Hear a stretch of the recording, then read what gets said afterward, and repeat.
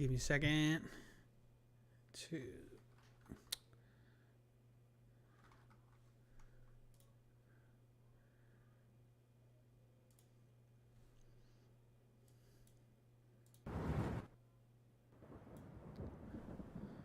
Got the music, the vibes. Ooh, too cool. All right.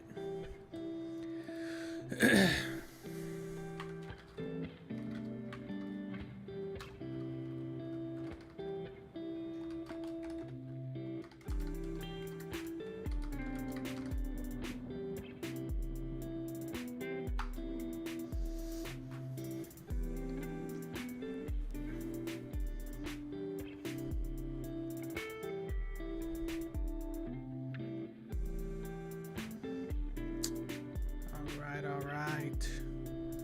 Bear with me as I blast out all my notifications. Big day. We haven't had a big day in a long time, man. It's fun to get excited about some football.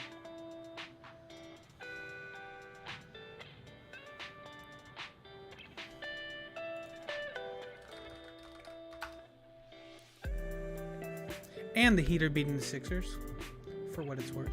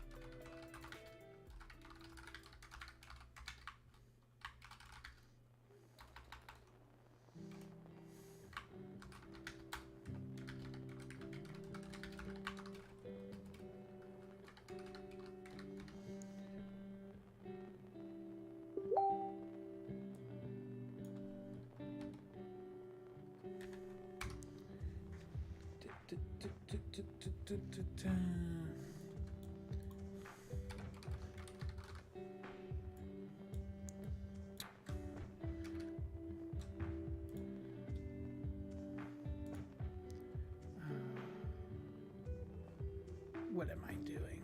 What am I doing? You know, I was gonna have a chill night. I knew there was gonna be a lot of people streaming tonight, and you know, I was just gonna make it an easy one. Play some games, and then everybody's like slamming me to come on stream so we can talk about it. So we're here. And I'm going to be hopping in the Discord and getting everybody on in just a minute. Ooh, Heater up 7256. Let's go. Love to see it. Love to see it. So just a couple more minutes.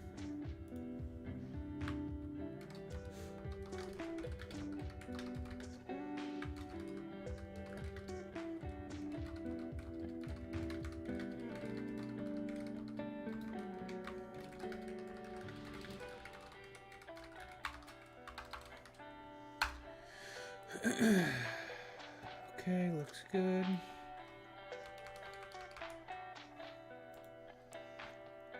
Almost done. Oh, look, I shared my own stream. What a nerd. What a loser.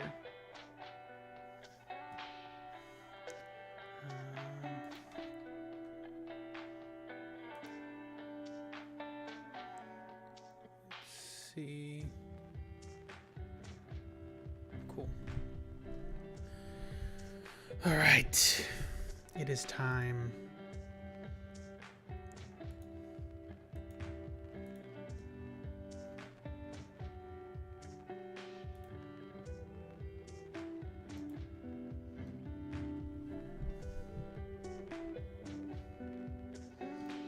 So let's. I'm pulling up the schedule, and we'll get into it. Ooh, it's gonna be a spicy one.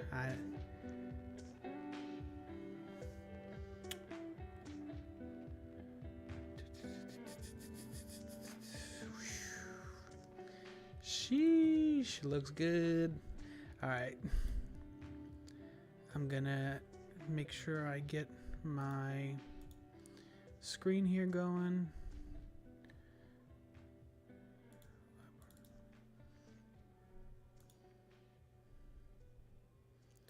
Chrome, hey, there we go. And I made it giant the other day because we were doing something. So bear with me as I fix that. All right, all right, all right. It is time. All right, I'm gonna hop in. See. All right, I'm gonna hop in.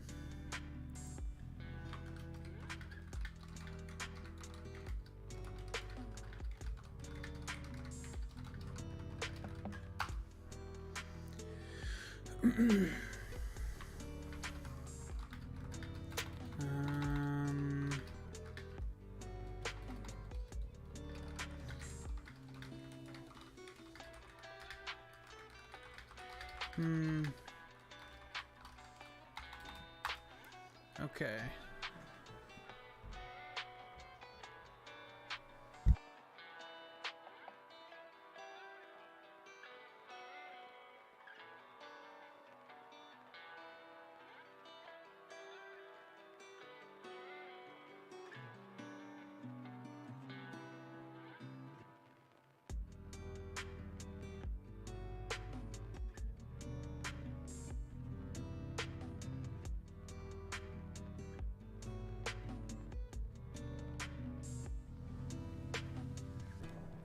Okay. All right, I'm back.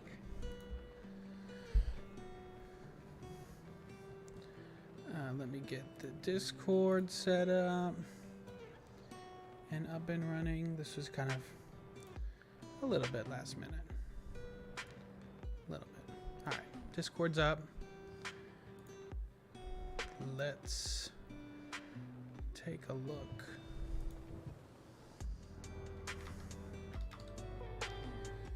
So we get first game of the season.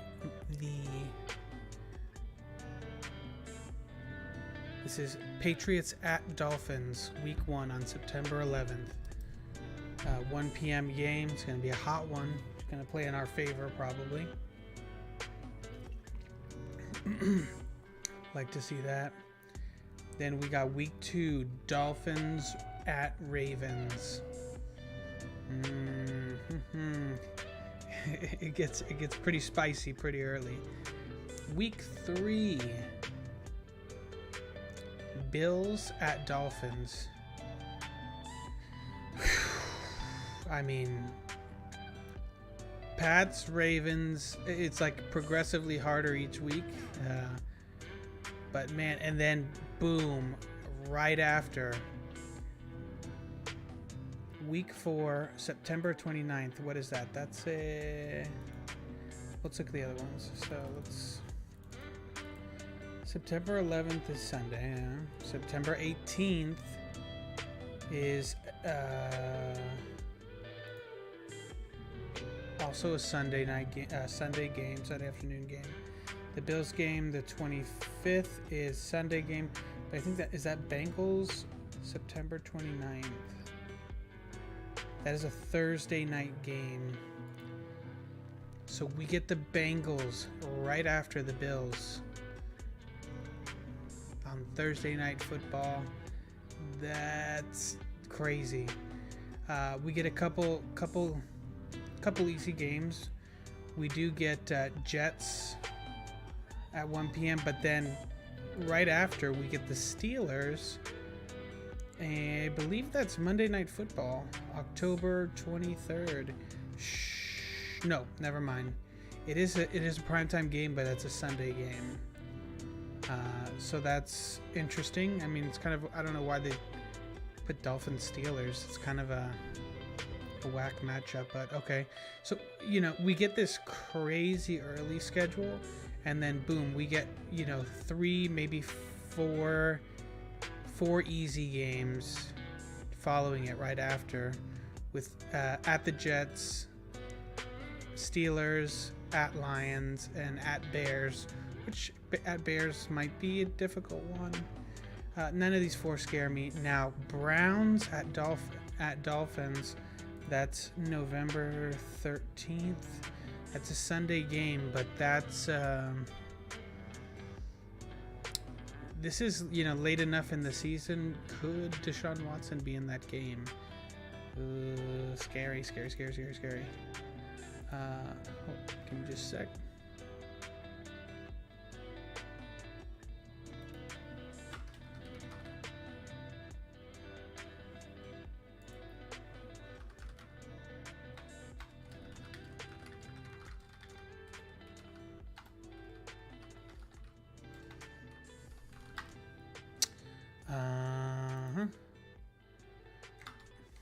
All right.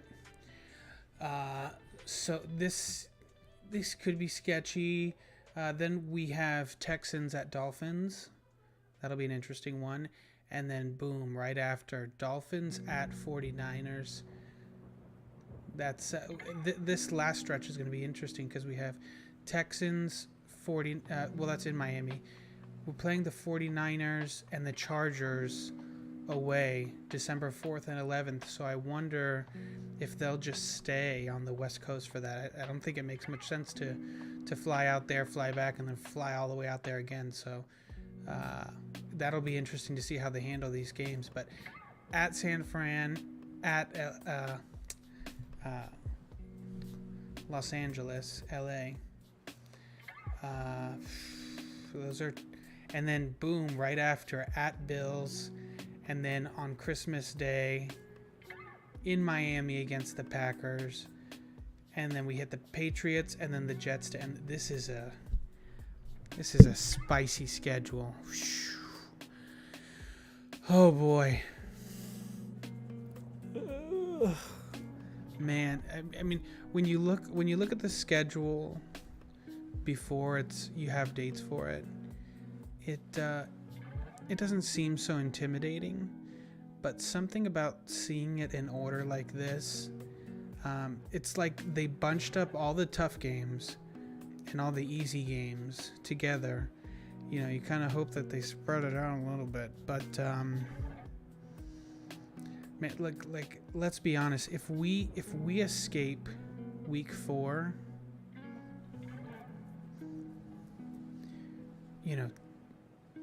2-2 or 3-1, we're in a good position because right after we get Jets, Steelers, Lions, Bears.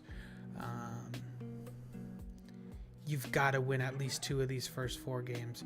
Patriots, I could see as being a pretty easy win. Ravens are going to be coming for blood. Man, after last year, them being all dinged up, and we took it like this big old win that we broke the losing streak with. But they're going to be coming for blood. It's going to be very interesting to see how that game turns out. This first game against the Bills is going to be pivotal. Pivotal. If we lose against the Patriots week 1, we're going to be in some serious trouble. It could be really scary. Man.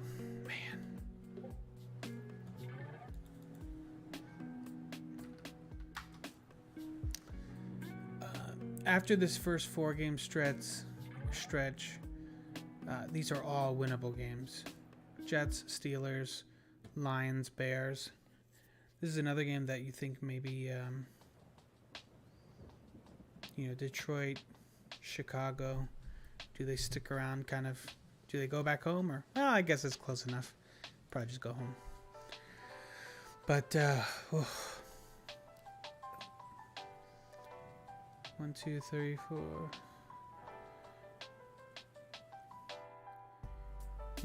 We could be sitting, worst case scenario, by week 8. We could be 4-4, or we could be 6-2.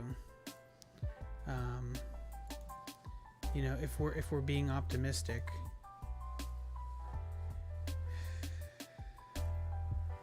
I don't know. It's scary. Really, really scary. I was hoping for some easier matchups early on. I mean, we do get the Patriots, which they're not a pushover, but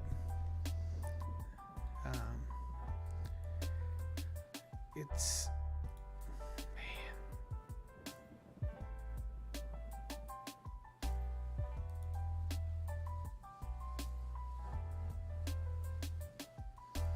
Give me just a second here.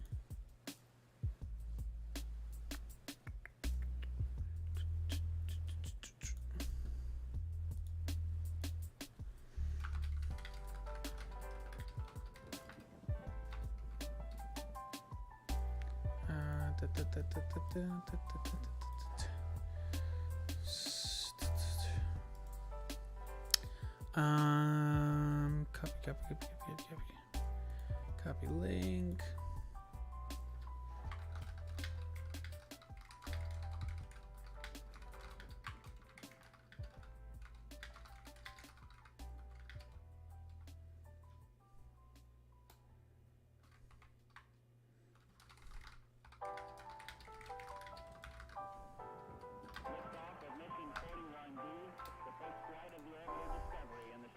Okay.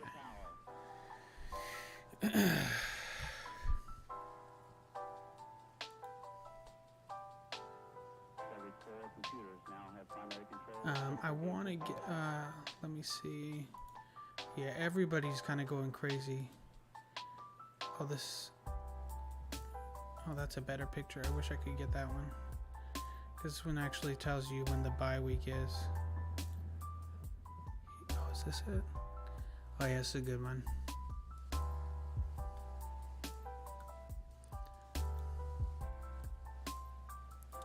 And once we get everybody in the Discord, I think what we'll do is we'll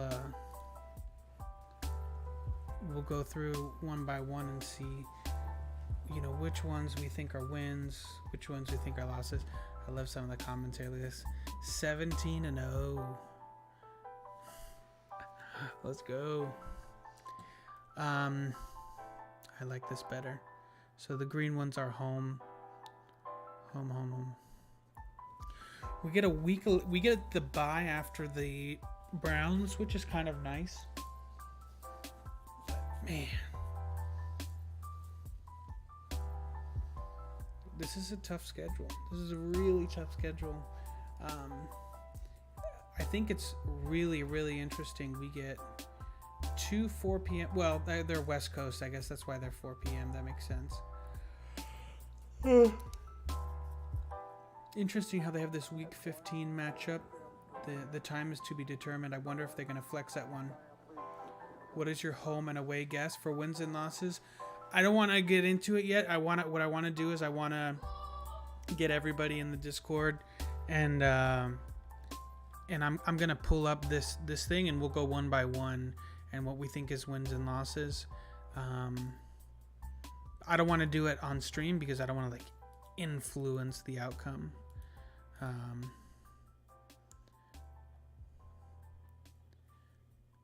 Let's see. How are we going to do this? So what I'm going to do is, let me put my camera so you can see my beautiful face. Let's take this. We're going to take this picture.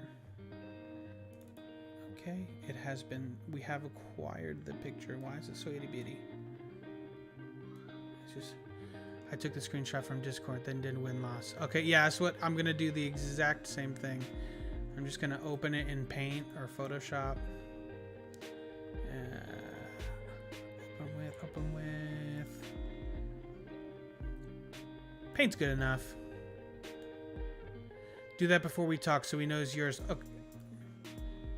Okay, all right. I'm gonna put mine, and then I'm gonna open up 2 windows. That's what I'll do. All right.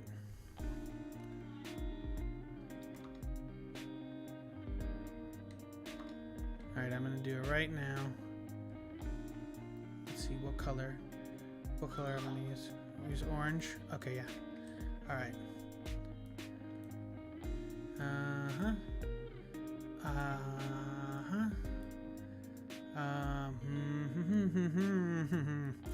This is okay. That's it. Yeah.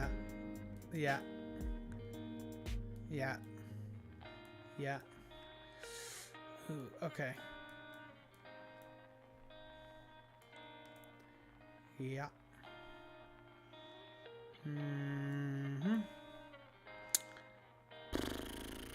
Man, these are getting this is tough, dude. This is really, really tough. It's tough to not think we win a lot. It's an easy schedule. You think it's an easy schedule? I don't know. I was looking at this, and when we were going over the schedule, like just the opponents, I was like, oh, it's not so bad. But I don't know. Seeing it in order this way, it just really, it really opens up things. For my AFC West wildcard, we need 14 to 16 wins.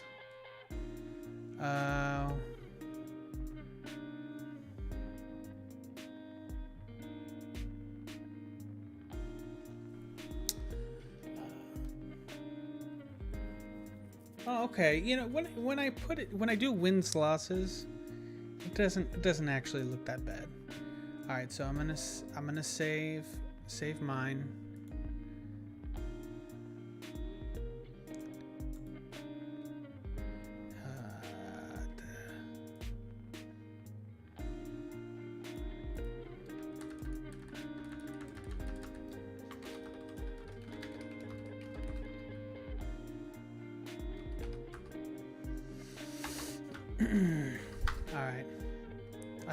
I've locked in my results. I'll tell. Do you want to know like win losses? It's tough. There's one game for me that's truly a toss up. So I put it as a half win. Let me just put this somewhere where I am not gonna lose it because I. All right, it's right here.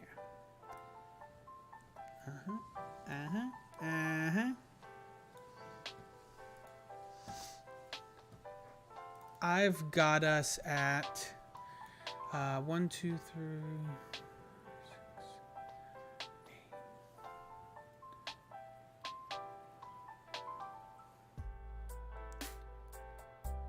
I got us at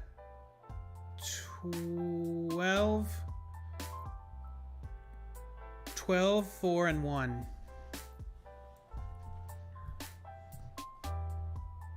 I'm sorry. Does that make sense? There's 17 games, right? 12, 4, and 1. Hey, what's up, Mike? We need to win those games.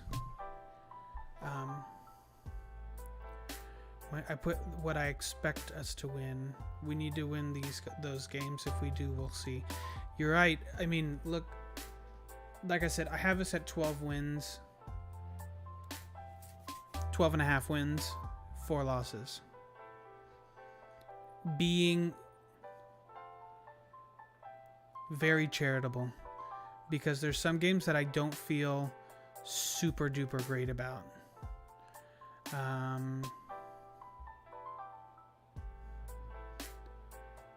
Sorry. There's a few games on here that particularly concern me. The early stretch, the first 4 weeks are scary.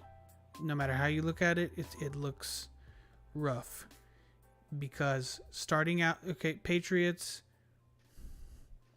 I don't know what the Patriots are, but I think we're better than the Patriots. But then you got week 2 at Baltimore.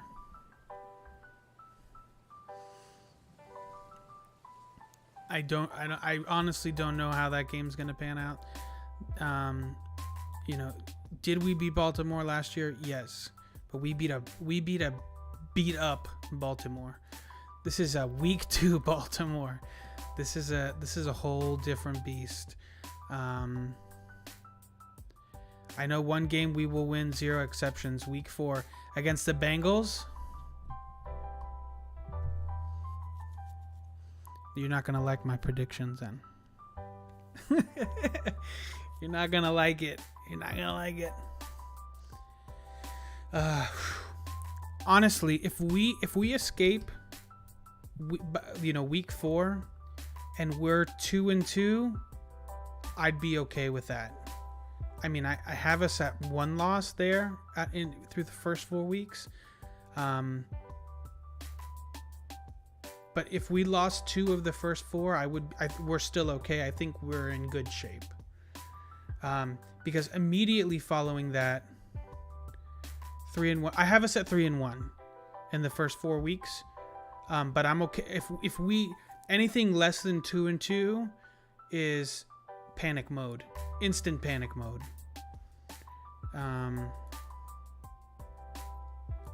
It's going to be a problem if we're anything less than 2-2.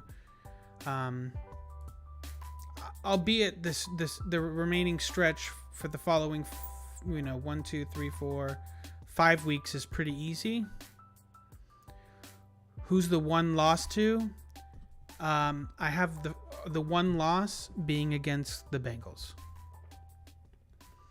I think the Bengals, I mean, they were in the Super Bowl last year, for whatever that's worth. But they got a lot better this offseason. The 2 games that really scare me the first 4 weeks are Ravens and Bengals. The Bills, I think we could come out and surprise the Bills and take a win there. For 2 reasons. It's in Miami, and it's week 3. It's still going to be early in the season. There's going to be there's going to be a learning curve for other teams to pick up on this Mike McDaniel offense. It's at home, right? But at Baltimore and at Cincinnati both scare me. Those games really scare me. Week 4 is your birthday. We're not losing. Look, dude, I'll take your word for it. I really hope you're right. Week 4 in stone. Well, you can do that one. I have it as an L.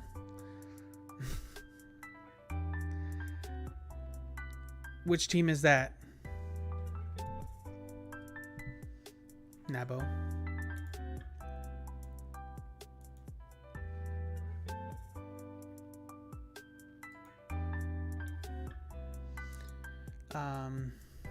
Baltimore. Yeah. Baltimore is that's going to be a scary game. If we get like Baltimore at full strength with a hungry Lamar, like ready to get revenge, it's going to be scary. 49ers versus Dolphins is a toss-up depending on how good Trey Lance is. I mean, assuming Trey Lance is the quarterback at that point, I mean, Garoppolo could be still the starter. You know. No, no, no. No, no, no. Who's signing Juice? The Ravens are signing Juice?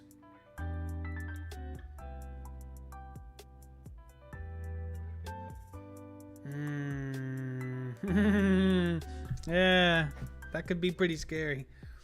I got my buddy Mike might be hopping in the Discord. He's a big Ravens fan, so I'd like to. I'm interested to get his take on it, to hear what he thinks. All right.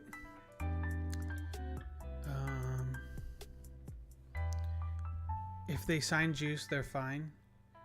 I think without Juice, they're fine. I mean, they got rid of Hollywood Brown, but didn't they sign somebody right after they got rid of Hollywood?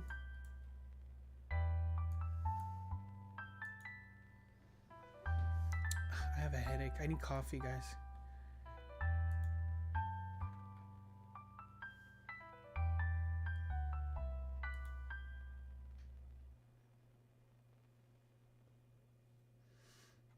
They didn't? I swear they signed somebody right after they got rid of him to kind of like make Lamar happy, but maybe I'm wrong. Or maybe it is they drafted, is probably what I'm thinking. They drafted a wide receiver. He was, okay, so Lamar was pissed. I remember I was on Batman's channel when we were during the draft, and I was the one that noticed that he tweeted immediately after they traded him. Lamar was upset because he didn't know. I think more than anything, Lamar was just because Hollywood Brown's his boy, you know, like,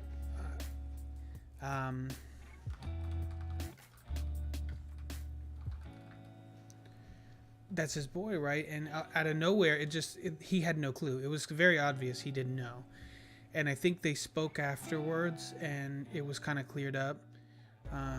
Just because Marcus didn't say anything, right?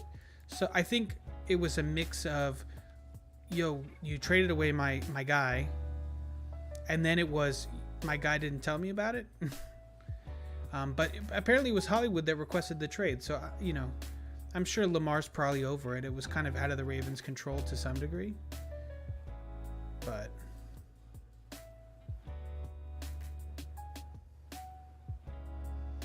oh, I see Tyreek Hill. Tyreek Hill just posted a new video.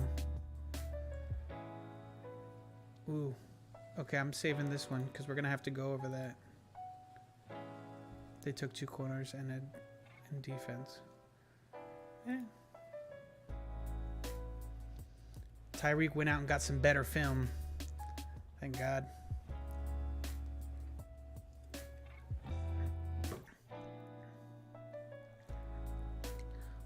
That one throw that they put all over Twitter.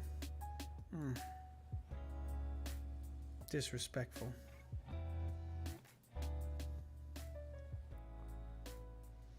Tua looks jacked, I will say. He looks big. He's a big boy. All right. I'm gonna open up. We're gonna do the. I'm gonna start up the panel in just a little bit.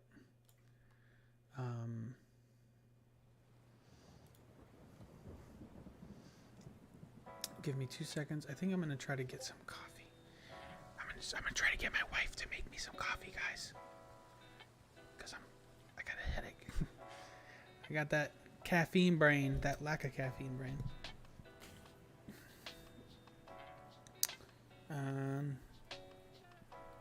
Come on.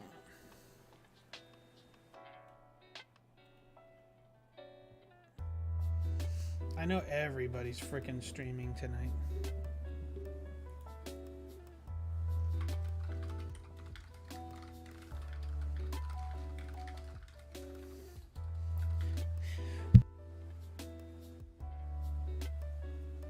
Sheesh. You two for what?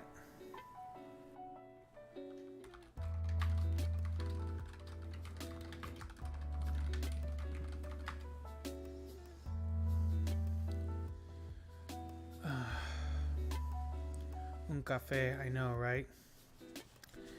Hey, what's up, creator of all? How you doing, buddy? We're just about to start up the panel and get everybody's opinion. I've already gone through the schedule and done my win-loss predictions. It's an interesting schedule. It's not going to be a walk in the park by any means. I know some people think it will. It's going to be a tough one, but I want to get everybody else's thoughts on it too. I'm just shooting out my my messages to get everybody in here. How was your day, creator? You had a good one? It's Thursday, one day closer to Friday.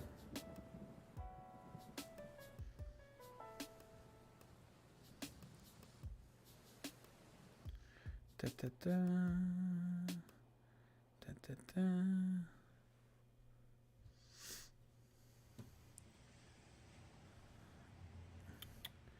So what do I think of win-loss? So I'm gonna go over each game individually. I have us at 14.5 wins, being very generous. There's a few games that I'm very torn on, but if I was torn, I leaned towards probably a win, maybe a win. I think at worst we're 10 to 12, which is really good. I mean, if we're a 10 to 12 win team, that's probably good enough for the playoffs, especially in the AFC.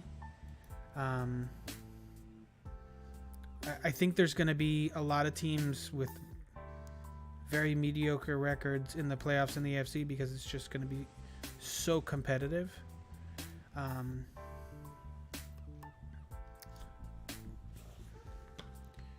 But I don't know. What do you think, creator? Have you gone through and figured out your predictions?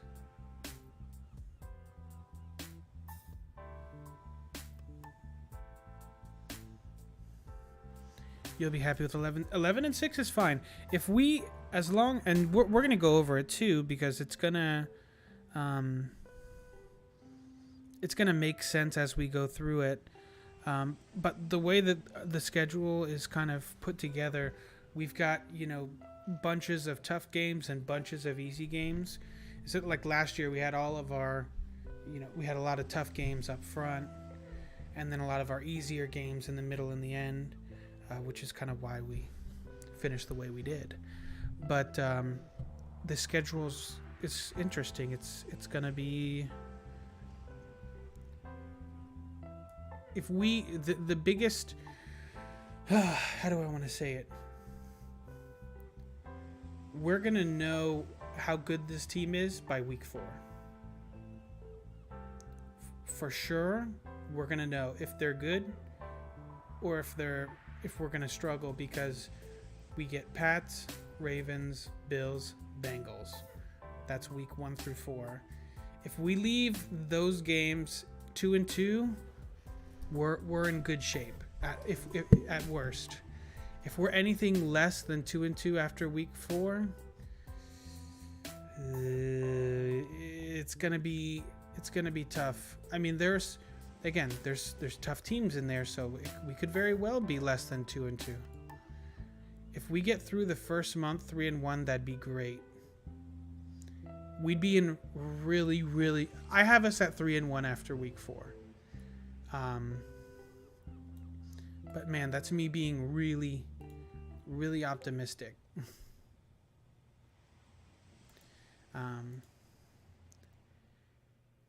It's gonna be tough. Okay. I have this going, I have that going. I'm going to start up the panel on Discord.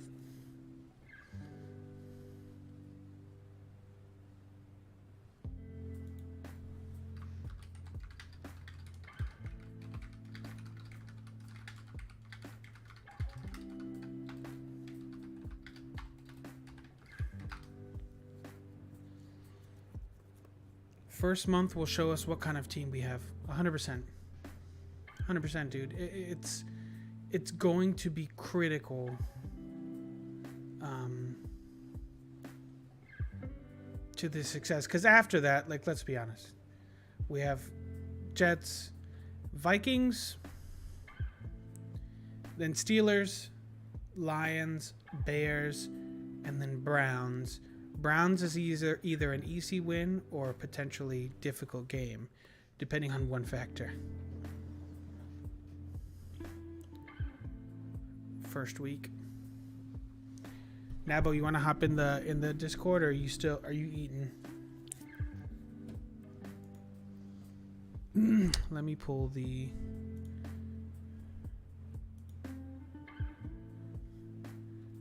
schedule back up.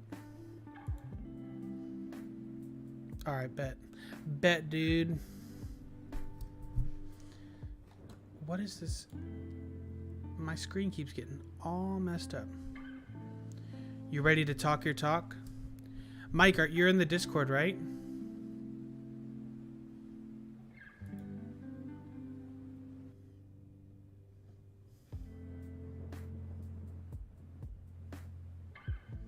I am.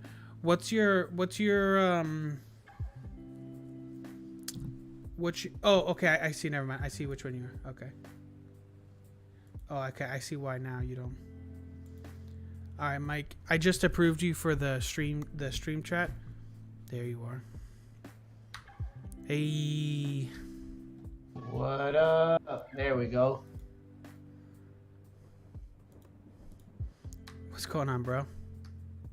Long time no talk. Feels like back in high school, huh? Hey. How's life, dude? How's everything going? Things going all right. Can't complain. How about you? I'm doing good, bro. Just living life in Georgia, you know. Working on my Georgia. I'm working on my Georgia twang. Hey, go Braves. Braves. I'm not a Braves fan. I know you're not. I just had to say it. 'Cause, you know, since you're in Atlanta, I got to bring that up. In the 1 year, the Braves won and the Bulldogs won. It was nuts. Yeah, that's pretty crazy. It was nuts. And the Braves haven't won in forever, and the Bulldogs had never won it. It was crazy out here. It was literally nuts. Yeah, those first 4 weeks, going back to that schedule, that's a tough one. It's gonna be tough, dude. And I'm glad you hopped in because we got Ravens week 2, and I wanted to hear your thoughts on that. I mean, it's definitely getting y'all so early is a bad thing for the Ravens, simply because, Really? Yeah, there's still some injuries that might not be able to heal yet. The two main ones are the running backs, J.K. Dobbins and Gus Edwards. So it's gonna be interesting. So it's gonna be a lot of pressure on that pass offense, and we already saw what the Dolphins can do with that zero and just straight blitzing defense. It was, and Javon Holland is a monster. He is. He's really good, dude. I remember watching that game last year and seeing number 8 fly everywhere. The two things that were the most known was 8 was flying everywhere, and on the other side for the Ravens, Averett was getting beat no matter what receiver was on him. Yeah. It was the worst to watch. Yeah, dude, that was a crazy game. That was the first game of the 7-game win streak, too. Yes. That was the other crazy thing. But, you know, it's funny you talk about Javon Holland. I mean, I don't know how much of the Dolphin stuff you follow, but recently he just came out and he said, because, I mean, Holland is now, like, he's easily probably a top 10 safety, you know, after just his rookie year. Just his rookie year, for sure. And it's crazy. They interviewed him after training camp. I think it was last week. And he said, you know, last year I didn't really know what I was doing. I mean, I believe that. Yeah. He said, you know, he was just trying to do his best and be in the right position. But he says now after going through a year and going through the off season, that he actually feels comfortable and confident in the defense that like he knows what he's doing. So you can imagine like the kid had no idea. And then what even was going then, on. he's still learning. He's going to be constantly learning for the first few years sure. anyway.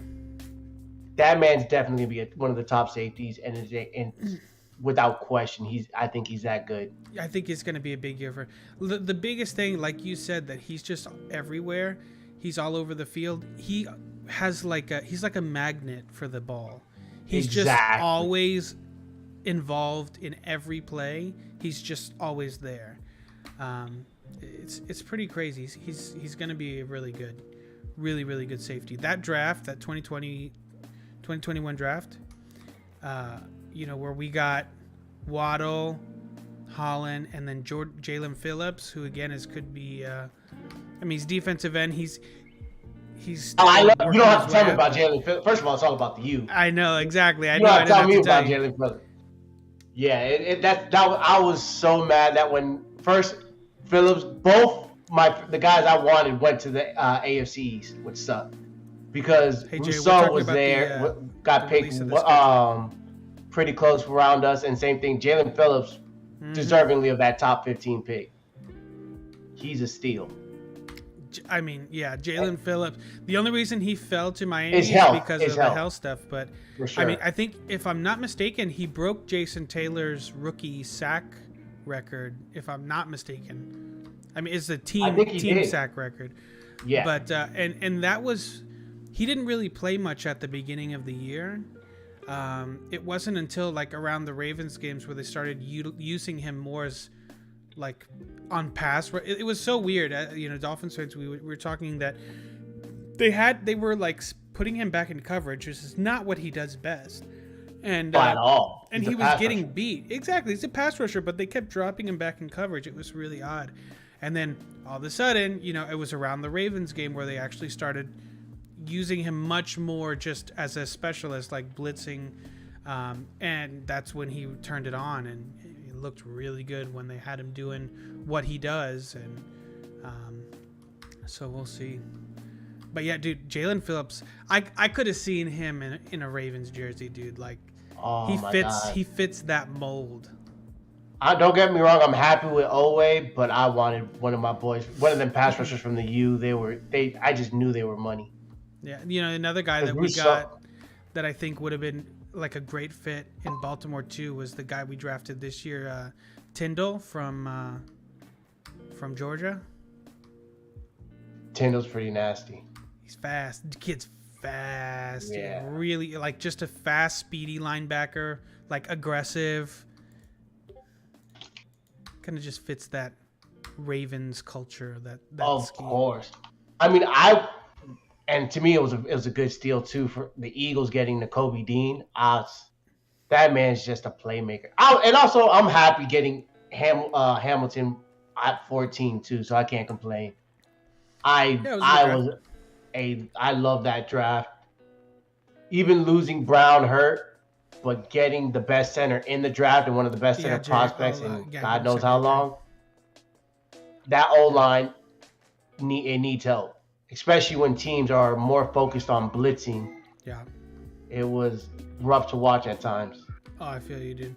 Oh, real quick, Mike, I have one of the guys in the Twitch chat. He comes by every stream and he does like Twitch edits. He does like little montages of a player. So every time he comes on, he asks us for a player to create a TikTok montage.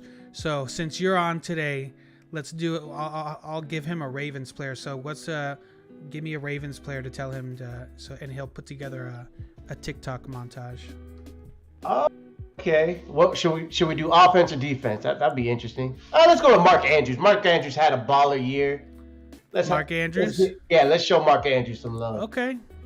That's the tight end, yeah? Yep. He's good. I like him.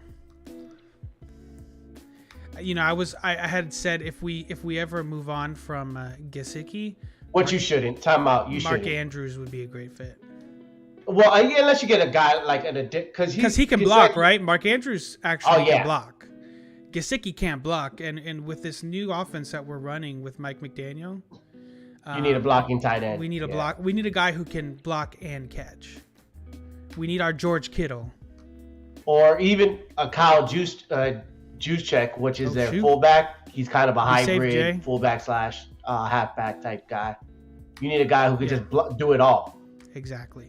Yeah, and you know they franchise tag Gesicki, which was the smart thing to do anyway, because you get him for like 10 mil, which if he was going to sign a contract, he was going to be getting like 14, 15. So you're getting him for like a discount for a year. Might as well. You know, he's got familiarity with Tua. You know, they can kind of. He's a matchup nightmare. He's a nightmare. He is. He's just a big body, and he doesn't drop the ball. And he moves. It's a big body that you can't just match him up with a smaller cornerback or safety, because then he's too big for him. And then linebackers, he's too fast for him. Yeah. I want to get your insight, you know, because whenever I stream out, we always have like Dolphins fans on here. So, but it's fun to get fans of other teams, even though you watch the Dolphins too, living in Florida. But what do you think of the wide receiver core with Waddle, Hill, and Gesicki, like going up against that week 2?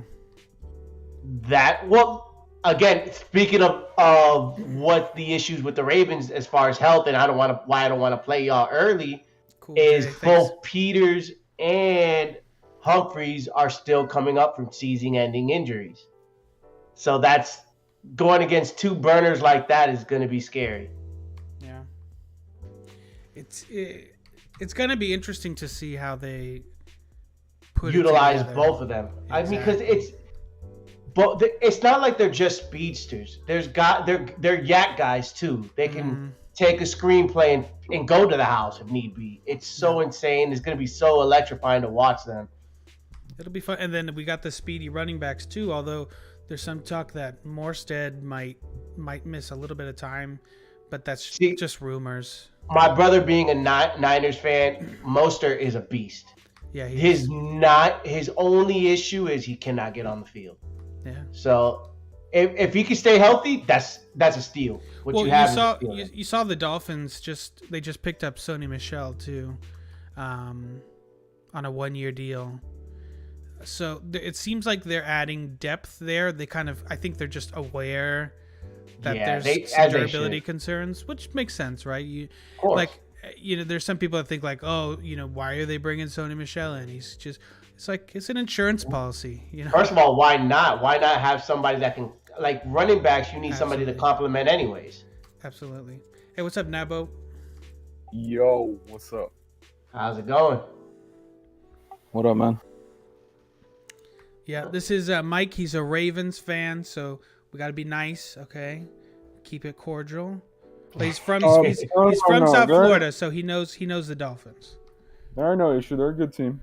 Yeah, well, and it's interesting too that we bring up, you know, because we were just talking about seeing the Ravens week 2, so it was perfect timing that Mike could come in and, you know, give his insight into the matchup.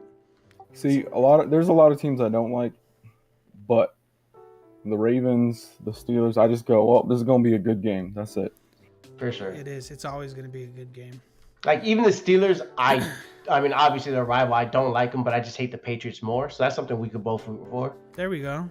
You know what I'm saying? There's so many Patriots fans in South Florida. That's why. I have a serious question, and you're probably one of the only people that can answer this. Go for it. Hold on. You still eating your dinner? Okay, so the news comes out in the offseason that Tom Brady is going to be the Ravens quarterback, and then he's going to own half your team. How do you feel?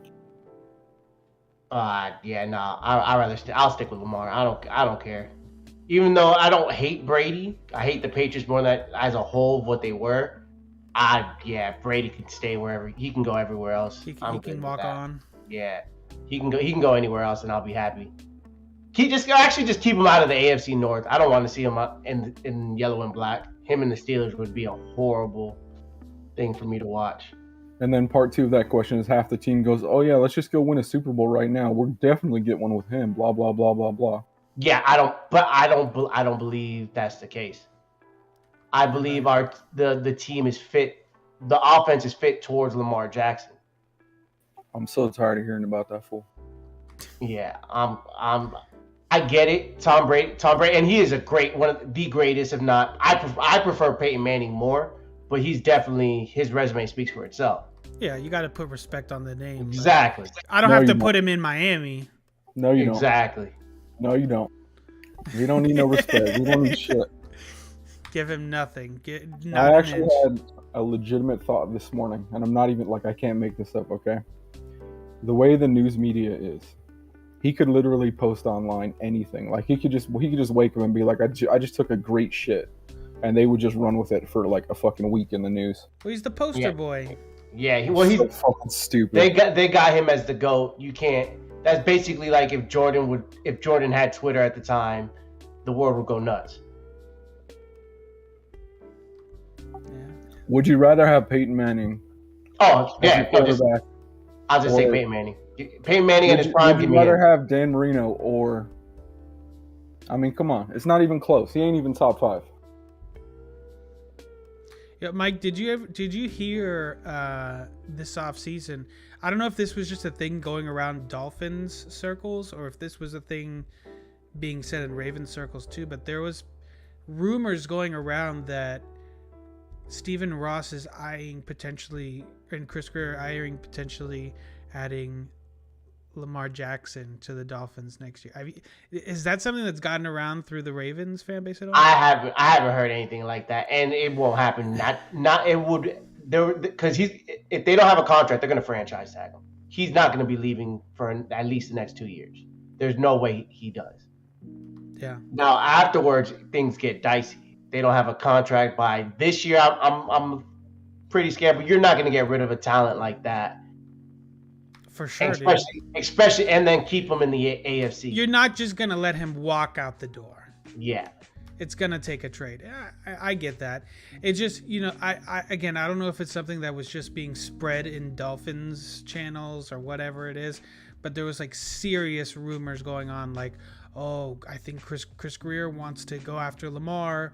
If Tua doesn't pan out, this, that, and the other. But it seemed a little bit wild to me. Yeah, it's definitely wild. How can you get the? I wouldn't say just because y'all have draft capital, but just to before we got Tyreek, we had the capital before we traded for Tyreek, so it could have happened. But at this point now we have 2 first-round picks next year, but that's basically it moving forward. After that, now after next year it's done. But I mean, that's still there could be packages. However, I don't think the Ravens, without Lamar, the Ravens aren't the team. Because Huntley didn't play bad, yet he couldn't win a game. Yeah. So I feel like we need to pull this up and watch it together because it's hilarious. They have nothing to do. They have nothing to do. They have no quarterback. They have no team. It's going to be a fucked year. So the Seattle Seahawks just straight up pranked their entire team and their organization and their fans and released like a fake schedule ahead of time. No way. So I take it you don't believe in Drew Law? Well, they got Geno Smith or some shit, right? Like, no, yeah, I think they'll go sign somebody. It's fine. If they run with Geno, that's fine. No, it will be Drew Law because that's what they got out of the trade with from Denver. I don't know how much of an upgrade versus Geno, but that just means he's backup. But yeah, I see the video on Twitter. The Seattle Seahawks are doing it correctly, and what I mean is, they're gonna tank, right? Whatever, okay.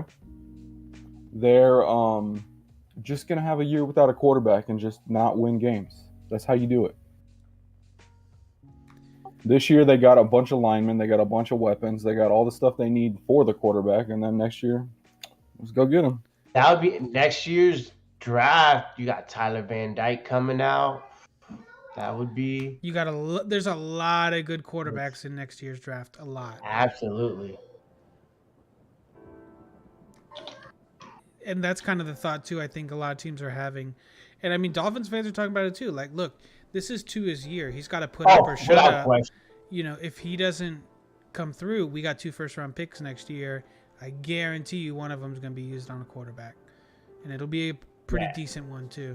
There's what you got: C.J. Stroud, Will Levis. There's some guys. I will Bryce say- Young out of Alabama. Damn. Even if Tua has like this amazing year, right? He's been in the NFL for like 3 years, 4 years almost. I would still go get a quarterback next year. Just depends on which one. It depends on where too. Because if he has a winning season and he's part of it, it's hard to get a first-round quarterback. Yeah, but we have San Francisco's pick. So as long as they suck, we're in top 5. I don't think they sucked. It really depends on how Trey Lance does. Because I know they still have Jimmy G, but they've been trying to get rid of Jimmy G. They just couldn't have it. They don't have any offers yet. Mm-hmm. But I don't see Jimmy G with a 25 mil or something that he has as QB2. They'll release him or something. Same thing like Baker Mayfield. Baker Mayfield's gonna eventually be gone. Yeah, he'll probably get cut, or they're gonna take like a second-round pick for him or something stupid. Somebody will actually trade for Jimmy G, but I think the entire NFL is just laughing at the Browns, going, "All right, well, you guys got yourself into a pickle." Yeah, you made this bed. You got to lay in it. So here you go. You have bad PR. Plus, we're just not going to give you shit for that guy, and you're going to pay him his schedule, pay him his money. Yeah, it's gonna. Those are interesting things happening in the offseason for sure, especially those two. Because first, does any of the two get cut? Or what trade happens right before training camp, or what? I think Jimmy G gets a trade probably to like Seattle or something, or there's like teams. It's hard to trade somebody in the division, like especially. Yeah, but you throw them like a second round pick, a third round pick. I mean, somebody will take it. Yeah, at this point, you throw them a second round pick, they're gonna be happy. I mean, he's a system guy. There's a bunch of people running the system, so it ain't no big deal. But that's true. Even if he goes in as like a backup, who cares? He don't care. I mean, he's gonna be a dude, and he's gonna try and take 6 weeks or 8 weeks and learn everything he can.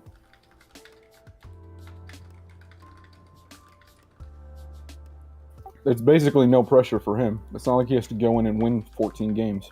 Oh yeah, in any situation he really goes to, because it's not gonna.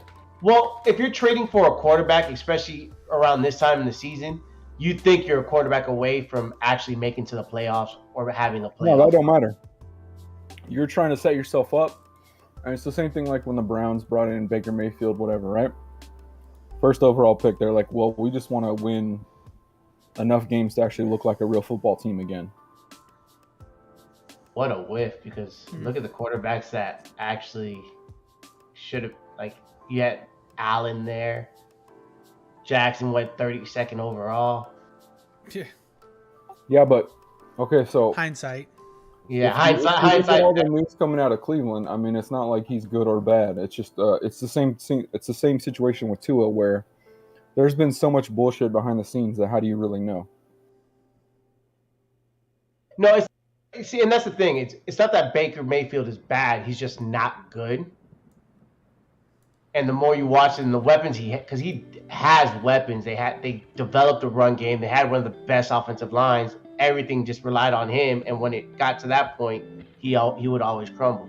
Yeah, I don't know that Baker's not good. I think he's That's not what I'm great. saying. He's not great. Exactly. He had a good year. Like, I think he's a decent, like, he's a... Last year he got hurt, so it kind of... What's the guy in Minnesota? Oh, Kirk Cousins. Yeah, he's basically like Kirk Cousins, Alex Smith type of, and Alex Smith was one of my favorite dudes. Like, he was a good quarterback, and then but see, Alex Smith is a more accurate. Just the only downfall with Alex Smith is he didn't have an arm, but within those 15 yards he was accurate. Dude, he could throw the ball. He could throw the ball. I've seen him throw the ball. Yeah, but as far as you got to also understand too, he had like 10 years to play versus Baker's had one good year. Yeah. And the beginning of Alex Smith's career, he had like 7 different offensive coordinators. It wasn't until Jim Harbaugh got there where he developed. And then you're talking about not just changes in like, oh, we're going to change a coordinator, but like the entire team is getting rebuilt every 2-3 years, or he's in a new franchise. That's true. He for what he went through, he was a very good quarterback. I wanted him to come to Miami when we got fit. Question. He definitely, as a first overall pick, he went through a ton of adversity. And I really thought when he was there with like Frank Gore and Vernon Davis and Patrick Willis and Navarro Bowman and all that in San Francisco, I really thought they were going to go all the way.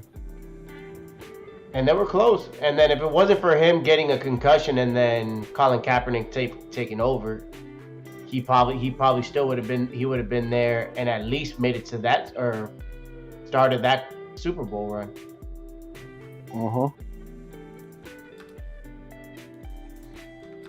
So I got a question for both of y'all, being Dolphins fans. Go for it. What do y'all see as this Jets draft looked pretty damn nice? Yeah, it looked pretty good. Yeah, they're actually a football team now. That's what I'm saying. Well, I like their head coach Robert Saleh, but like the roster's starting to look a little bit more complete. Like they actually got some things going now. They did in the draft what we did in the offseason. So like we're right there with them. It's not like Oh no, you're not right there with them. You're ahead of them. No, I know, but what I'm saying is like as far as let's say we had 15 holes, they had 20 holes. We filled 10, they filled 8. Whoop-de-doo. But the difference is we filled ours with veterans versus they filled theirs with rookies, and we don't know if that's going to work out or not.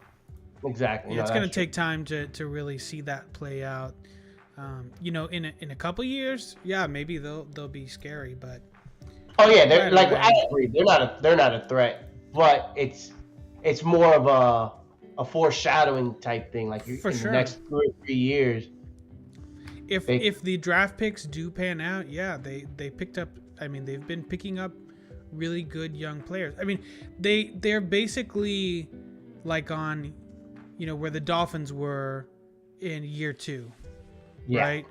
I see that. They threw games, we can use that word however we want, but they were bad. They loaded up on draft picks and they drafted a ton of young, talented guys. Now it's just a matter of time to see if those guys can actually translate, if those picks will translate into solid players for them. But I like Sauce Gardner. That kid looks good. Yeah, and then even what's it called, Garrett Wilson? He just looks like a red zone target that you just want as a receiver.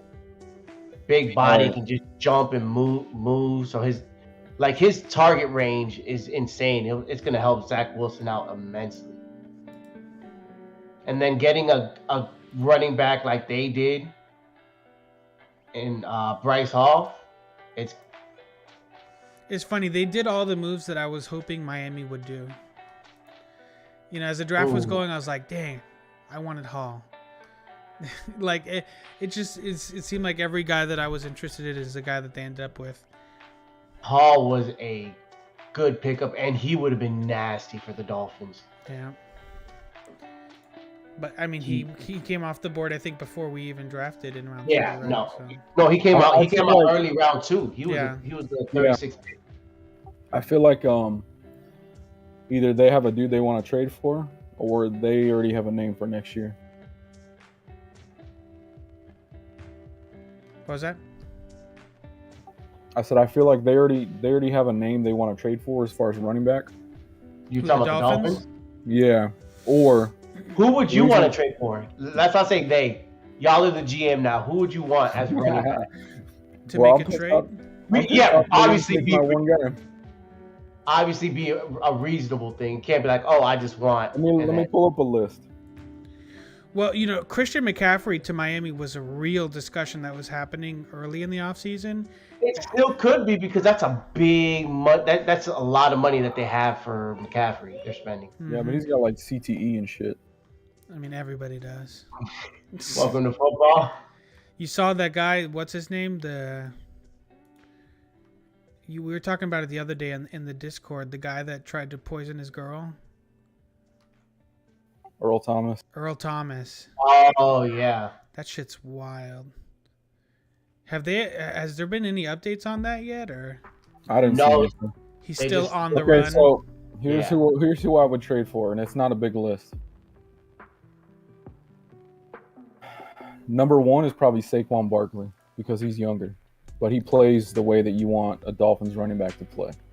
And it's also a reasonable pickup. I mean, there's definitely capital you would have to give up, maybe like a second or third round pick. Yeah, but that ain't a big deal. Exactly. Nick Chubb is, he's interesting, but I don't want to deal with the Browns anymore. Yeah, but Nick Chubb, you ain't gonna. That's more unrealistic. We He's a great running back. we have 3 first-round picks. Like, we can do whatever we want. Like, Yeah, here you Yeah, go. but You're right. nobody's gonna trade any. You're not gonna trade a first round pick for a running back simply because. No, I understand that. I'm just saying, like, I would not be upset if they were like, hey, we're gonna trade a first round and go get this dude. Like, it's fine, whatever. I haven't seen enough to be like, yeah, he deserves it. I'm just saying, like, I know from when he got drafted, it's like, okay, that's a notable name. It's the main reason why a lot of running backs aren't getting picked in the first round now. It's just diminished returns. You're not gonna have that many years. Yeah, a lot of and them a are running back. a lot of them that are really good are already broken down. Yeah, they're The other one that I would like to see, and this is like a little bit of it's poetic, is Kareem Hunt. Just come back and can play with some old Chiefs players. So I think Hunt might be more reasonable than Chubb, because I mean it's insane that how the Browns could have 2 running backs like that. Yeah. And they Well, I have mean, the reason they got him is because he was about to go in jail, or he, whatever. Well, no, yeah, he got released by the Chief with that whole situation for sure. Hey, what's up, MC?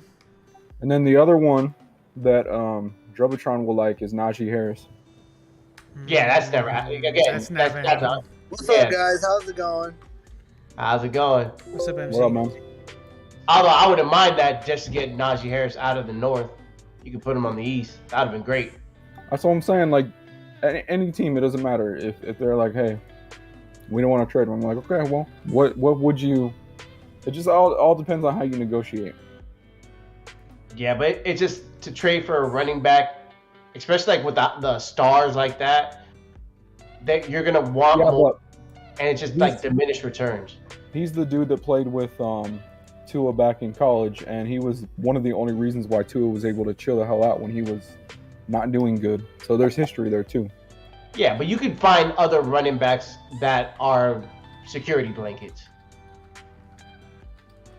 Right, but Like to me, Saquon Barkley is a reasonable simply because he has injury history.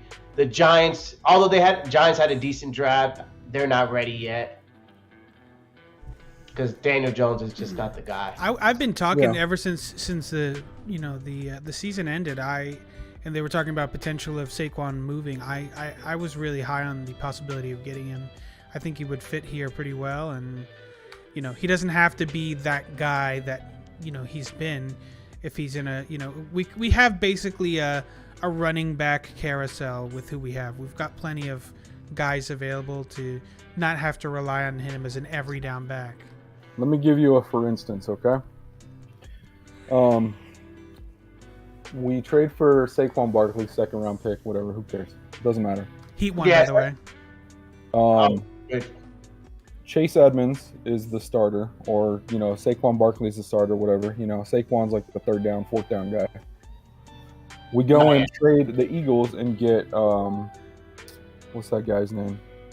The guy we had that we couldn't block for. What was his name? He used to play in Chicago. Jordan Howard. Jordan Howard, and he's like very similar to Saquon, but it's a good guy to have right behind him.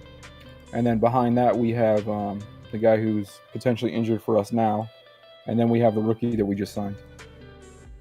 Yeah, that's a lot of running backs. That's a good room though, and they all fit each other. But I mean, you're still talking about you have Chase. So you're talking about Chase Edmonds, having Barkley, and then Howard as like a 3rd. Right now we have Chase Edmonds. Yes. We have we'll trade for Saquon. We have the guy with an H. What's his Mostert. name? Mostert, yeah. And then he's the complement to Chase Edmonds. And then we have the rookie that we just signed, and then you would just add in for like a fourth round, fifth round pick, whatever. I don't know. You get James Howard. Having 5 running backs. They're gonna be in the season with 5 running backs guaranteed. Well, that's only if injuries happen, because I mean usually teams will have 3 or at most 4, and that's Right. because you got one in the draft. So they're signed for Right now on the roster they have like 8 or something, so they're gonna cut 3. But I really think they're gonna have 5 all year long. That's just the way they're gonna run this offense. I mean, they could, because it's such a run-oriented offense. But to me, you're gonna, because you have more receivers on at all times. You're just gonna have more receivers than you will like running back. So Yeah. just by roster spots, I think they'll chop it down to 4 anyways. So there'll be no point to trading for Jordan Howard. Like I say, trade. Well, there would be, because I don't like Sony Michel and I don't like this other guy and I don't like this other guy. Yeah, but who likes their fourth string running back? Have you been a? Oh, okay. You haven't been a Dolphins fan. We strive on fourth string players. Oh, I don't know. I've seen the running back carousel that you go through, but it doesn't mean that's the way you want to do it.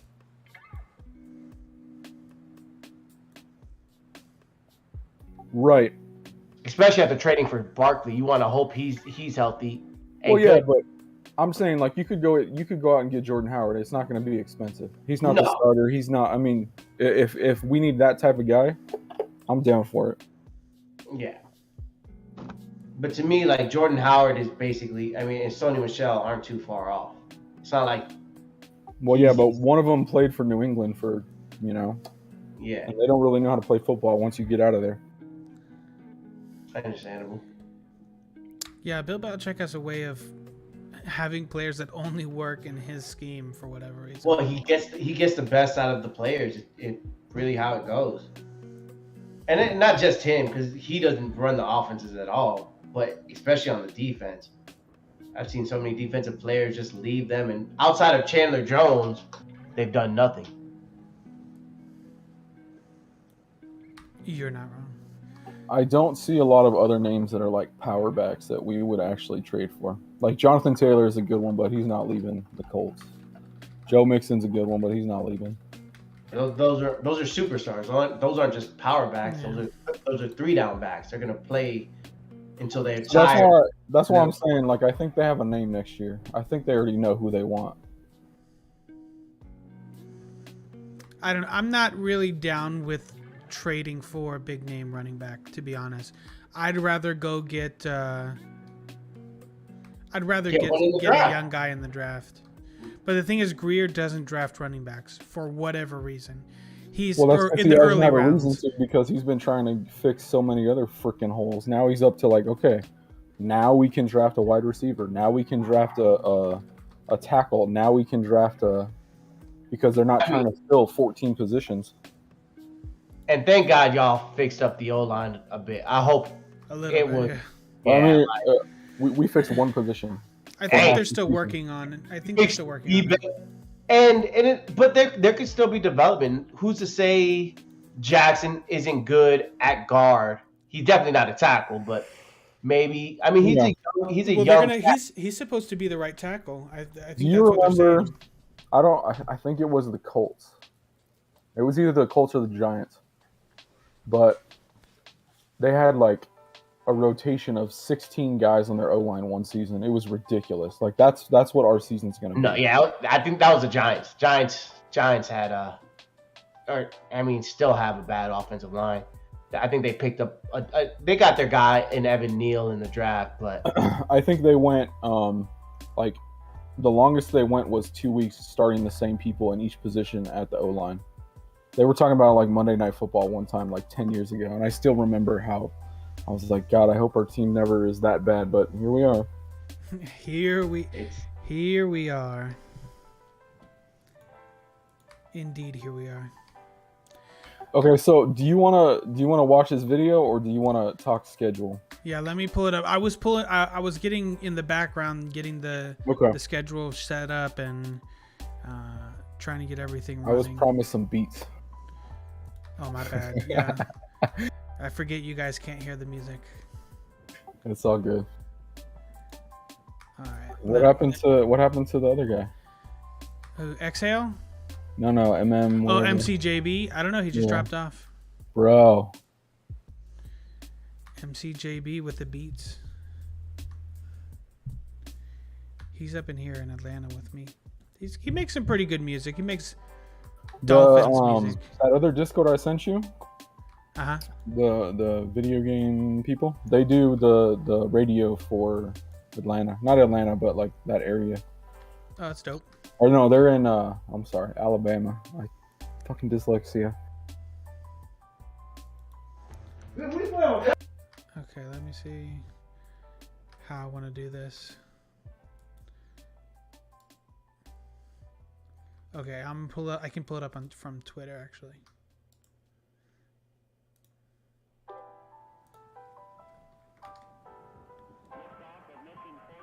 Okay, he says he's coming back. MCJB.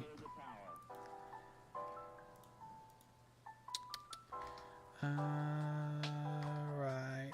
So who was your favorite pickup of the offseason? Was it Tyreek Hill or Armstead? I am very happy with Channing Tindall. That's not bad either. That's a good. I do like that. For it being your first pick in the draft, it's definitely a steal. The best part is he was announced by Larry Zonka. And the last person that was announced by Larry Zonka is our number one player on the team. So I'm very happy if we have a very good middle linebacker in 10 years from now. Who was the last one that Zonka announced? Xavier Howard. Ooh. Oh, okay. Which he is for now. There's some precedence right there.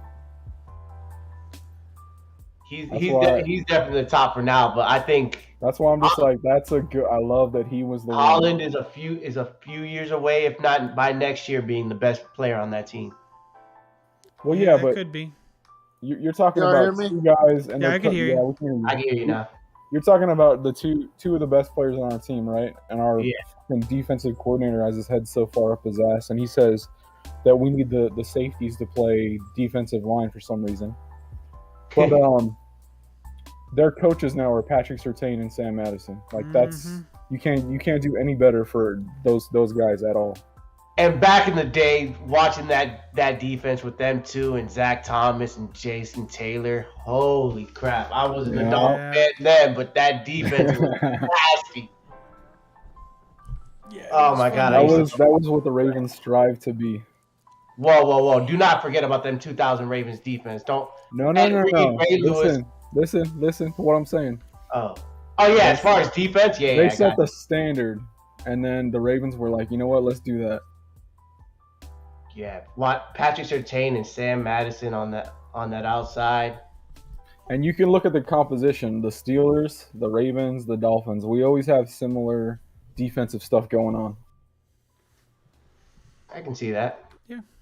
Well, I was talking like before you came in. Especially now with the team that y'all are building. I was talking before you came in. We were talking about, that we've got some guys that kind of could have fit really good actually, like as Ravens. Like Tyndall is one of those guys. I would love to pick about 4 people off of the Ravens. I'm really pissed off that when we traded for Ellerby, he didn't work out. Yeah, Ellerby, and I liked Ellerby too. It's just sometimes it doesn't. He was work a out. Beast. Yes, he flew all over the field too. All right, I got this video. Can you guys see it? Yeah, let's go. All right, let me turn off the music.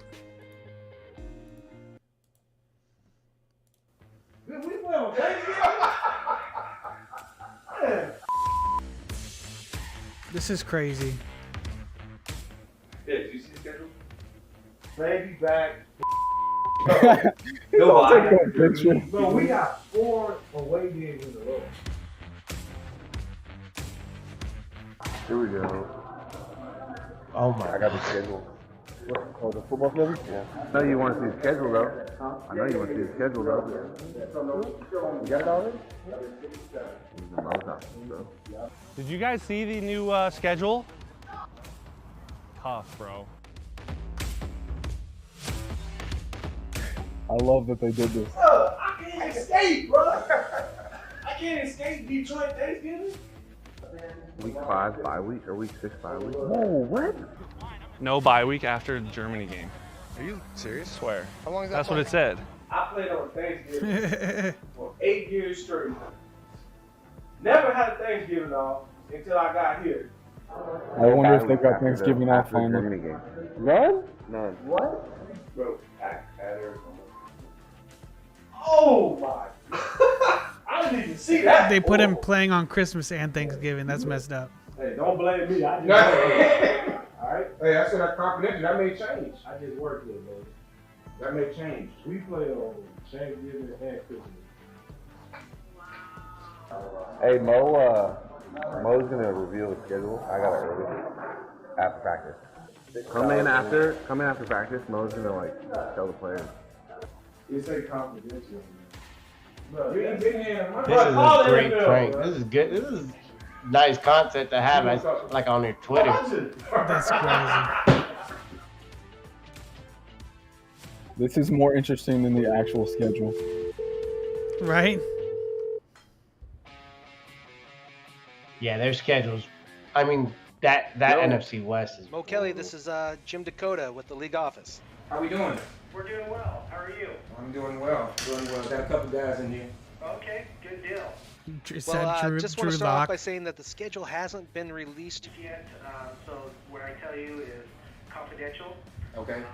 Anything that if it does get out, it is $1 million fine for your club and loss of draft picks in the future draft. So make sure that no one does talk about the schedule. You guys are on the road the next week, September 18th, Yep. at New Orleans. 10 a.m. start on Fox. And then going back to LA the following week, October 2nd, to play the Chargers at 105 on CBS. Mm-hmm. And then the following week, you have your bye week. October 9th. Let's turn the Oakland week 5 by. I know that this year you guys are going to be traveling quite a few miles, almost 30,000 air miles, and quite a few time changes. We're trying to kind of accommodate that as much as possible, so I do apologize about that. And then something kind of unique. I know MLB kind of does the Dreams game. We are doing something similar to that, where on November 6th, you'll be playing Kansas City Chiefs, Sunday Night Football. In Canton, Ohio. It's the Hall of Fame Stadium there. So it's going to be kind of our heritage game that we're going to start in this year. Oh, that's tight. Yeah, it's going to be It's in a baseball field? No. It's not a The baseball Hall of field. Fame field. Oh. In Canton. Yeah. It's the new stadium there. It holds about 23,000 people. It's kind of an intimate setting for that Sunday Night Football game. Should be fun. Mm-hmm. Then November 13th, you got. You guys know that you guys are going to learn German and go to On my birthday. that is a 6:30 Pacific time start. Oh, on yeah, that that's Sunday. fine. So that is going to be an early morning for your fans back home. Yeah. Then the following week, you play Sunday night against the 49ers, November 20th on NBC. And then you end the November schedule Thanksgiving Day against I'm gonna laugh my ass off if they got the coach too. start time Pacific. See, you're paying our fine. And then that's going to be 3 games. Was Pete Carroll in on it too? A tough stretch. You can tell Howard I really- Cass to shut up. I really hope that he didn't. Gotcha. That's December 4th, you're at home against the LA Rams at 1:25 p.m. on Fox. well, next you're gonna get Vince Lombardi's Packers to go ahead and come in and play us or something. Holy cow! What are you laughing about? This stuff is serious. I think he was in on it. Hey, you got a bunch of guys in here that believe what the hell you're telling them is the truth. This ain't real. What are you talking about? You guys run against this schedule all the time. What are you guys thinking? That ain't real. Losing on it. That's crazy. Come on. Oh, should we gonna call us up in Mo's office? I'm like, what? That's the power of a confidential staff. No, it's bad because he came through the locker room. He's like, oh, shit, you know. Hey, get Troy Vincent on the phone so I can verify this. I mean, hey, Mike Dakota would never lie about the schedule. Would never lie about the schedule. That was awesome. That's awesome. That's fun, funny, and fun. Yeah, that's gonna be the most interesting happen to the Seattle this year. Yeah. Not Drew Lock. Yeah, I feel bad for Metcalf and Lockett. They go from Wilson to Lock. Sheesh. Yeah. All right, let me see if I can pull up this the schedule here.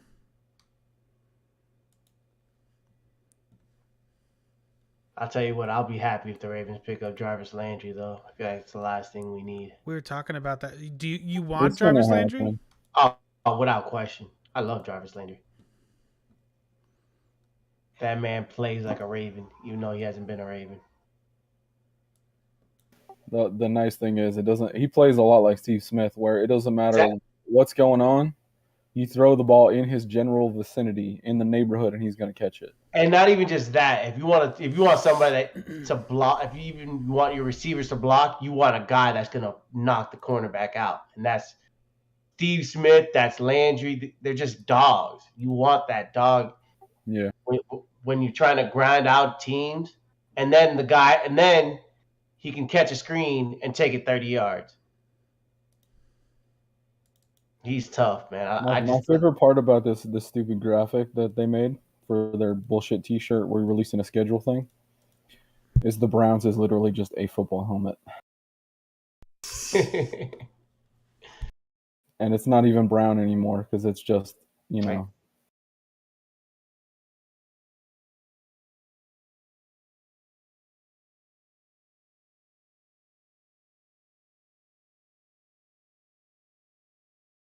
I'm just trying to pull up the thing on the screen here.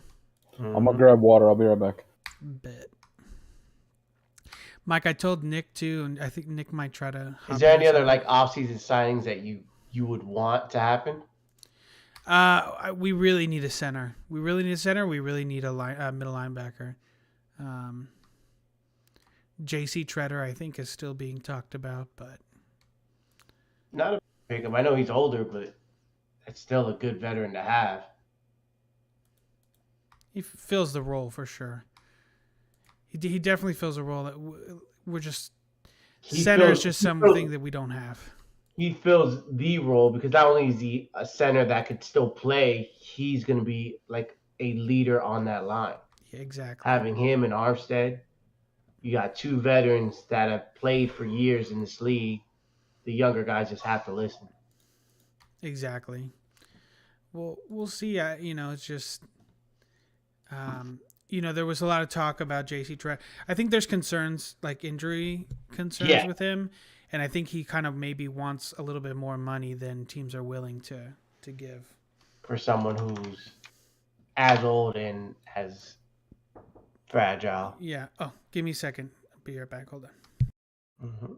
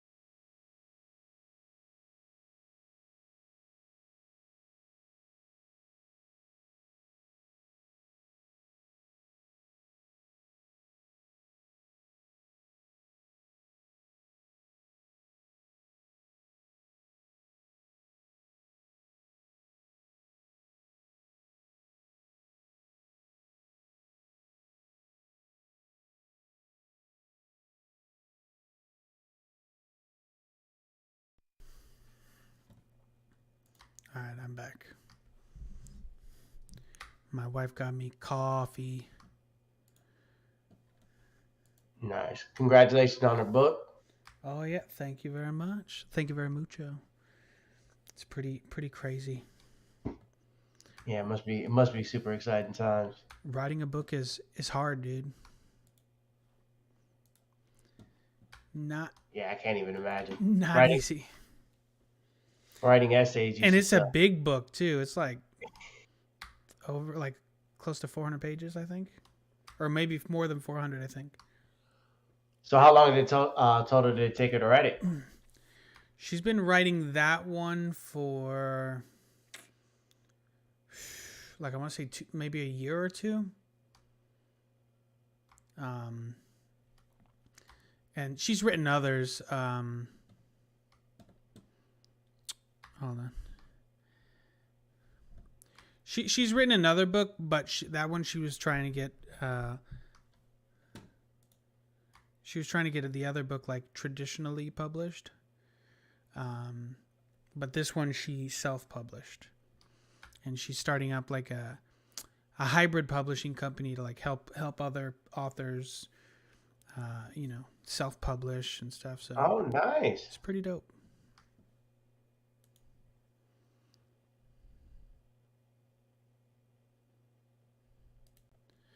All right. So who would be the Dolphins' starting offensive line right now? So as of now, I think it's. You got to go with the guys they signed in Connor Williams and Armstead. Yeah, I think Armstead is left. Williams is at left guard. Yeah. Center is. Hopefully, somebody you sign later. Is what it sounds like. I hope. If it's not, I think it's Eichenberg. Eichenberg. Wait, that's the guy y'all drafted a couple years ago. They're gonna move him to center. Didn't he play tackle in Notre Dame? They picked up a center off of UDFA's too, so they have a couple options, but we have one center. Let's just put it that way. Yeah, it's not good. Dieter's been the guy, but I've heard that they tried Eichenberg. I think if Dieter goes down, like if something happens and he's out for a while, like let's say 4 weeks, 6 weeks, something like that, they're gonna go trade or sign somebody or something. They're gonna have to do something because they can't. The system is too specific to not have a good center. Yeah, the center is I'll be right back. I gotta charge my phone. My phone's like literally dying. All right. Yeah, no problem. I'll be back. I promise. Yeah, no problem, dude. Eichenberg is an interesting play at center. So that's just a rumored swap potential. I think he took a couple snaps last year in preseason at center, and I think they threw him in a little bit at the OTAs. I keep saying it, but a lot of people just don't seem to fucking remember shit that is said during press conferences. So McDaniel said, like he was at the owners meeting or whatever it was, and he said, "We're just starting to practice. Everyone is going to play every position, and then we will figure out what the hell is going on. But everyone has to play and learn every position." Which makes sense, especially on the they haven't even started camp yet, and people are like, "Oh well, this is our center." I'm like, dude, come on, man. Yeah, I mean that makes sense, especially when your offensive line was so bad last year. It's the only person you really know is the two guys you signed. You know Armstead's left tackle. That's what you signed him for. Kind of like same thing with Connor Williams. That center, right guard, right tackle. It's the next three available. Whoever plays the best is going to win that spot. I see. And it makes sense. During that press conference, he said two things. He said, "Our starting left tackle is Teron Armstead." He said there's no question that's what's happening. And then they were asking him about right tackle and blah blah blah. And then he said, "We're going to go to practice. Everyone's going to play every position. Everyone needs to know every position because that's the way the scheme works." There you go. Yeah. If I had to guess, like the starting day one offensive line, assuming nothing changes, I would assume it's going to be Armstead, at left tackle, Connor Williams at left guard, probably Dieter at center, Robert Hunt at right guard, and then I think Austin Jackson probably at right tackle. If I had to put money on something. If you wanted me to bet, I would put Hunt at right tackle, and then your right guard is going to be and then your right guard is going to be Jackson to me. Whoever, Austin Jackson or Eichenberg. Yeah, either one of those two, because there's a lot of bad tape of those guys at right tackle. There is. I mean, anybody's better than Jesse Davis, though, I guess. Yeah, it all went down. Play D-line now. He what? He's gonna play D-line. He's gonna play D-line now. They put him back to his college spot. Yeah. I'm not joking. I'm being serious. Wasn't that an accident that they accidentally put him on D-line? I don't know. It was in one of the press conferences, and I laughed my ass off. I was like, "That's a good fit because y'all got to steal for that." Yeah, he's good at allowing sacks, so he's probably good at making them too, right? Well, I wouldn't trust him to block. I would trust him to run. I mean, he got. Okay, let me phrase this correctly. He got dropped from the team because he couldn't pass a physical, and then immediately Minnesota was praising him for being a physical specimen at right tackle or whatever the hell it was. They said he was versatile because he played a lot of positions, and that he was going to be one of their top off-season pickups. And then that was it. And I'm just like, all right, well, that's good for you. And then he was trash. I mean, y'all haven't had a good right tackle since y'all lost Juwan James. We haven't had a good right tackle since Bullygate. We haven't had a good O-line since Bullygate. Let's put it that way. We haven't had a good O-line because Juwan James was a good right tackle. But Richie Incognito, that offensive line was definitely better than what it's been in years, for sure. I miss having an actual center and an actual left tackle. Let's just put it that way. Well, I mean, y'all resolved the left tackle because Armstead is that guy. Well, yeah, but that's for 10 weeks or 12 weeks or, however long. So for me, the rookie that we have or the number 2 we have is just as important as we signed him, Yeah. All right. So I got the schedule up. I'm going to wait like 2 minutes actually because one more person might hop in. What's his name? Where's No, it's I don't know if you remember Pamela. She came on like I don't think I've ever spoken to that's cool though. Pam. No, I'm talking she's about good. what she runs like the Facebook Dolphins group that she does like Dolphin streams. Yeah. I've seen her on other streams. I just never have been in a chat with her. Yeah, she's got some good takes. Where is or what is that guy's name that I keep calling him Ghost whatever, but it's not. Exhale? No. Broken Skull. Oh, Broken Skull. Ali. I think he might be in TD Finstock's chat. I'll send him a message, but he hangs out in other streams too. I just did. Oh, you sent him a message? He's in Discord. He's live he's online on Discord. Yeah. I pinged him in Doug's chat. But he might be in because TD Finstock is actually I can look right now. No, he's not on TD Finstock's panel. Crypto's in there. But TD Finstock is streaming right now. He might be in Batman's stream. Yeah. Everybody. That's why I wasn't even thinking about streaming today, just because I knew everybody, like the bigger streamers, were going to be streaming tonight. It's open. I mean, the schedule just released today. So. Exactly. He's not in Batman's stream, so he. I also same thing we were talking about last time was there's a difference between hey, I'm a stream and then you're on there for 4 hours and I'm like, well, I'm just not gonna ever watch that again. Or you go to hang out and listen to the stream and then they're talking about hot dogs and going to a restaurant and playing basketball and all this other bullshit. Well, and then my Tuesday stream I had to cut short because there was another stream that one of the guys, like one of the co-hosts was out. So then it was Color. He asked me to come on and co-host with him on his stream. So I was like, all right. So I hopped over there because they got a pretty big stream over there, like up to 1,000, I think, subscribers on. Well, they're over 1,000 on YouTube. I went over there and I listened to it and I was just like, okay, this is cool, whatever. And then, oh, okay, well, that's the news you're gonna talk about. All right, I'll see y'all in an hour. Yeah.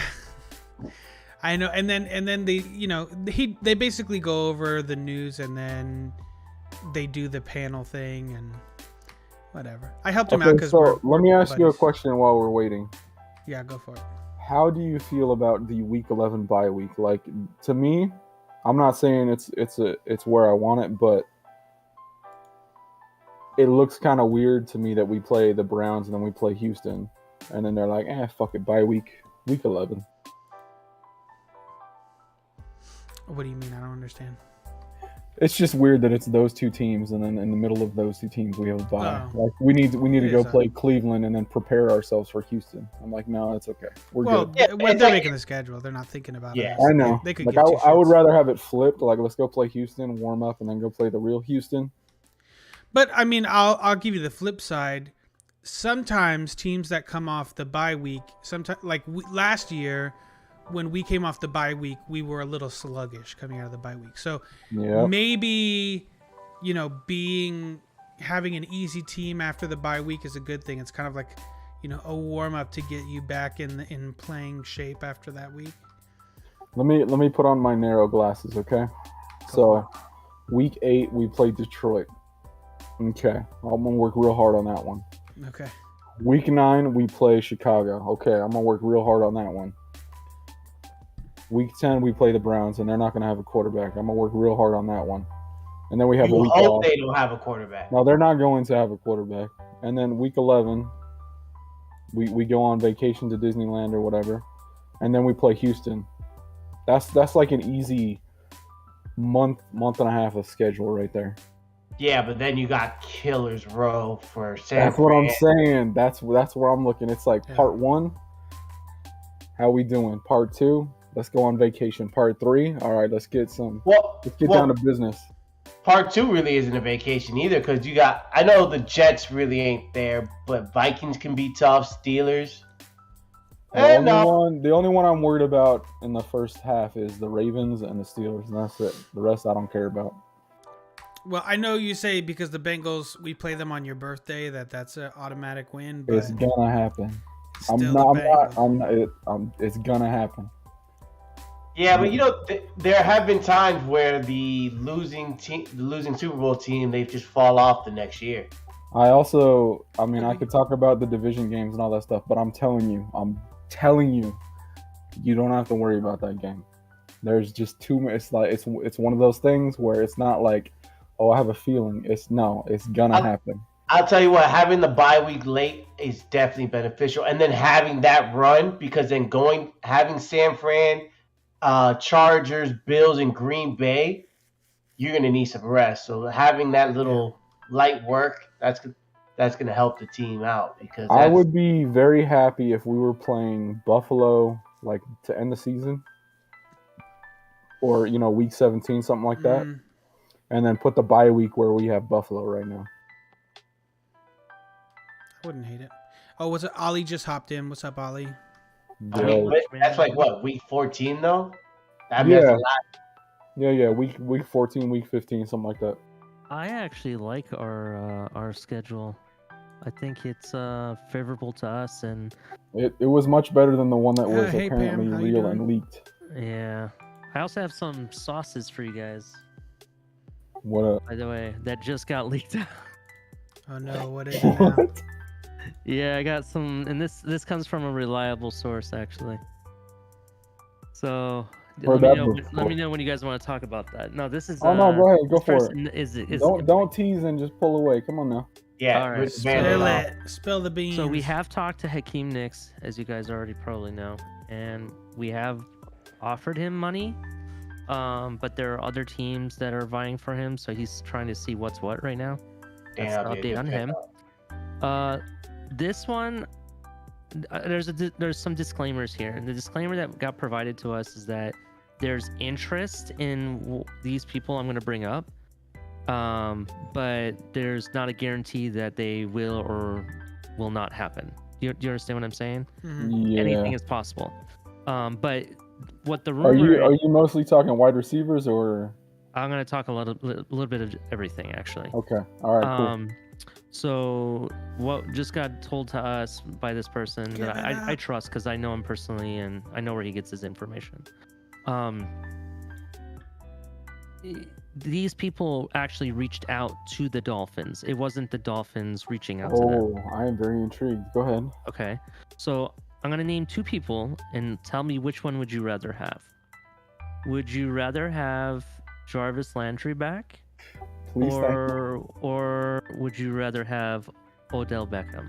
Please and thank you. Jarvis. Yeah, let's just do both. Let's just do both. That's Do fine. both. No. Okay. Yeah, I would rather the way do the both. salary cap works is No. Listen. Every single play, 3 wide receivers. Tight end is now a blocker. Yeah, I'm You not just don't saying have to that worry about it. either will happen, but I will say that there's some interest. Let's just put it that way. I am very, very excited to hear that news. Yes, there is also. We're gonna go on the defensive side of the ball now.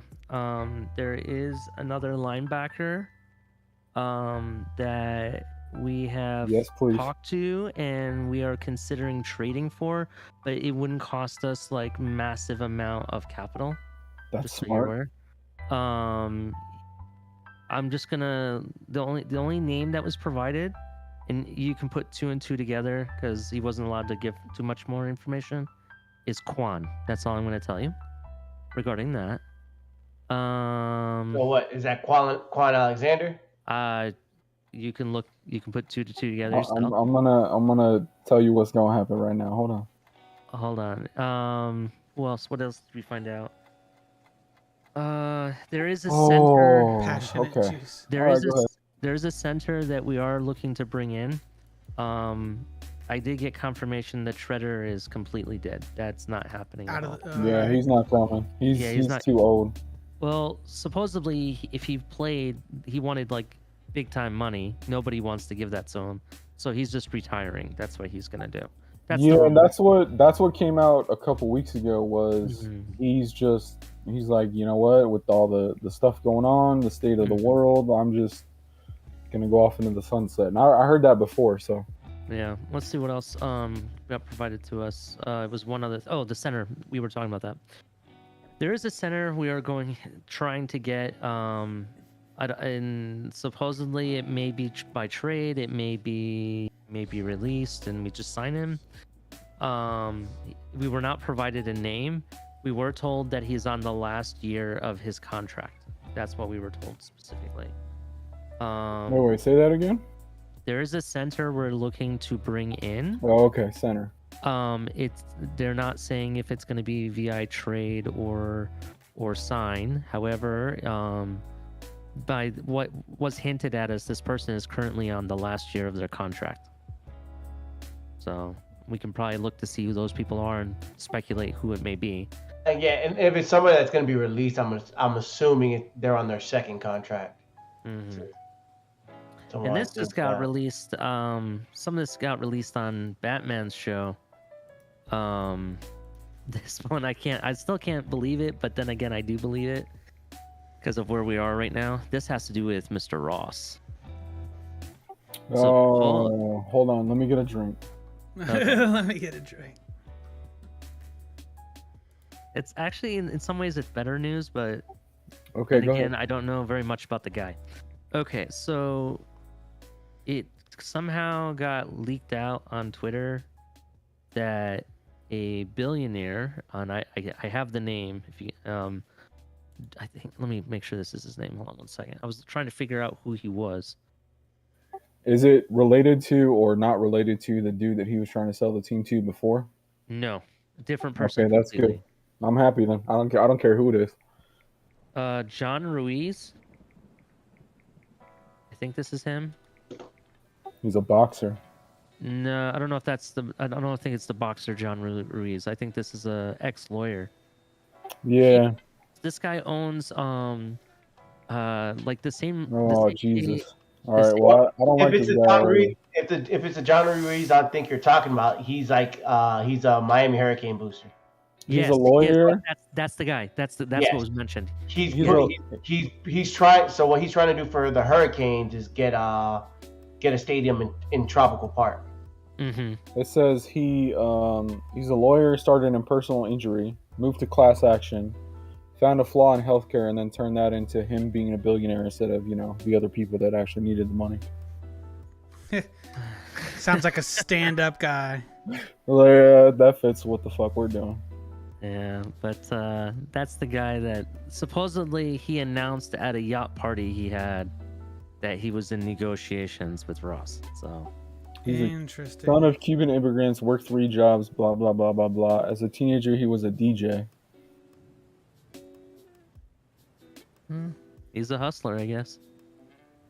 Well, I mean, I don't know. I'll be polite and just say I'm excited it's not Ross. Or the guy that Ross wanted, to be honest. Because really, the guy that Ross wanted, I think, is Ross 2.0. Yeah, exactly. And the whole point was like, okay, we're gonna get our owner removed, whatever you want to call it, right? It's gonna happen. I guess Yeah, this guy, yeah. you consider him local, right? Can we consider him Yeah. local? Yeah, no, for sure. Yeah, he is. He's local. He was a Hurricane alumni. He's from the area. I mean, there's a lot of Cuban culture down there too. So I mean, that's just straight up Miami. Instead of Oh, we he knows we the. we don't have to worry about pop stars buying the team or whatever shit. We have an actual owner. Yeah, and I guess he would consider him a Pam, minority too, right?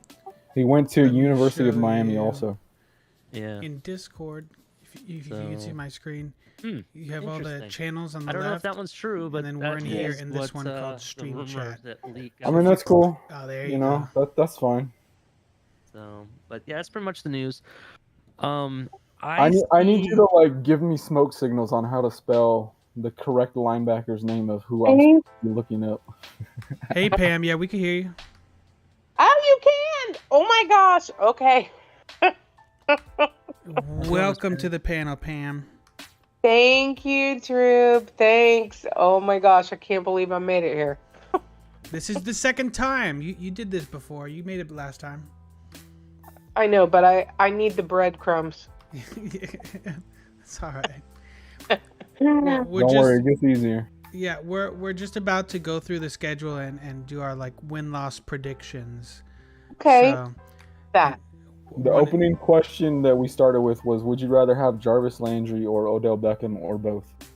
Yeah, so I was commenting on that through the other app, but Twitch yeah, chat. so yes, Twitch. So I'm thinking Juice. And the reason I say Juice is because he is so passionate. I feel like when he plays for a team that he is all in for that team. And the last game he played for the Dolphins, I mean, come on. I mean, it was ugly, but it was passion. And I feel like, Odell maybe is more like to the highest bidder.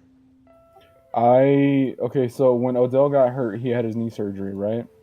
Yeah. Yeah. And someone talked some smack to him, and I don't remember who it was, but he put, like, you can go to his Twitter, and it's his pinned comment on his Twitter, and he has it there all year. And someone basically talked some shit and said, "You're done for. You're not as good as you think you are." Da, da, da, da, da, da, da. And he just put on there, "Watch what happens when I come back."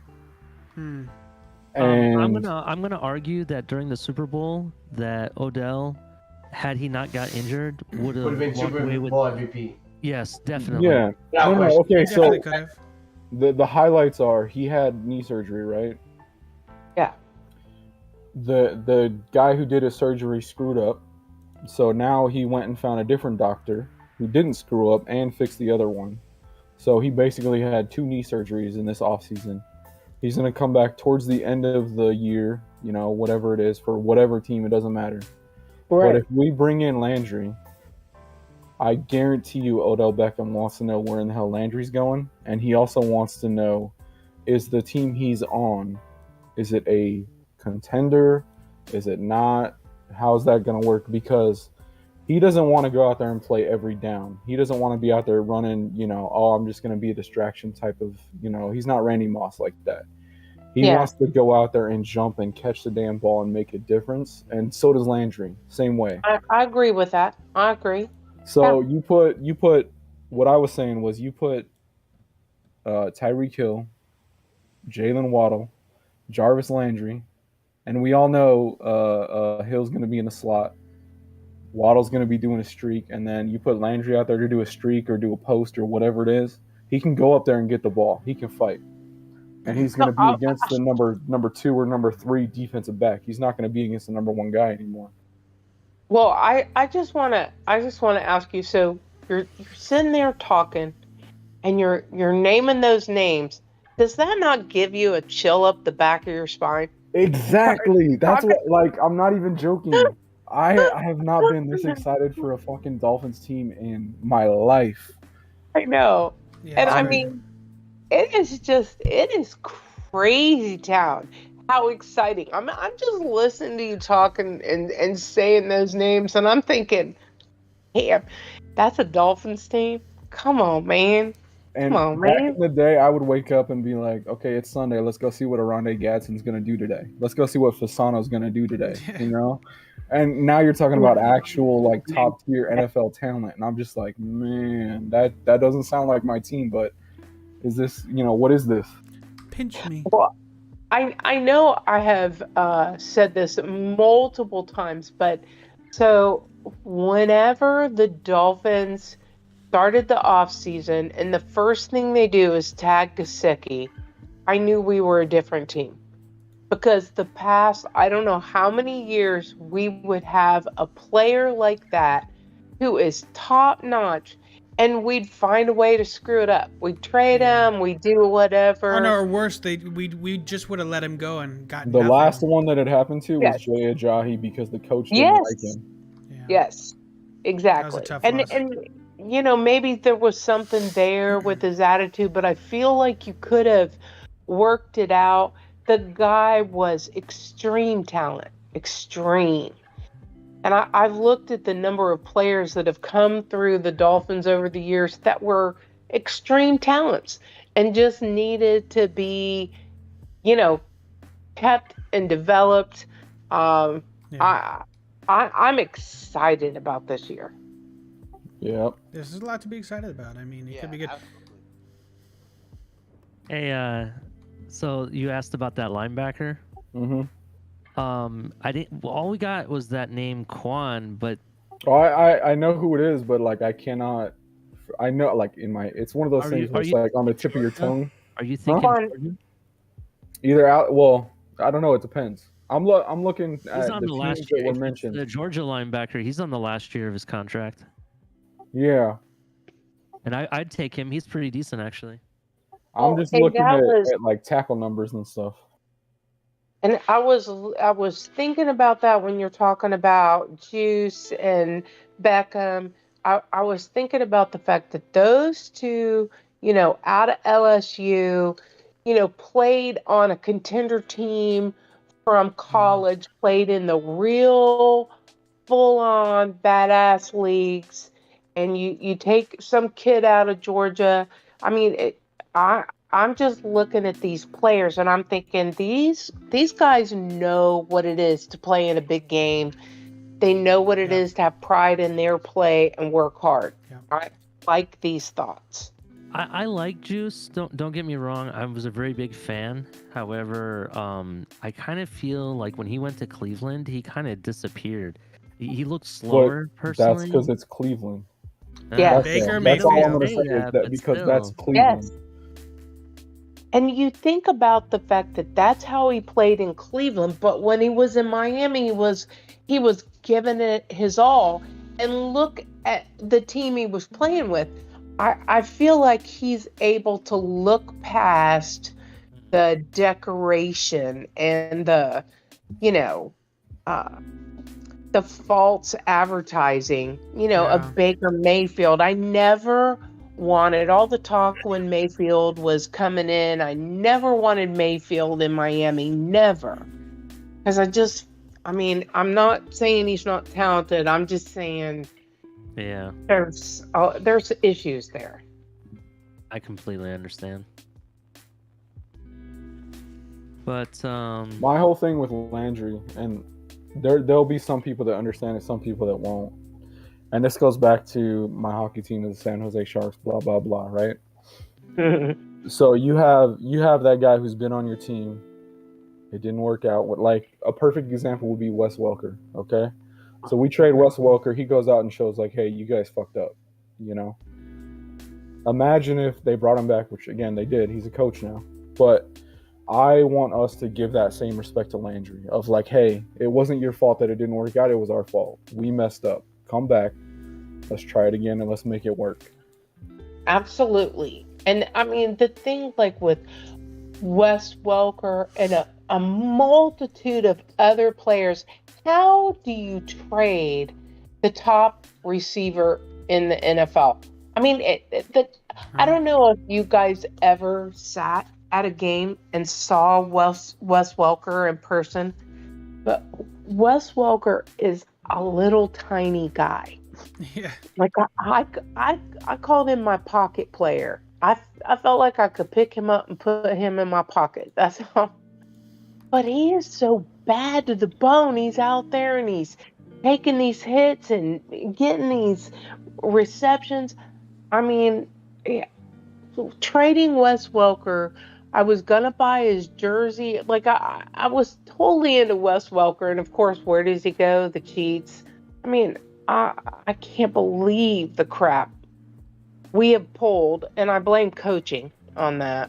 Oh yeah, I blame ownership and coaching it was because also a good return on investment. Like getting a second round pick for someone you was either drafted in the 7th round or undrafted. I don't remember because it was so long ago. Right. Like it's hard not to like it's easy to blame the Dolphins, but they got a good return on investment if they weren't going to pay him anyways. right. But the difference is, and I'll put it this way, is you're talking about a team that was like, okay, we just need to find these couple guys, whether it was offense, defense, whatever. They're like, we just need to find these couple guys. We got some good players. We need to find 3, 4, 5 more, and then we'll be a good team. And you take a guy and you trade him like that. And then what happens is it's not just that he did good, it was that you see the effort that he put on there. And that's what bothered me, is because it wasn't, you look at some of our wide receivers and you'd be like, oh yeah, he's good, whatever. But you would play against him and you just be like, God, man, we fucked up. Yeah, well, no, the worst thing that happened is trading him to the Patriots. That's what I'm saying. It was in front of your face, and you just be like, that has to be the most, as a player for like Wes Welker's caliber, it's like a slap in the face. Like, what, you want to play against me twice a year? I don't. I agree. Dolphins are notorious for doing that. Yeah, no, they are for sure. The difference is like, we traded the Saints for Ricky Williams, and then there was a whole bunch of issues, and he just left. You know, he was a good player, and he was just like, you know what, I can't do this. Whatever, that's fine. The difference was when we traded away Wes Welker, it was an immediate, you fucked up. It wasn't like a progressive. It was just like a, you don't even know what you don't know. That's how bad your team is. And the thing is like, how many Dolphin fans knew that? Like, what, I mean, so these guys, these coaches get paid money to know this game and know the players and evaluate and put together a team. And all of us as Dolphin fans were like, what the hell are you thinking? And we did it over and over and over again. I just, it's been so painful, but it's so nice to see where I feel like a coach, he's got him a little attitude. He's like, I got something to prove. I'm going to do it. I'm paying attention and not listening to the noise that's out there in the media. And he's doing his own thing, and I love that. I agree, and it's something. I was on Stephen D's show this morning, And one of the things that I appreciate so much about Mike McDaniel and just the Dolphins this year that we've never had since Dan Marino is that the team now has like they have an identity, right? Absolutely. We've always been just like, wherever the wind takes us. But now, when you get a guy like Jalen Waddle, and you go and you get a guy like Tyreek Hill, and you get a guy that like Morstead again, and then Mike McDaniel, who runs this really like yak heavy, run heavy offense. We're gonna be, running all over the place. It just feels good to just have an identity. It feels like finally putting things, in order that makes sense. Yes, and the thing is, Drew, is that it's not only got an identity, but he decided the direction he wanted to go, and then he made moves to make that direction happen. Yeah. Which I feel like that is what we have not done in the past. I feel like somebody comes in and goes, yeah, we're going to be this and that, and then the moves never happened to complement what their idea was of how they were going to run the team. Mm-hmm. I agree. And the good thing is having Mike McDaniels, the defense there is already set. There's nothing you really have to change. Exactly. So now his focus, like he can primarily focus on that offense that he wants to run and get that fine tuned. Yeah. I agree 100%. It'll be interesting. I want to get, we're having great discussion. I don't want to mess it up, but I want to get into the schedule here and kind of see if we can come up with a consensus on some of these games and, decide if they're wins and losses. You guys can see my screen in the Discord? Yeah. So no, I do not even know where to go to find the screen. So if you look at Jubatron, you could just click on his name, that says live, and it should show Okay. screen. Okay. Oh, okay. I think I see it now. Oh, yeah. Cool. Okay. Awesome. So, yeah, I have. Okay. So there's one rule. What's the rule? We all get a vote, and then if there's a tie, then the Ravens guy has to pick the winner. All right, cool. Oh, so there's a Ravens guy in here? Yeah, Mike's a Ravens fan. He's lived in Florida. You were born in Florida, right? Yeah. Yeah, born and raised in South Florida. So he knows the Dolphins. Dolphins. Mike, I'm sorry for your receiving core. I mean, I don't know what the hell your ownership is thinking, but I mean, I'm not. Everyone's gonna sleep on Rashad Bateman, but I guarantee if you have him on your fantasy team, I do have him on my fantasy team actually, and I do think he's gonna step up. I just think that he's not enough. That's what I'm. Well, trying Mark to say. Andrews is the number one. Even Mark Andrews is a great tight end. Exactly, and then that run game is gonna be completely different. Mike, do you do a trade straight up, Gesicki for Mark Andrews? Never. Not even. Oh no. I'll take Mark Andrews. You give me Mark Andrews, and I'll be. Because I feel like Gesicki would be a perfect fit for the Ravens, and I feel like Mark Andrews would be a perfect fit. That's so wrong because I need a blocking tight end. What you're trying to do is take the blocking tight end that you don't have. Just give him to me. Would you be interested in a Byron Nobody Jones plays trade? with a bigger balls to the wall than Gesicki. I mean, that's. I'm not saying that he is a great tight end, but what I'm saying he's not. He's exactly a receiving tight end, and that's more of a Chiefs type player than a Ravens type player. I really miss Anthony Fasano. Fasano would have been great in this offense. The perfect tight end for this offense was Dalton Schultz. He has all the ability that a blocking tight end has and actually can stand his ground. And he has all the receiving ability that Gesicki does. Even his numbers are almost the same. The athletic ability that Gesicki has, he's a matchup nightmare. Yes. He's a matchup nightmare, and his passion in the game, his drive to be there no matter what. You look at the games where we're just sucking wind. We are losing, and the guy is spiking the ball. He's catching and spiking the ball. You can't plan for that. You can't teach that. It's just in there or it's not. Yeah, it's just natural. Yes.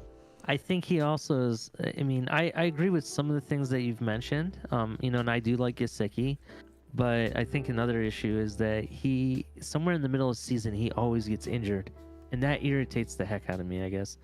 I mean, I think if you remember, was it last year that he had the really bad shoulder injury, or was it the year before? He kind of plays through that though. It wasn't. Yeah, No, the it's shoulder really injury, not. he missed like 5 games. Let me actually go back Did to he? it. I don't think he does. No, Pull it last up. year, last year I believe he had a career year. Yeah, last year Yeah, was the only year he's done that. So the one I'll put it this way, and this is my one experience with Kaziki, because again I don't get to watch football games, nothing. So Why not? I just don't. I don't have like cable, don't have nothing. I get to watch them on Amazon if I care enough. Okay, so here's the thing that I do. I'm not sure how it's going to work out for this year, but for the last 6 years, I have streamed every Dolphins game in our Facebook group. It's called Forever Dolphin Fans, and I have streamed every single Dolphins game. Yep. So I if usually you're try and listen interested, to it on the radio, and then the What's that? NFL decide. I usually try and listen to it on the radio, okay. and then the NFL decided we had to pay for that too. Yeah, he don't yeah. get radio Well, either. I stream it. They try and shut me down. I move around. Usually they leave me alone because I'm inside of this one private group, and so they usually leave me alone. The only problem is you have to listen to my commentary. That's fine. That's the fine. best That's okay. part. So here's the thing. So I'm reading that yet he may not have missed a lot of games. He only started, if you actually look, he doesn't have very many starts either. So he could have came in for one play and then that was it. You know what I mean? 'Cause Okay, I you see can go what you're back- saying. You can go back and watch like 2021 season. What's or, his sorry, rating the on Pro 2020 Football? season? I'm sorry, what was it? Say that again. I think Drobotron can pull up like what's his ranking for tight ends on or PFF. Yeah, Jubitron, pull that up. Geez, fine, I'll pull it up. No, like it should have like his start percentage and all that. Pull it up. Yeah. Let's go to the film. All right, I'm pulling it up real quick. I definitely understand what Pam is coming up with. I do agree with a lot of the stuff she says. However, one, I don't think he actually fits the system at all, and two, one thing, yards after contact. I'm going to use that word. His yards after contact is very, very minimal. But that's fine. No, that's but fine for what you need him for. His ability to get open is still what you need. Like he's gonna move the chains. He might not get yards after the catch. I could argue that his route running is not even that great, to be honest. He Yeah, rounds out his that I'm fine with saying. That's perfectly fine. Okay, so there's two things that people need to keep in mind. The first one is the scheme is not what you think the scheme is, because this is version 3.0 of something different than what you think it is. And so when we say he's a scheme fit, he's not a scheme fit, I'm telling you, everything that McDaniel has said, it's going to be an adaptation. It's going to be a evolution of what he normally does. McDaniel's gonna find the right way to utilize his players. That's exactly it. His scheme is who do we have and how can we use them? That's his scheme. Exactly. So I don't understand how someone doesn't fit that. The ball. Well, and I want to say about the yaks. So the thing is a lot of the catches that Gesicki is making, he's going up and having to catch a ball that's like an acrobatic feat. So when you do that, you're pretty much automatically giving defenders a chance to get there, and he's making that hard catch. So it's not going to be yaks after that. Yeah. But that catch is for a first down or for big gains. Yeah. So you can't get yaks when you're going up and your quarterback is throwing to put it in a place that nobody else can get it but you. Okay, so you're stating that you think that he's primarily going to be playing as a wide receiver rather than an actual blocking. He always. That's always what he's been. He's always. I could tell you that Izukanma can do everything that he can, even better, and that's why I think he doesn't fit. I think he'll be the He's tied in size and physicality, but he runs like a wide receiver. He plays like a wide receiver. He's absolutely a wide receiver with a big number. With a tight end build for sure. If we get those two And the thing to receivers, keep in mind is Go ahead. that with McDaniel's experience and what he's done at other teams, he always is smart enough to stack it so that you have 2 or 3 guys that are the same type. Mm-hmm. And so let's say Gesicki gets hurt. Easy E's going to come in and get more reps. Let's say Chase Edmond gets hurt. Mostert's going to come in and get more reps. Sony Michel gets hurt. The rookie's going to come in and get more reps. There's always somebody who's learning that job. That's the way that he wants to run the engine. That's right. What we have is so the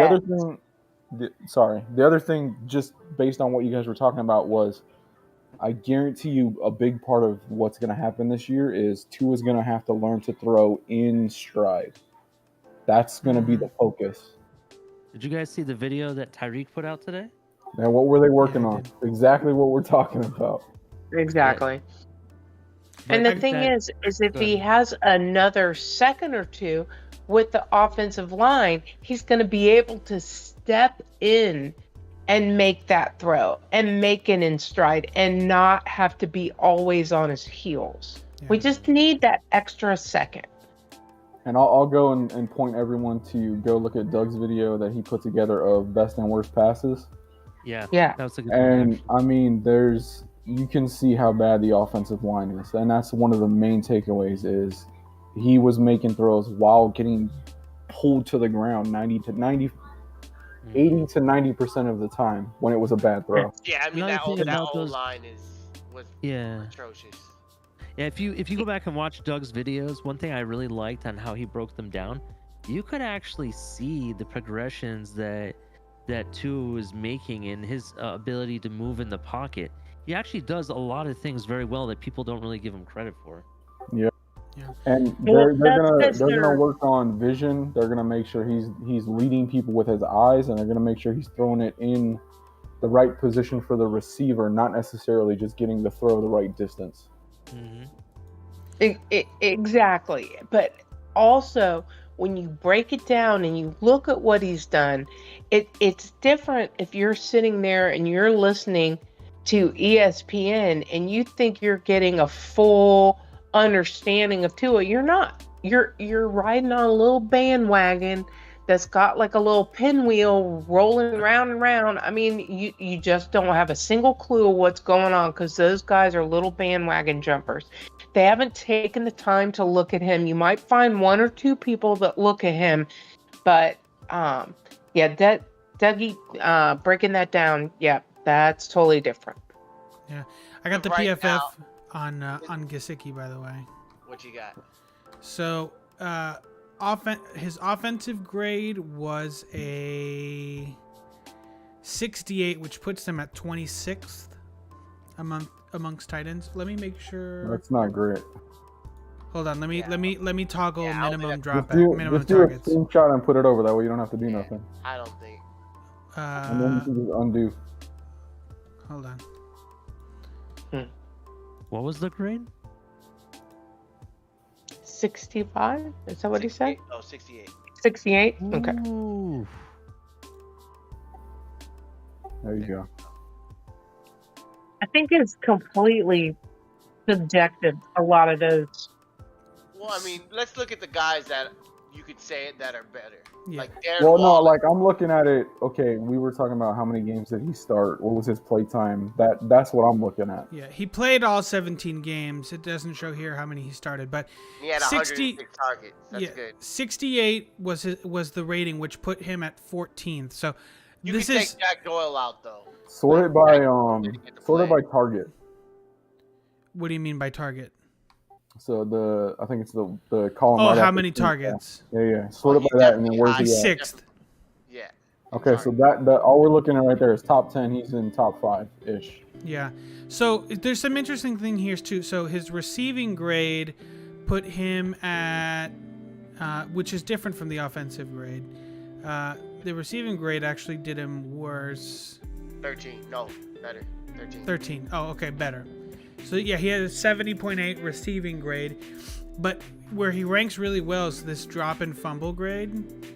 You know, he's not Mark Andrews, but he's top 10 in drops. So 82.5 was the grade on drops, and then his grade on fumbles 81.8, which puts him pretty close to the top as well. Yeah, third.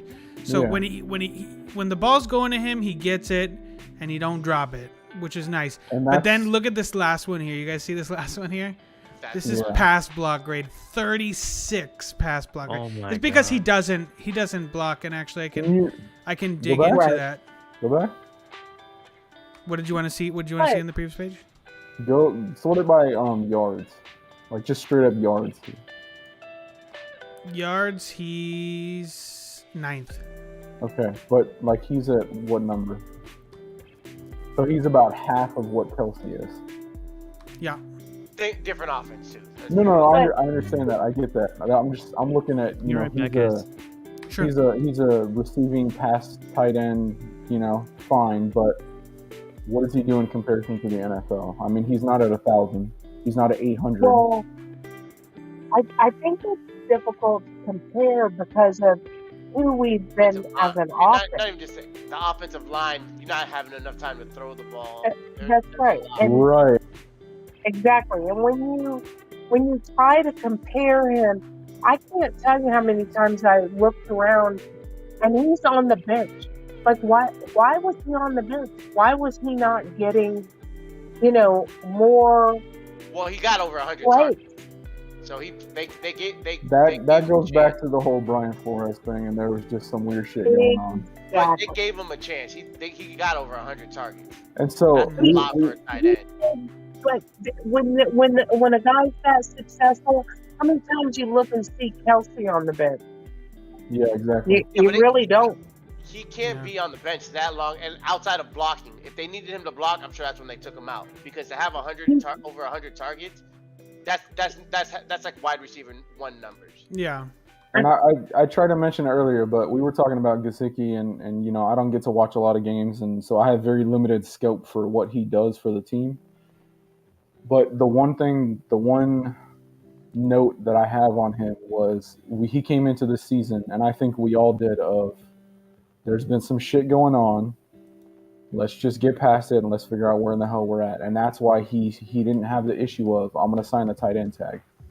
He didn't come in and say, hey, you need to pay me. He came in and he said, there's a whole new building that I'm in now, and let's figure out what's going on, and then we'll talk.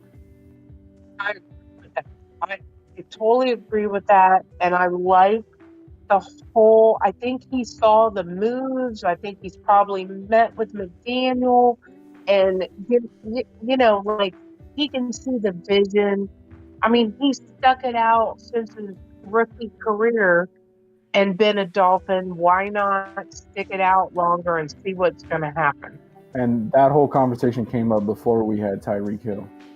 Yeah. Yes. I mean, I have this screen up. I don't know if you guys can see this one. This is just kind of an interesting. These numbers. These are basically his snaps at each position. So, basically here, these are the snaps at tight end. This is snaps in the slot and at wide. So he only played at the tight end position 99 times, basically in line. They didn't want him to block. 453 times he played in the slot, and 252 times he played out wide. He's a wide receiver. That's the difference is. But he's a tight end, right?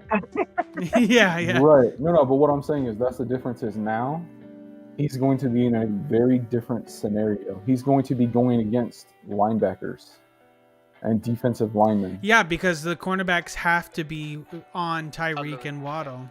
When you were watching Doug's video, it was pretty freaking clear. We had 7 or 8 linemen every play, or we weren't throwing the ball. Yeah.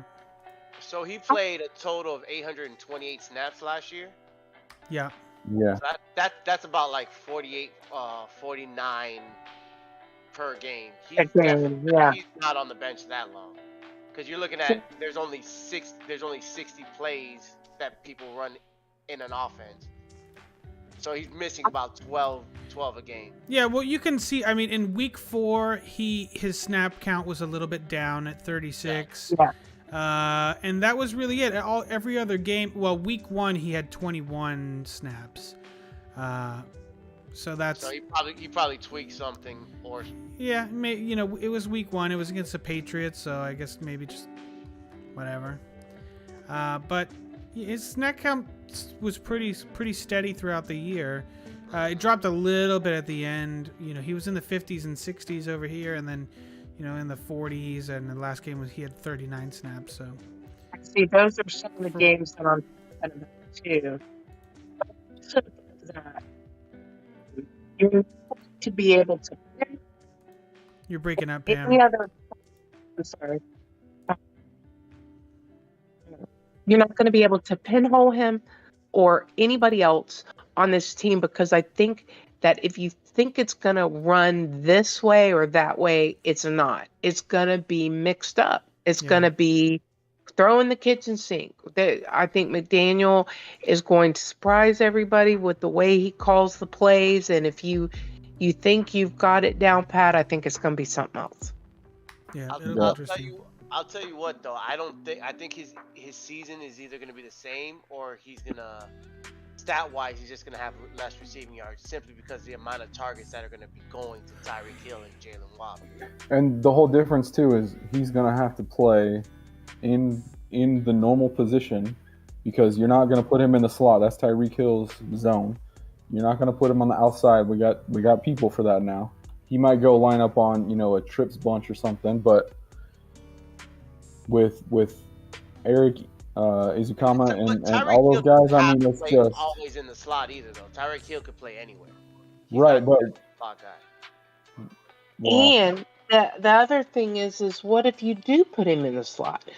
What if you do put them out there together and you have Gesicki in the slot? I'm just saying that just because it has been this way or it ought to be that way, that's the whole point of throwing, a wrench into the whole thing. Just mix it up, make it look like something it ought not to be.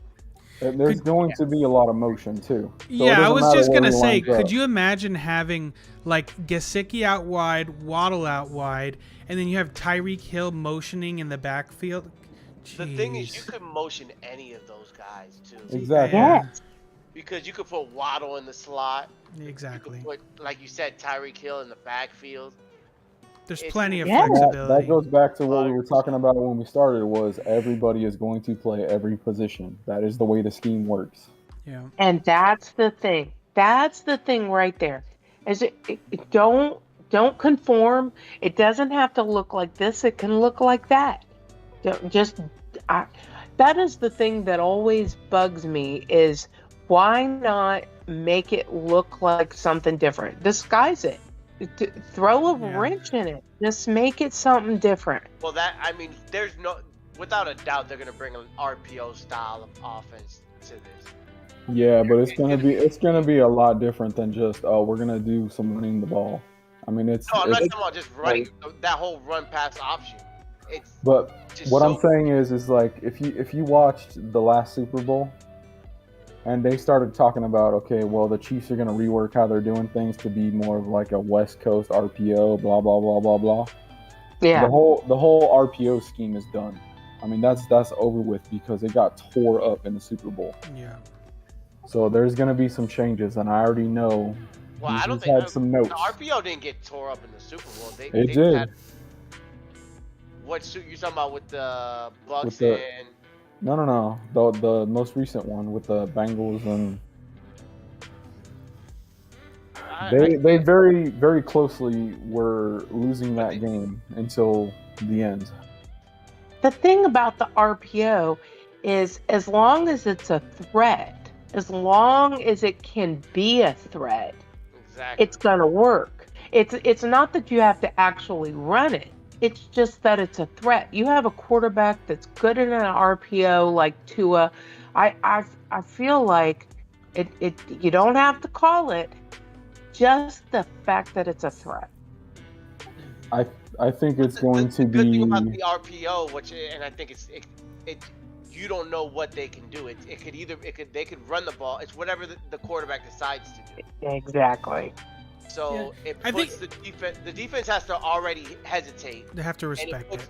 And now they have to That's respect the it. So they thing. put more hesitation on the side of the ball, where they really got to stand still and look at what's going on in the first place. Yeah, that's the I think the RPO has its place in the NFL, right? It's not going to be like what Miami ran last year. That running the RPO every other play, it's just not conducive for success. But running the RPO, you know, a couple times every, every quarter, you know, whatever. Like, you know, you could do it even once.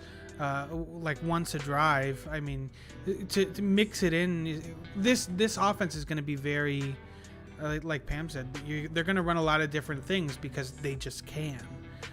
They can. That's the thing. Yeah. From everything that I've gathered, as far as the comments from the coach and all that, it's, let's say in San Francisco, the base package was like a single back. From everything that I've heard, we're going to be running a base package of like an I form, and it's not necessarily RPO. It's going to be an outside run offense, but it's going to be something where they're just using motion, more so than they're using run pass. I mean, they're using play action. They're using classic football tactics. And they're gonna have some adjustments, but the main difference was that was a Niners team with Jimmy G. Now let's see with Trey Lance. No. It was a Niners team with Debo, and you haven't been around for the conversation, but that's a whole ball of bullshit. And now you're talking about a team that has Tyreek Hill. There's a difference. No, but I'm talking about the difference at quarterback as far as being able to. No, I know, but I'm talking about you're talking about a team that has a quarterback change, but I'm talking about a team that has infinitely different possibilities because we have different tools. Mm-hmm. And that's why I think bringing on Odell and Jarvis Landry is actually very productive because this is what you can do. I mean, just to give you an example, the 49er team that we're talking about, and that AFC champion or NFC championship, no, it is AFC. I'm sorry. No, NFC. You said it right. NFC. You're right. I'm sorry. NFC championship game. I can't remember if it was Ayuk or Debo that went down. That team rolled over. They couldn't do anything else. They were two-dimensional, and that's the issue. Now, when you bring all these people in, you're no longer 2D. You're 4D. Time out.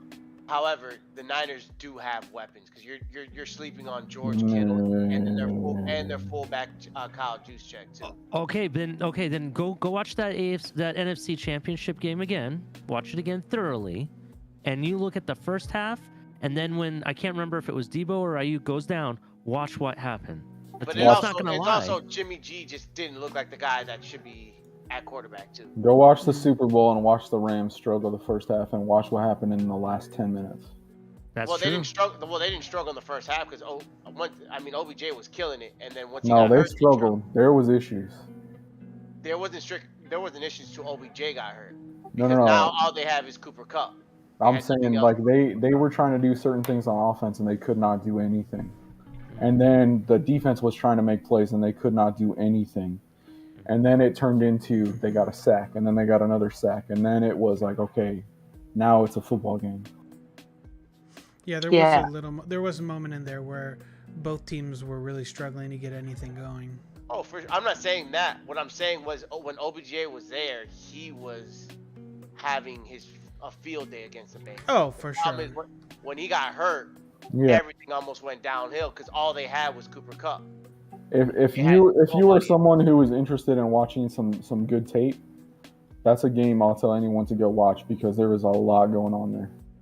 Yeah, but I mean, the main thing is the Rams didn't have any offensive weapons outside of Cooper Kupp.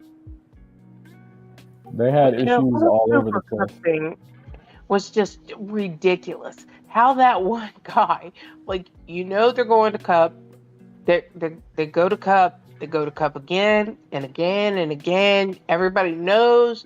The entire world knows they're going to Kupp, and you can't stop him. I mean, that was just when did Odell get hurt? In the beginning of the first quarter? Like, he got his touchdown, and then he got hurt. then there was Yep. nobody else but Cooper Cup. Yep. Nobody else was able to move the ball at all. So, guys, I got to go. I have to get up at 5 a.m. Flying to Seattle, going on a Alaskan only cruise. 8:30, I'll be man. gone. Oh, what company did you go with, Miss Pam? If you don't mind me asking. What's that? What company for cruise line did you go with? Because me and my wife are interested. That's why we're asking. Celebrity. So do Celebrity? Celebrity. I'm telling you, in the end, it's not more expensive. So you think you're going to save money on the front end, but if you are going to get a drink package and things like that, you're going to pay more money on the If you cheaper would like to cruise leave your lines. room, it will cost you more money. Yeah, that's right. If you want to do something, it's going to cost you more. Just go with Celebrity. We started out with Carnival for years. It's not great. The Okay, Celebrity I is have the a best. question before you leave, though. Okay.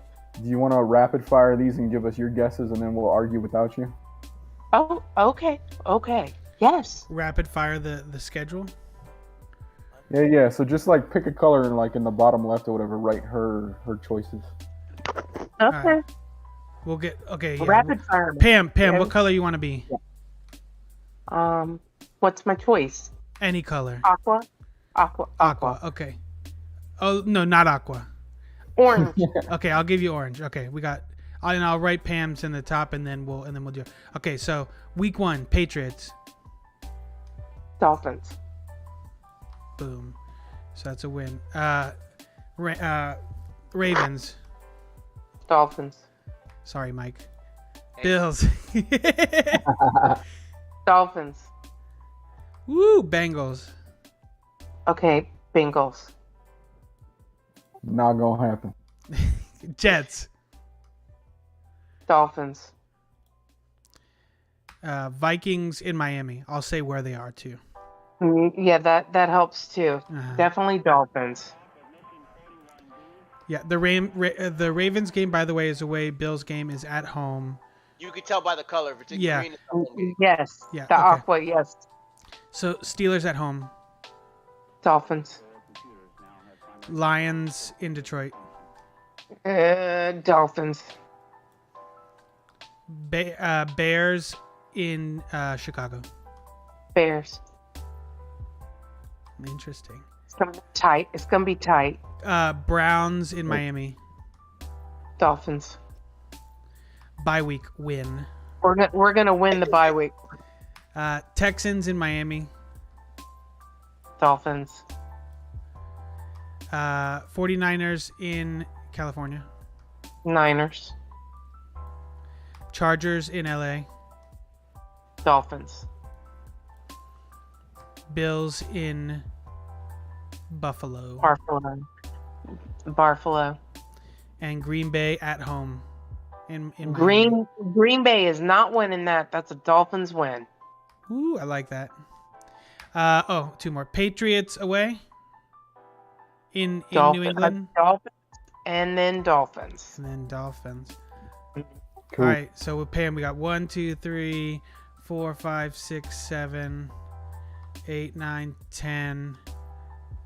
Oh, just 9, 10, 11, 12, 13. So 13 and 13 is always my number. So 13 and 4. wins. Yeah, 13 wins. That's where I've got Those us. are big numbers. Yeah, well, and I believe in those numbers. I really do. I look at those. I believe it.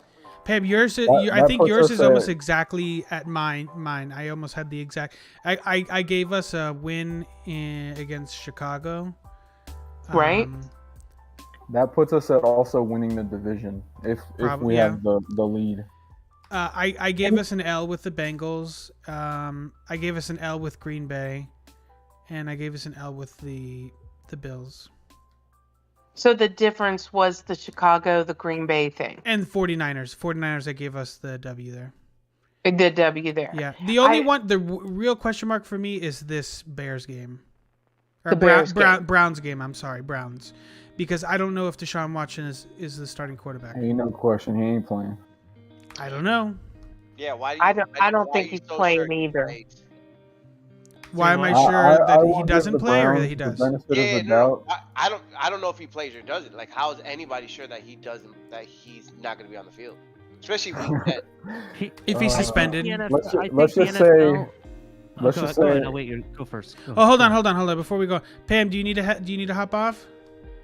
I am gonna hop off, and I just want to say that as far as those picks that I was saying, I feel like we will probably have a letdown or two, and so it's not that I don't think that we can't win every one of those games, because I don't see a single team that we can't beat. I do feel like, the Bills in, the winter at home at the Bills might be tougher, but I also don't think that we, that's a gimme. I feel like traveling to California, San Fran may have an edge, but I feel like we've always owned the Chargers. It's just a thing. It's not, that the Chargers aren't a really good team, but we've owned them, always owned them. Yeah. The Chargers know that, and I am someone who's living in, close to Chargers hometown. They don't give a shit about football. Like, they're trying real hard to, but they just don't care. Fair weather fans. Exactly. Not even that. It's a fair weather team. They're like, oh, what distraction? What's going on? There's a fair. Right, and you can't even say it's because of the beach. Because Dolphins, hello. Yep. Well, thanks, guys. I have totally Pam. enjoyed it. I wish I could stay on, but man, 5 a.m.'s coming early. Oh man, I feel you. All right. Cool. Take it easy. Have a safe trip. Have a good night. Thanks. Enjoy. Thanks, guys. I'll catch you on the flip side. All right. Take care. All right. Bye-bye. All right. So, what do you guys want to talk about? The schedule or Deshaun Watson? Because I got information about Deshaun Watson. No, I'm just saying. There's 22 reasons why he ain't gonna fucking play a game this year. There is, but here's the issue with why it's a big question mark if he's going to play or not. So the collective bargaining agreement that was signed this past year has limitations on how many games they can be suspended for being not charged with anything. Essentially, what they agreed to is that it'll go to arbitration. The arbitration, the most that they can give is 3 games. 3 games? 3 games, yes. But the difference being... Here, well, let me finish, and then you can interject. This is what I think. I think the NFL is dragging feet on it because they're trying to find a loophole to get him for more than 3 games. Because that's the only way I can see the NFL stay face with, all different groups that are against it. Well, they're also waiting for what happens with the trial anyways, too. No, there is no trial. There's no trial that's gonna happen. Well, there's the civil suit. Yeah, there's civil. Suits. Yes, that's it. Still a trial. So this is where it's at right now, and this is why I'm saying he's not going to play. The NFL knows there's some pretty bad optics on this one, and they know that they want him to be in the NFL the next 10 years or whatever, and they know that and it's already come up in the owners meeting and all that stuff where they asked him, like, are you going to do anything to stop people from fucking with contracts just to avoid suspension? So what basically came out of that whole conversation was it is very likely that he will be sent home by the Browns and not allowed to play because of pending issues. And they're not saying he's suspended, it's just you're not going to play. Well, it's kind of like what the Texans did with him, right? Yeah. Well, he also said he wasn't going to play a game for the Texans anyway. Yeah. So this is the team saying, hey, we're just waiting for the water to cool off a little bit. And that, in addition, that may be also why they're dragging feet on what they want to do with Baker too.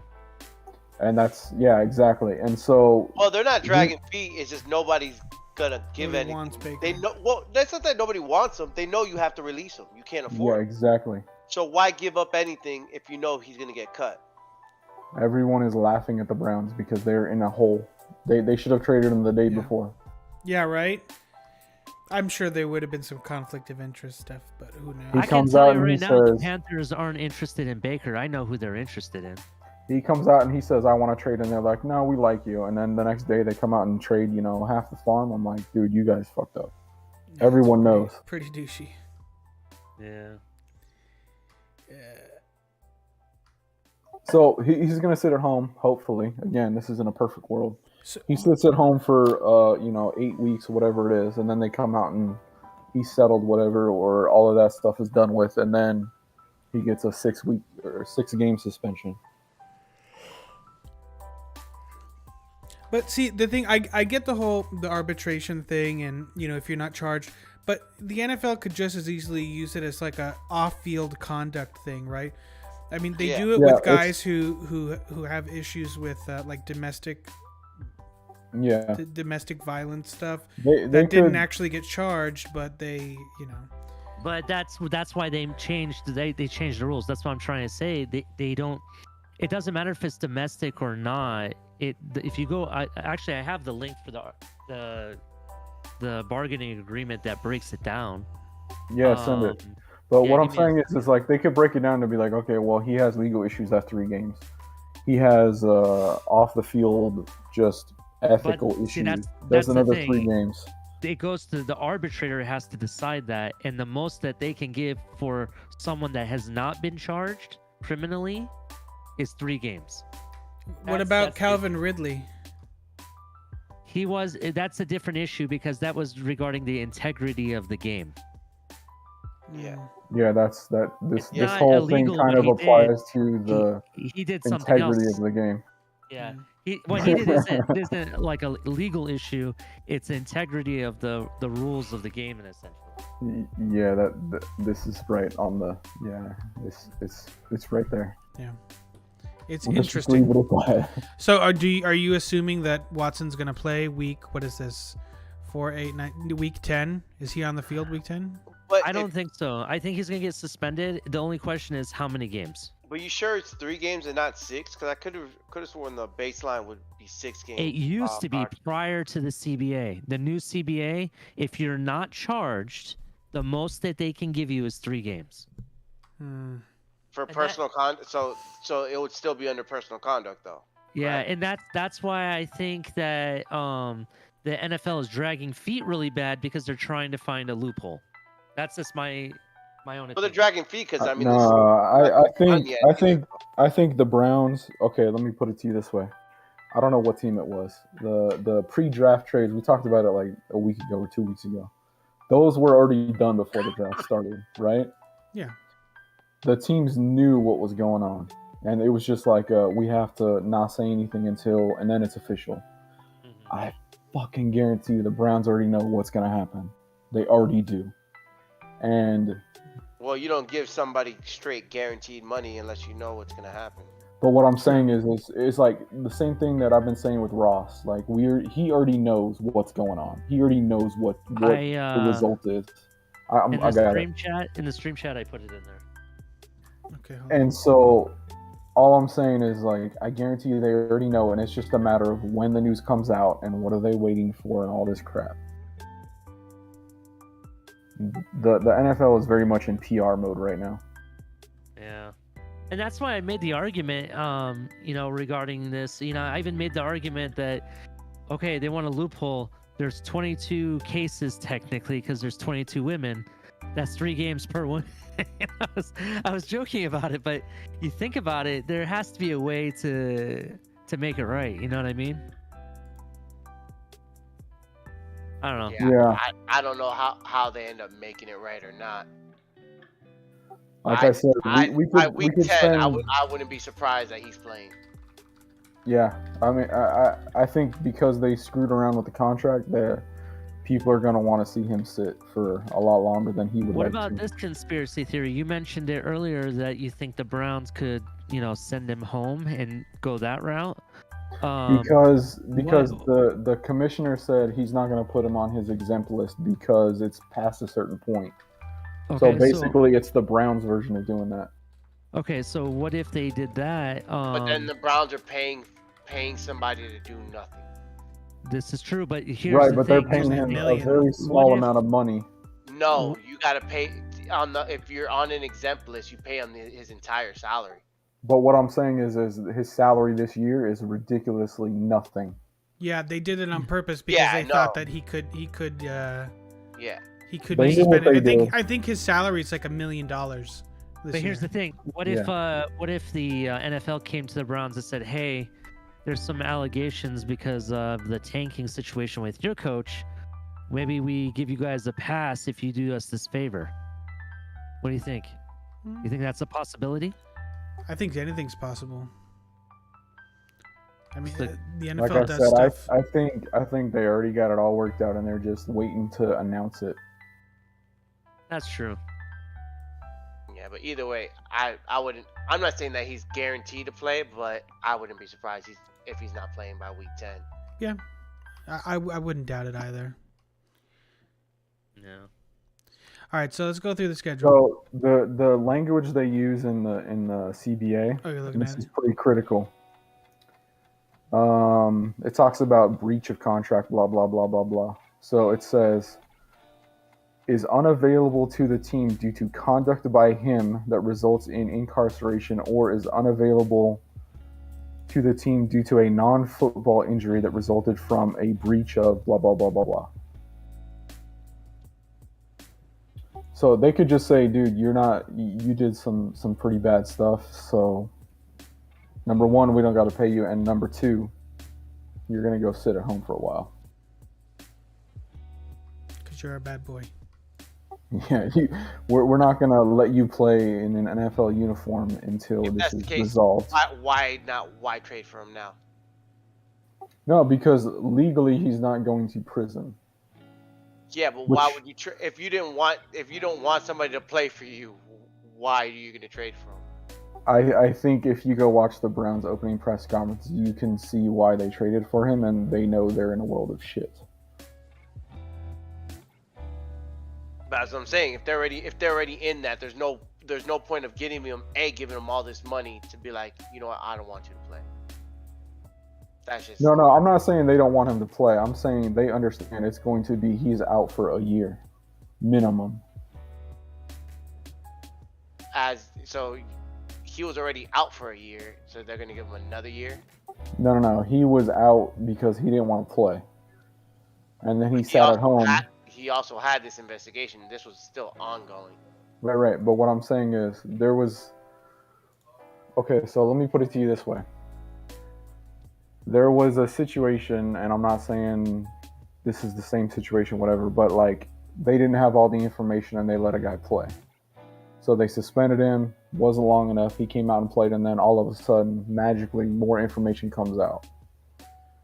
You're talking about 50 plus people at this point that have said he did certain things, and it's all the same story over and over and over, right? That's not going to just randomly be like, oh, we forgive you, because you're not going to jail. That's not how that's going to go down.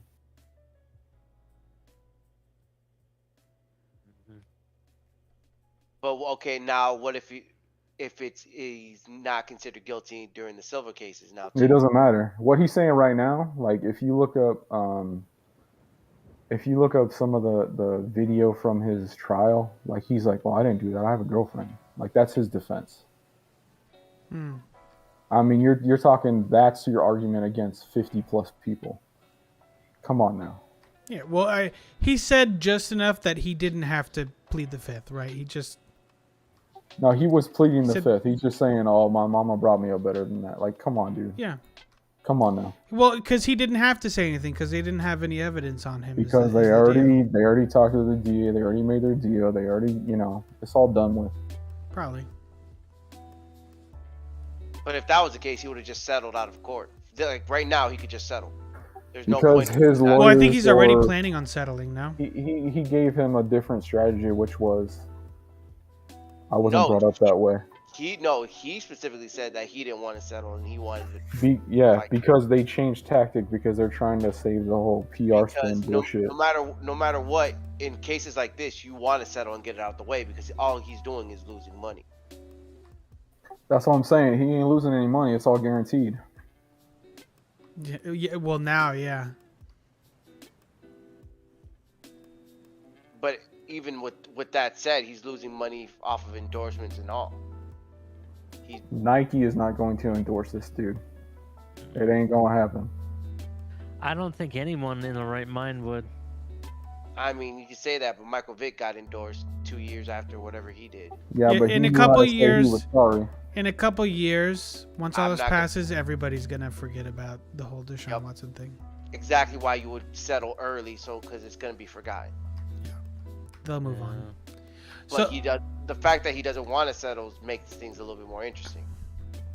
Yeah, I mean, well, initially, again, they said they were prepared to settle with most of the cases, and I don't know if they're still moving forward with that, but anyway. Yeah. So let's look at the schedule real quick. Okay. Do you want us to give us our win-loss as you call off the team, or what? Sure. Yeah. All right. So we can take our time a little bit with each one. Patriots in Miami. There ain't no way in hell we're losing this game. That That's feels win. like a big dub. Big dub. Big dub. This game scares me, and I'm not just saying that because Mike's in here. This, as soon as I saw this week 2 Ravens, I was like, "Damn, this is a really important game," because I think this game is going to set the tone for the season. For both teams, actually. I mean, for the Ravens, I think. Who do the Ravens play week 1? Week 1, I gotta look it up again. I can't tell you the top. Oh, okay. I'm just curious because it seems like this is a statement game. Hey, to me, it's more of if they're healthy or not. Yeah, true. They got the Jets. Oh, we got the Jets. So Oh, that's okay, easy win. Sammy Watkins over there, or no? What happened? Who are your receivers besides Rashad Bateman? You got Rashad Bateman, and then just 3 young prospects in James Prochet. They hope Tyler that they get Collins, Landry, but it ain't gonna happen now. and Okay. Devin Duvernay. Okay, and how's your running back crew looking? I know who you have Very over there, good. but are they healthy? Is what I'm asking. So that's what scares me week 2. I don't know. So there's 4 guys that I hope are healthy by then. Hmm. Both corners in Humphrey and Peters. And the same goes for J.K. Dobbins. At least one of the running backs, J.K. Dobbins or Gus See, Edwards. Dobbins is my boy. He went to my favorite college team, the Buckeyes. So Yeah, well, I hate the team he went for because it's all about the U. But I love the player. I understand. I'm gonna say it's a W still. I'm still going W only because your receivers have nothing on our corners. Yeah, but we're not gonna. To stopping the run would be the most important part. Yes, and we have we have a very big man named Raekwon Davis. We also have He is a we also massive, have very our brand new 3rd round draft pick Tyndall, who I honestly think is going to surprise a lot of people. You know, this would be the game for Tyndall, right? Because what he's really great at is that like QB spy and containing quarterbacks. So this would be if they can get him ready, 'cause he's still a rookie. Here's another big if too. It's more of as far as health concerns is the left tackle Ronnie Stanley. There's so many people coming back from season-ending injuries that even before they played the Dolphins last year, it was the piece that broke the. It was just too much going on that when the Dolphins they went up against the Dolphins, they were like 6-2 or whatever. However, they had so much going on that game was just, everything went downhill from there. Yeah, and as I mentioned, Simply because there when were I so came- many season-ending injuries. Yeah, and do also understand, as I mentioned, when I came on, there are some additions that could be, added before that game. So who knows? Yeah, this is subject to change, Well, obviously. of course, yeah, because there's definitely There will be some new players on both teams. Let's Yeah, put it without that way. question. The other thing too that we're not sure about early on in the season is will we have Morstead, right? Is he going to be ready to go week 1? I will give you guys Sony Michelle if you have some Mostert. running back issues for a 4th round pick. We just need our guys healthy again. Oh, and so that's- I had the Patriots as a W, by the way. This was my Yeah, I my can prediction. see that. It's definitely, especially home. Yeah, I'm going W still with the Ravens regardless. I had still going- a win. I was very torn. The homer in me said win. If the Ravens are healthy, I'll tell you what. I'm If the telling Ravens you, are I healthy, don't think we walk out of that game winning. if the Ravens are healthy, I agree. You're not walking that game winning. It really depends on the health. This was one of my toss-up games, one of my big toss-up games. Like, Yeah. And to me, it's a toss-up right now for sure. I really, if the Ravens aren't healthy, Dolphins can take that and they can take it easily. So you're saying that the zero cover blitz, with your guys all being healthy, you'd be able to stop, no problem. Yeah, you did a zero cover blitz with our fourth string running back, a left tackle that is now retired because our all-star, all-pro left tackle was injured. Mm-hmm. We have a new center and one of the best center prospects not just in this draft, but in the draft they said for years. So the O-line is going to be completely different. We even picked. It's a lot different than what it was last year. Yeah, we can't compare last year's because the Ravens were decimated when we played. No, I'm just looking. I'm looking at who we've added and who they have that I know would be starting. That's what I'm looking at. Yeah. And I don't know, man. Until you guys.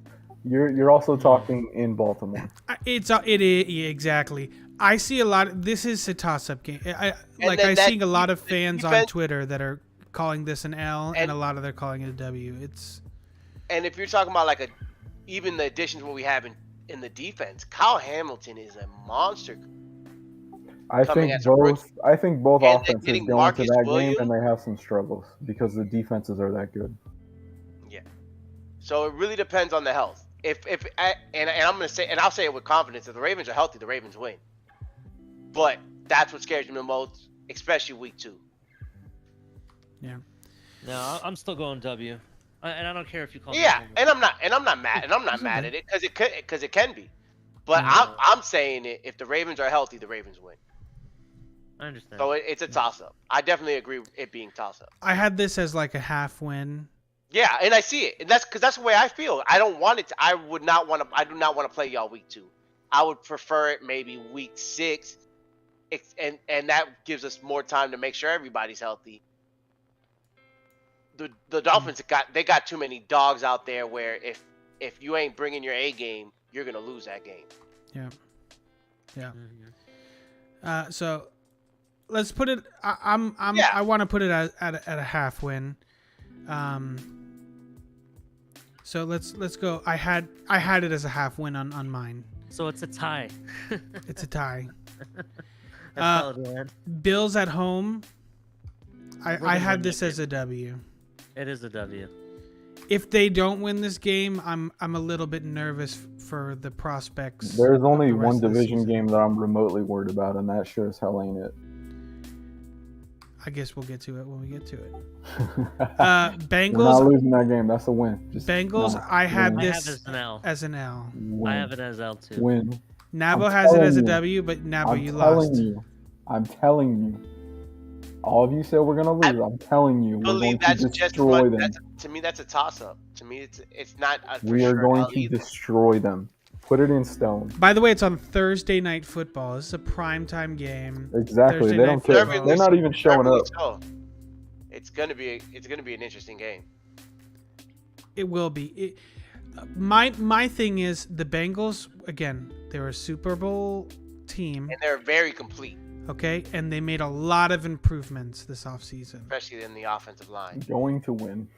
Especially in the offensive line. It is. I have us very well balanced, and that's one of my losses. Going to win. Okay, so you got outnumbered, Nebo. It's a fat L. It's fine. You know my reasoning. Look, I'm gonna put a little W for you. My team is not going to do me dirty like that. All right. I put you a little W there. Okay. All right. It's just not gonna happen. Jets in New York. W I'm not even gonna ask you guys. Take over. We'll take that over. Okay, so wait, before we go further than the Jets,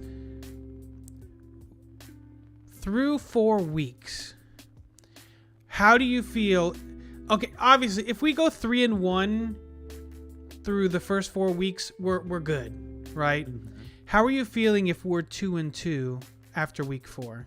We're just still fine. Okay. You're still just fine. We're okay. This is probably one of the toughest stretches of the season. The beginning really not, and then though. the end sounds like the toughest. Yeah, there's That- this 4-week stretch, and then there's this 4-week stretch. Yeah, and then you have, it's 6 weeks because those are division games to have at the end because like the division games at the end are killers. Yeah.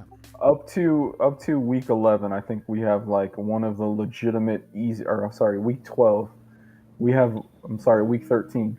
We have one of the easiest schedules in the NFL. Yeah, not including the first 4. No, I'm talking about with the first 4 because you got to understand those are 2 home games. Mm-hmm. Yeah, but those are 2 home games in your division. You're always gonna have 2. It doesn't matter. They're 2 home games.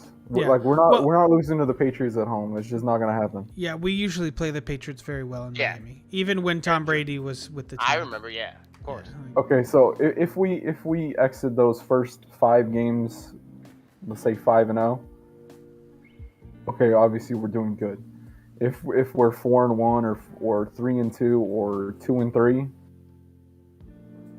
If we're 2-3, I'm a little irritated.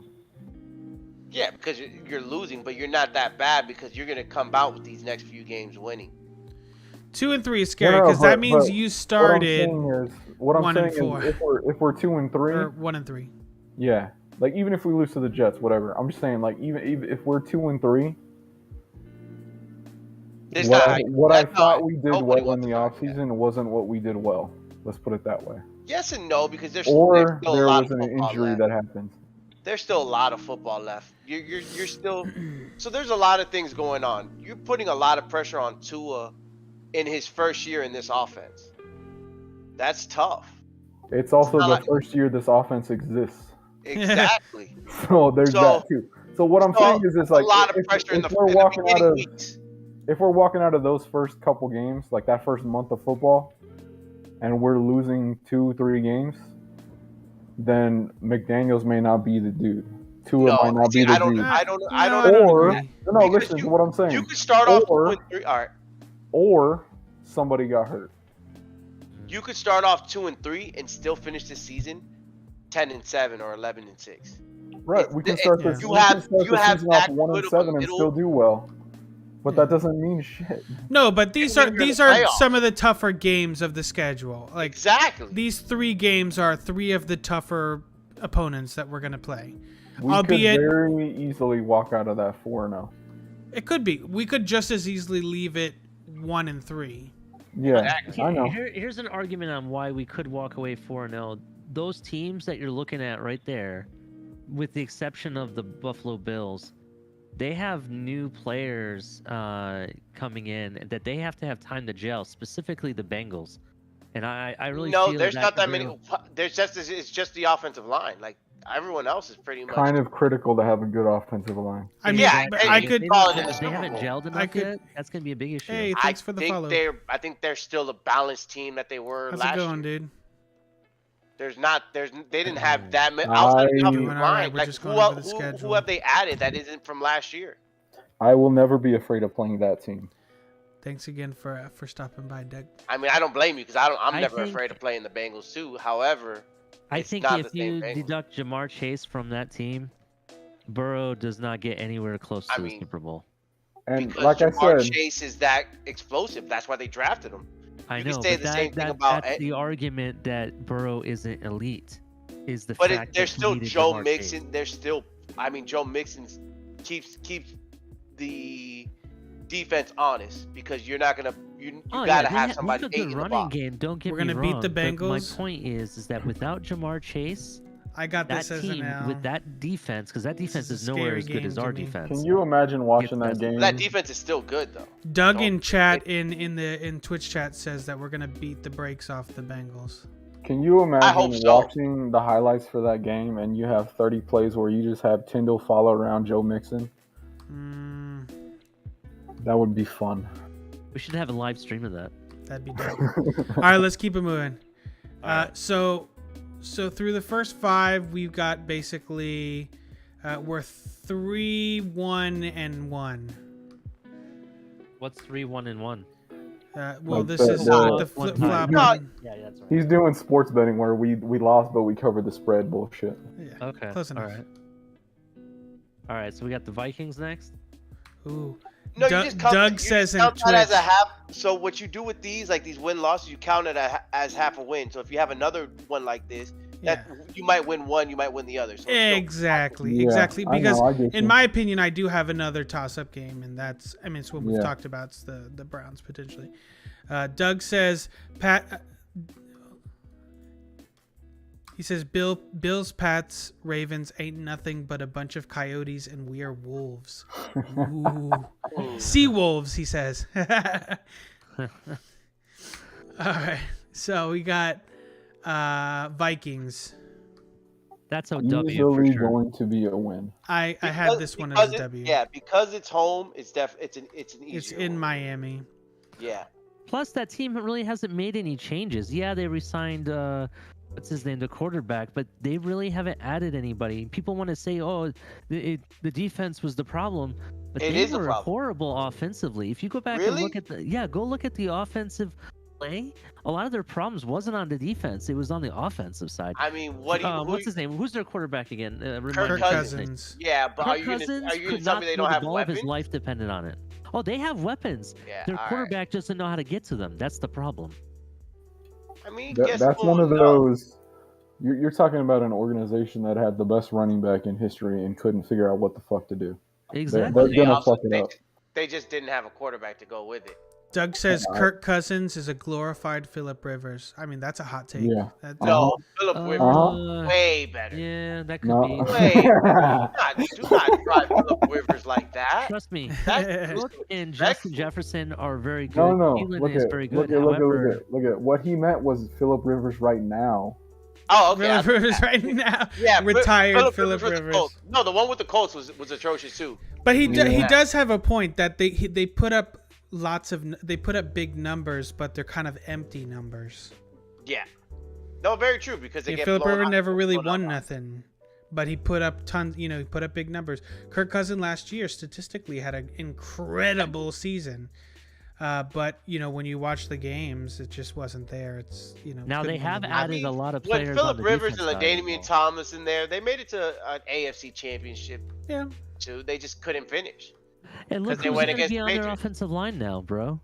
Jesse Davis. Hey, We know that guy. watch him go there and be like a Hall of Fame Don't do that to lineman. me. Don't do that to me, Could please. you imagine? No. We told you he's gonna be a defensive lineman for them. He's gonna play. He's gonna be good. Yeah. But yeah, that He's that gonna Vikings run his face defense into people. was definitely the fault versus the offense. That offense had weapons.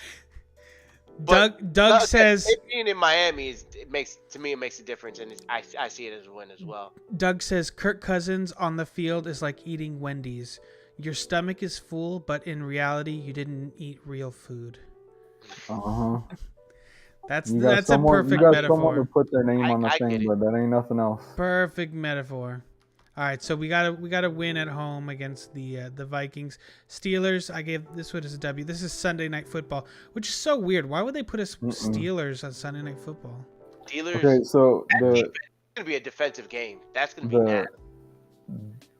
that Is it game because the Flores specifically- Minka thing? Is that No. why? It's just because it's the Steelers. Yeah. The Steelers are notorious for playing on a Sunday night. And They- it's a good. It's They not do like it's a very bad well in night organization games, or a and they bad just do team. very well in general. This is gonna be a nasty old school type of game. It's gonna be I can see that.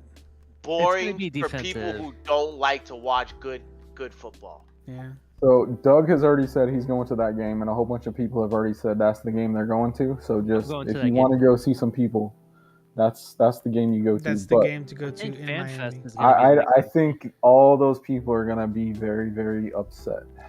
Sunday night though, that's Sunday night in Miami. That's gonna be a great game It's gonna be Oh, fun. yeah, it'll be to fun. go but- watch. To watch. It's Yeah, really you gonna know. be Dude, that's a game you should whoever come makes. down To me, it's not really a toss up maybe I per will. se. It's whoever makes the most mistakes. I think Mitch Trubisky Right. is the reason the Steelers lose. Versus like well, the they might be Dolphins starting winning the the new game. boy that time. Yeah, it could be. Instead of the Dolphins winning the game, I think Mitch Trubisky loses the game for the Steelers. You mean Or mini, Malik mini Wills. hand pickets? Or Yeah. Pickets, I mean, yeah. Okay, so this one I have I us as don't- like it's a toss-up type game, but I'm saying like if I'm gonna choose us to lose a home game, You got the This- Steelers I don't- as the I don't toss think- up. I don't No, think no, Steelers- listen, it's- I don't. I think it's there's the mistakes made Steelers. by the Steelers where you It's- win this game. It's the That's Steelers. a dub, dude. That's a dub. It's the Steelers.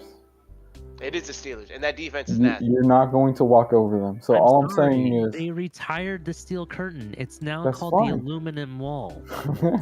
that's fine. But The aluminum wall. let me explain, okay? Yeah, Doug. Doug, I'm looking you gotta. at our home schedule. You're gonna okay? have to jump in And I'm in gonna say my we're gonna Discord be because we're doing the 7-1 call-in or Discord. 8-0, okay? Something like that. It's Like, hard. we're- to we're- have a know in Discord? the NFL. You, We're not. We have a very good home schedule. I'll just put it that way. If we're going to lose one, it's going to be to the Steelers. That's it. That's all I'm saying. Okay, so what is your prediction actually for the game?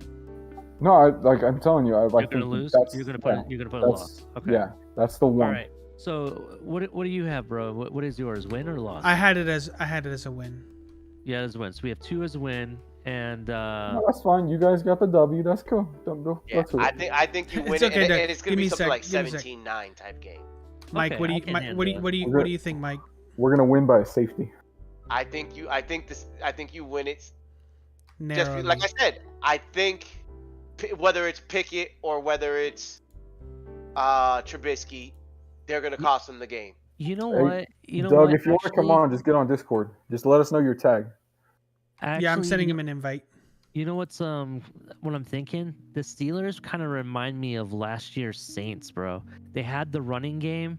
They didn't have the quarterback or some of the offensive weapons, but they had a good defense. They had a So good draft. that could Steelers have a be- great defense. Watching them play twice a year, do I not understand. sleep on that defense. Okay. I trust that franchise to game plan for whatever the hell we're gonna do. Let's just put it that way. They'll game plan. I'm not disagreeing with that. I just really feel that it's a very winnable game. Oh, of course. That I see them winning simply because if this was at Steelers, it's more of a toss up, and I think Steelers win it. But that home makes a difference. Yeah, if we walk out of that game and we've won all of our home games, I'm pretty sure we're undefeated at home this year. I'm putting it a W. Yeah, let's go. I like it. All right. Lions in W Detroit. all day long. W, dude. That's not, Not even. even a question. Y'all gonna hate me for this, but y'all are gonna lose because there's always one. We always one lose game. to one really bad team. Thank you. Thank you. This is it. Y'all are the Dolphins fans. Don't tell me y'all don't go through this. That's what the every Chargers year. are for. I'm telling you, this is gonna be if any L, if especially if you're doing well, this is gonna be the L. No. See, I'm sorry. Miami has Lions number ever since what Lions did to Dan Marino way back in the day. They have their number, and they're gonna destroy the Lions. I'm telling you. Yeah, we're not losing I mean that game. that should be the case. I'm not gonna argue that. You're right. We should win, but Thank you. Exactly. yeah, we're talking about should wins. Okay, let's clarify this statement. We should win. I expect us to win that game. I think there's a case to make for the next team that there's a higher chance of losing. No, Even though I I think- will win it. this I is a actually weird think one. the Bears are a worse team off roster wise. They've lost Yeah, a because the lot. Lions had a much better draft than the Bears did. They've lost a lot, and they don't. I mean, losing Khalil Mack, not having Hakeem Nicks, that defense is not the same. Yeah, I mean they're not a great team right now. Yeah, they're putting a lot on Justin Fields, and it's gonna be not fun for them to watch. Yeah, I had the Bears game as a W for us. Yeah, for sure. We I kinda would say same the page. Lions would be the weird one over the Bears. Yeah. This is the weird game. That one weird game that we lose that we should not have lost. Yeah. Yeah, and then there's also going to be one game that we shouldn't win that we do end up winning too. Yeah, so. for sure. Mhm. Which might I- be. I know think exactly could what be game that that is, Chargers too. or Green Bay game. Yeah. So Brown. I keep saying Bears when I get to the Browns. I have the Browns as half win because I don't know what the Browns are. I have no clue. I think this is going to be like the Steelers game. It's going to be a defensive game. Regardless if they have Amari Cooper, I still think they're containable. Their running game does scare me. But I think Deshaun our Watson. defense... That team terrifies me most out of anybody. Out of Yeah, that but you game. also have to think about this. Deshaun Watson hasn't That's played, so in a sad. year and a half? Exactly. Yeah, but this So- is week 10. This is week 10, and it's also. It don't matter. We're already He up hasn't. 10. He hasn't Remember, had enough time to when do Vic anything. didn't play for 2 years, and then he came back into Philly and just started going ham? Well, I think. Are He we was gonna working argue? out in prison. I don't Yeah, think there is Deshaun any way Watson. that we lose that game. I can't say that because. So, Ali, what do you Well, have but it, you're, Ali? you're the Ravens fan, though. What do See, you- I'm a Dolphins fan. Ali, We're what not are you losing calling this it? shit. I would prefer I'm you to saying we win. beat I the would Browns love by a for field goal. you to Oh, we're win. gonna win.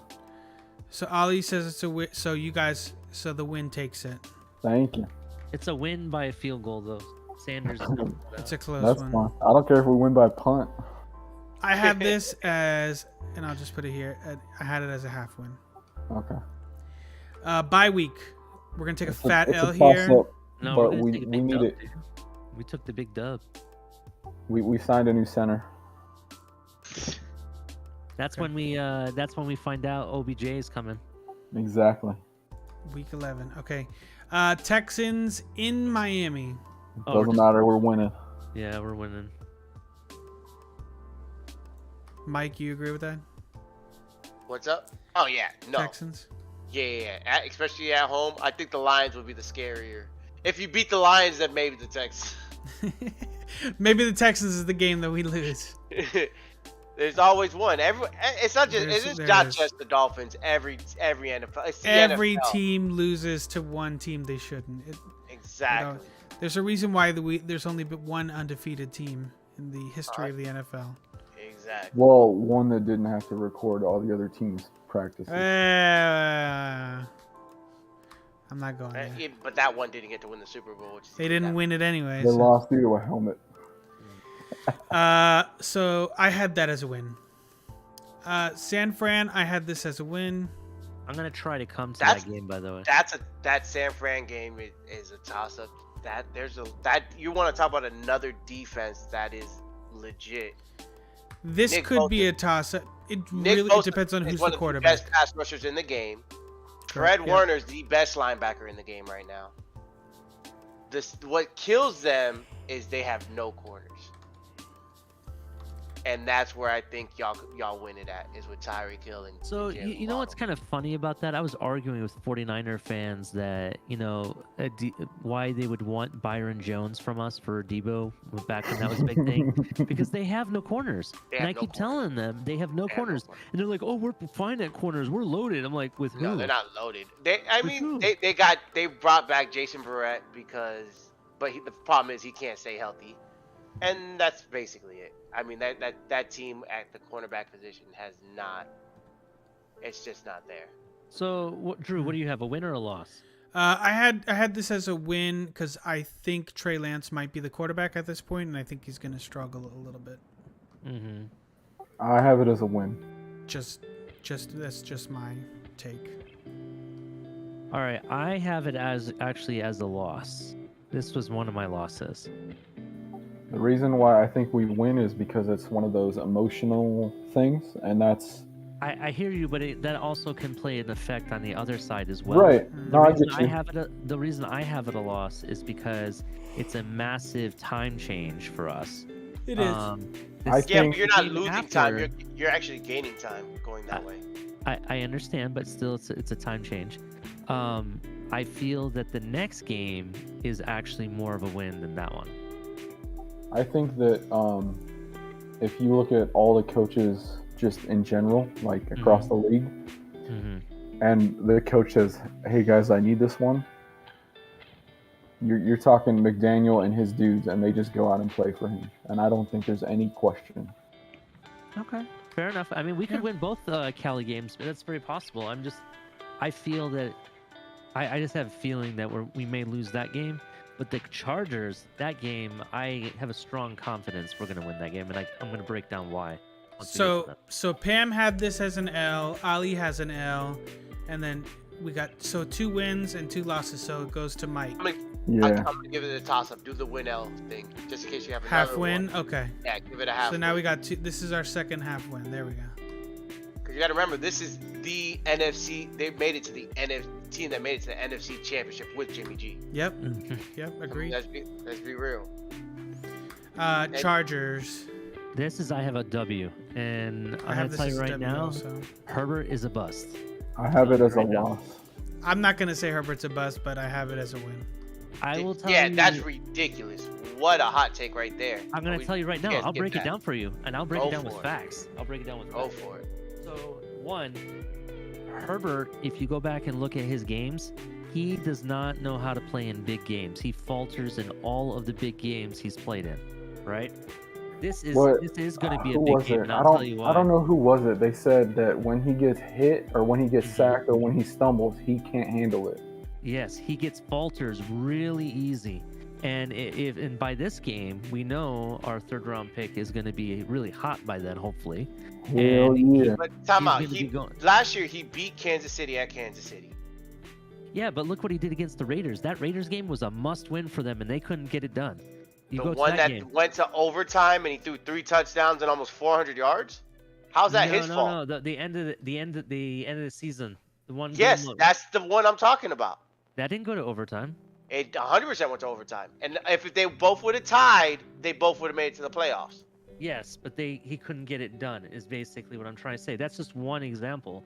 There's other games. If you go back and look, as soon as something happens, messes up. Let's say he throws an interception, he like disappears for a good period of the game.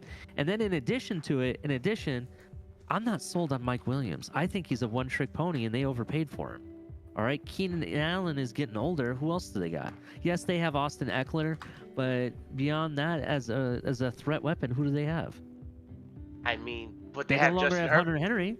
But Go they on. have Justin Herbert. You can have to me, Justin he's Herbert that good. He if he's still that- got go look at his 5,000 stats. yards. 5,000 yards last year. Did he have 5,000 yards Yeah, last year? 5,000 yards, 38 touchdowns. I'm looking it up now. 15 interceptions. His Okay. interceptions. If his interceptions go down, that team's a problem. The O-line wasn't as solidified as it is this year, and that defense is only getting Who better. did they bring in as their O-line? They got another. They got one of the best guards in the draft. I forgot his name Okay, now. so he's a rookie. Okay. rookie. Did they bring anybody in free agency that's a veteran that can be immediate impact? I mean, the rookie could be an immediate impact. That's what you pay. When They're- you get a first-round guard, usually they're immediate impacts. Now their defense is pretty good. Don't get me wrong, but their offense, I'm gonna tell you right now, we're gonna win this game. This game is gonna be a win. And when we go to Cali, the Dolphins aren't gonna come back here and then go back out there again. They're gonna stay in Cali. Yeah, so that's a and good that's gonna be thing. their The benefit. good thing is having both of these games together like this, because they Yeah. are going to just stay out there. Yeah, they're not coming back. I'm makes no not sold. I'm not sold on Herbert. I'm gonna tell you right now, he's gonna regress in 2023. Well, it's hard. Look, when It's you hard come not out to play regress. exactly, just like with Patrick Mahomes. But when like a down year for Patrick Mahomes is still a top 5 quarterback, right? Yeah, Herbert. Justin Herbert is definitely going to be a top 5. He could be. He could be. It's scary. So I still think we win because we own the Chargers. Like Pam said when she was on earlier, for whatever reason, we beat the Chargers even when we shouldn't. We just do. But this is in LA. I had it as a W because I think we just own the Chargers, even though they think they got the better quarterback in the 2020 draft. I have it as a loss. I'm gonna give it a toss up. I'll give that a toss up. All right, hold on. Let me get Doug. Doug just joined. Okay.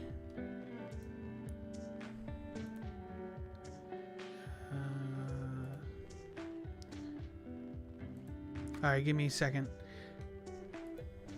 So, Doug, in Discord on the left-hand side, you should see a bunch of different links. So there's one that says like Miami Dolphins, one that says Miami Heat. Towards the bottom, there's one that says stream chat, and if you click in there, it'll get you into the voice.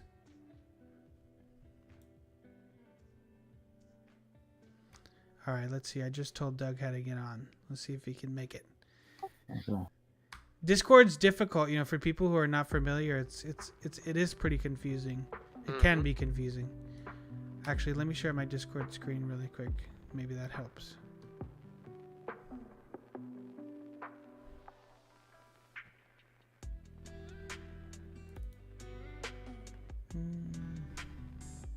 You guys can chat. You guys can keep talking if you want while I'm doing this. Anyway, I feel that. Oh no, the like I'm Chargers going game is through. winnable. I'm going through my list, and I put like at home we're gonna be because I did it when we did when we just had the opponents, not like when we had the dates. And so at home I had a Doug, 7-1, away I had a 6-3. Discord. This is what it looks like on And a. so the problem is one of the on a losses PC, is on my but birthday, which you ain't still gonna fucking should happen. have on the Not left-hand against that side, team that week, that day. It's just not gonna happen. all of these little things. all So these now I'm little like, channels, okay, well, and all the we way have at the to bottom, lose there's this one one that away says stream game, chat. so And if you click we in could say here, Houston. it should I mean, it sorry, should we get could you say in the voice Cleveland, chat. Come on now. So I'm saying it's okay. we're It's a little 14 and confusing. 3 It's- if everyone it's stays not healthy. the easiest. That's what I think our Yeah, top, I have us at 13-4. 14 and 3 is Do you see? is insanely. Do you see good the season, these no matter channels what. here? You would think it is, Like but the like I feel like we channel, can win not like just for 16 any games. Dolphins, not just for the General, Dolphins, for Miami any Dolphins. team, period. Dude, oh my Any god, we team have such a good schedule. It's To ridiculous. be 14 Yeah. and 3. When's the last time the Dolphins won 14 games? Yeah, it's here. This Oh, one and that by the says way, stream for people chat. that are afraid of Green Bay, I wouldn't be afraid of them. We always have their number usually. We play really well against them every year. And in addition to it, they as of right now, they don't have very many weapons. Yeah, they have Aaron Jones. The Ravens That's played about it. really well against the Dolphins until last year. What was it, like a 4-game win streak?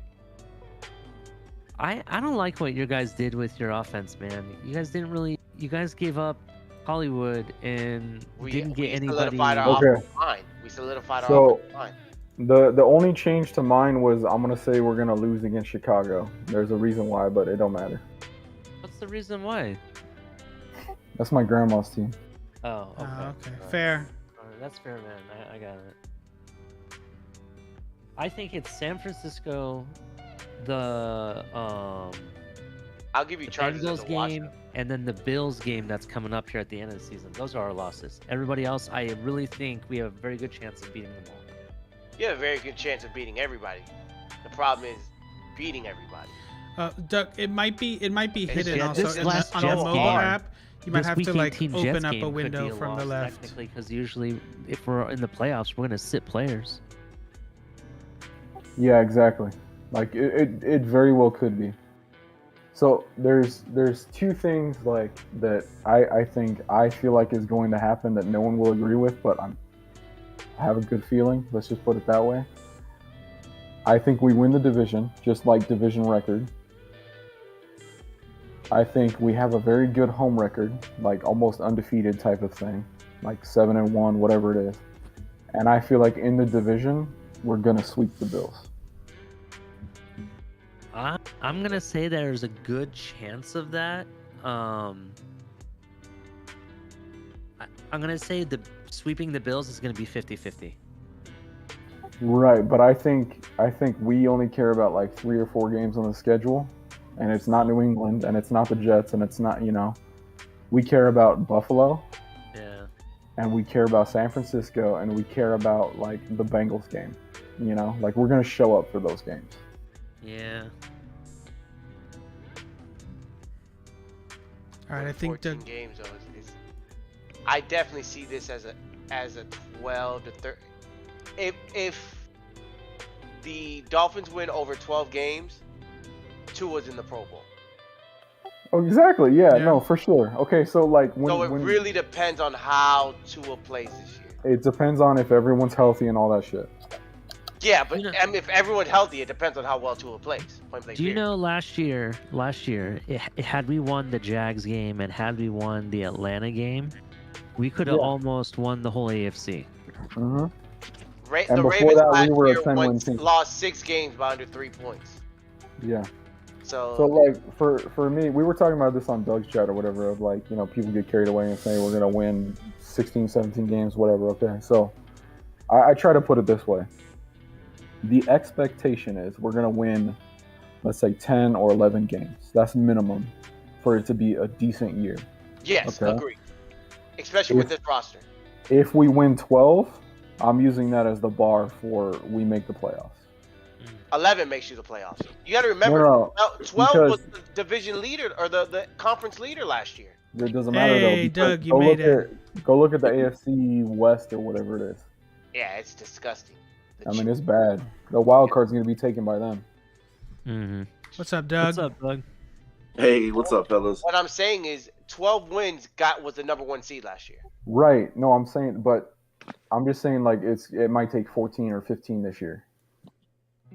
It might not because there's so many good teams in the AFC. Yeah, the AFC is going to be so competitive. It may not take as many wins to be honest. not gonna take. The It's difference gonna be is so close. the difference is the AFC. I think it's the West, the one with the Chiefs and all that. Yeah, no, it is the West where everyone has. They It's are the only playing division against. that has four people with a quarterback. They are playing against the easiest opponents in the entire NFL. Who are they going against? Who's the? I'll pull up the schedule because I have it, but I mean it's ridiculous. I got us winning. What's up, everybody? This is me, Doug. Hey.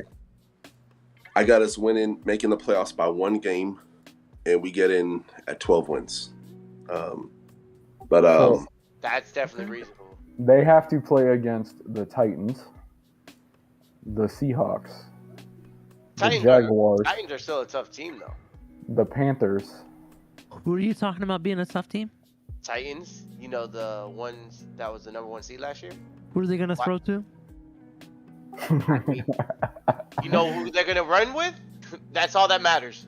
Hey, they gave up their real best quick. running back to the Ravens. Hey, real quick, I have a hot take. All those Dolphin fans, you know, who are like, man, Ryan, man, that's why we should have kept Ryan Tannehill. I'm like, man, nope. Told you guys. You guys got him, didn't you, Mike? Didn't you guys get Donta Foreman, right? No, Foreman. He played. I think he's still with. He might be with the Titans. No. He went to you guys. I'm pretty sure you guys picked him up. Hold up. No, absolutely not. We picked up Mike Davis. Hold up a second. He's talking to UDFA. His current team is the Panthers. Oh, it is the Panthers. My bad. I'm sorry. I knew it was the Eastern side team. That's why I thought it was you guys. I'm arguing that he's a better running back for the Titans than what's his name? Derrick Henry. Yeah, I think he was better. You are out of your mind. Hey, go watch the tape, bro. You are out of your mind. Go watch the tape. Go watch the tape. The tapes don't lie. You go watch the tape. Even the game when Henry came back from injury, Donta Foreman was tearing it up. Okay. He was. Hold up. Derrick Henry, before he got injured, had over 1,000 yards in like 8 games. Facts. That was last year. Yeah, it was crazy. Derrick Henry. There was a stat that came out about Derrick Henry where I think like he had been out for like 2 or 3 weeks and still had more rushing yards than the rest of the running backs. Yeah. Yeah, in 8 games he had 937 yards. And you know what's crazy? I had the pleasure of interviewing him. I'm sorry, and 10 touchdowns. In 9 games. Or in 8 games, I'm sorry. My bad, I just had to add that to it. Oh, no worries. No, I had the pleasure of interviewing him this year. Hassan Haskins, he just got drafted in the 4th round. Dude, this dude should have never. This wasn't such a running back deep draft. He should have went in the 2nd round, man. This is the guy who never fumbled his whole college career. He's Le'Veon Bell 2.0, and he just landed on the Titans, dude. Their running game is about to be. There's so many running backs that were like undrafted that I'm just like, dude, these guys have such good tape. How did that happen? Yeah. It's for some reason the running backs are not valued as the same anymore. Drew. Yeah. Pick a different color, like do purple or brown or something or blue, and go through with Doug and let him do his up to where we're at. All right, Doug. Oh, I got you. Hey guys, I'm actually gonna back out. I gotta go to. I promised a friend I'd join a different stream in a little bit. Oh yeah, tell everybody I said hi. I will, man. I'm sorry, but it was No, great no, talking no. to y'all. Nice to meet you, Doug. Hey, you too. what team is that on your hat? So I'm a hat collector. I'm not a Giants fan. Okay. I have an A's hat. I have a Marlins hat. I have a Rays hat. You're a baseball fan? It's weird, man. My dad raised me to be a Yankees fan. I lived in San Diego for like 4 years, so all the games I've been to were Padres games. I would say I'm more of a Rays fan, if you will, but I'm not like a rah-rah. It's funny. I see my man with the San Jose Sharks. I actually have a Sharks hat in my room. I just collect hats. But the only team of any sport I'm 100% loyal to is the Miami Dolphins. So I'm ride or die for the Fins. Same here, man. Same here. All right, I'll talk to y'all later. Nice meeting you. All right, later, Ali. Have a blessed one, man. Take care, dude. All right, Doug. We'll run it. We'll run it quick. Yeah. I got probably about like 10 minutes. 10, All right, 15 cool. minutes. Yeah, we can run it real quick. So we got Pats in Miami. Miami, hands down. All right. All right. Yeah, I got Miami winning that game. We're gonna shock the world, man. Dude, all that clam chowder they eat up in New England, dude, they're gonna be shitting their pants, and we're gonna. Dude, I lived in New England for 9 years, man. My dad was in the Navy. I moved there from Japan freshman year of high school, and dude, those fans are whack. But that's another episode for another day. But we're gonna. I feel you. We're gonna eat their food. Clam chowder is delicious. You can't hate on clam chowder. I do like me some very- clam chowder. As long as it's not Manhattan clam chowder, the red Straight up. Gotta be that potato base. Yeah, exactly. Yeah. All right, we got Ravens at Baltimore. Oh shoot, man. We had this one, just so you know, we had this one a split. We put it at a half win. We had their number last time, right? We had Lamar didn't know what the heck to do. And then defensively, we got better. I'm going to give us a win by 2 points. Yeah.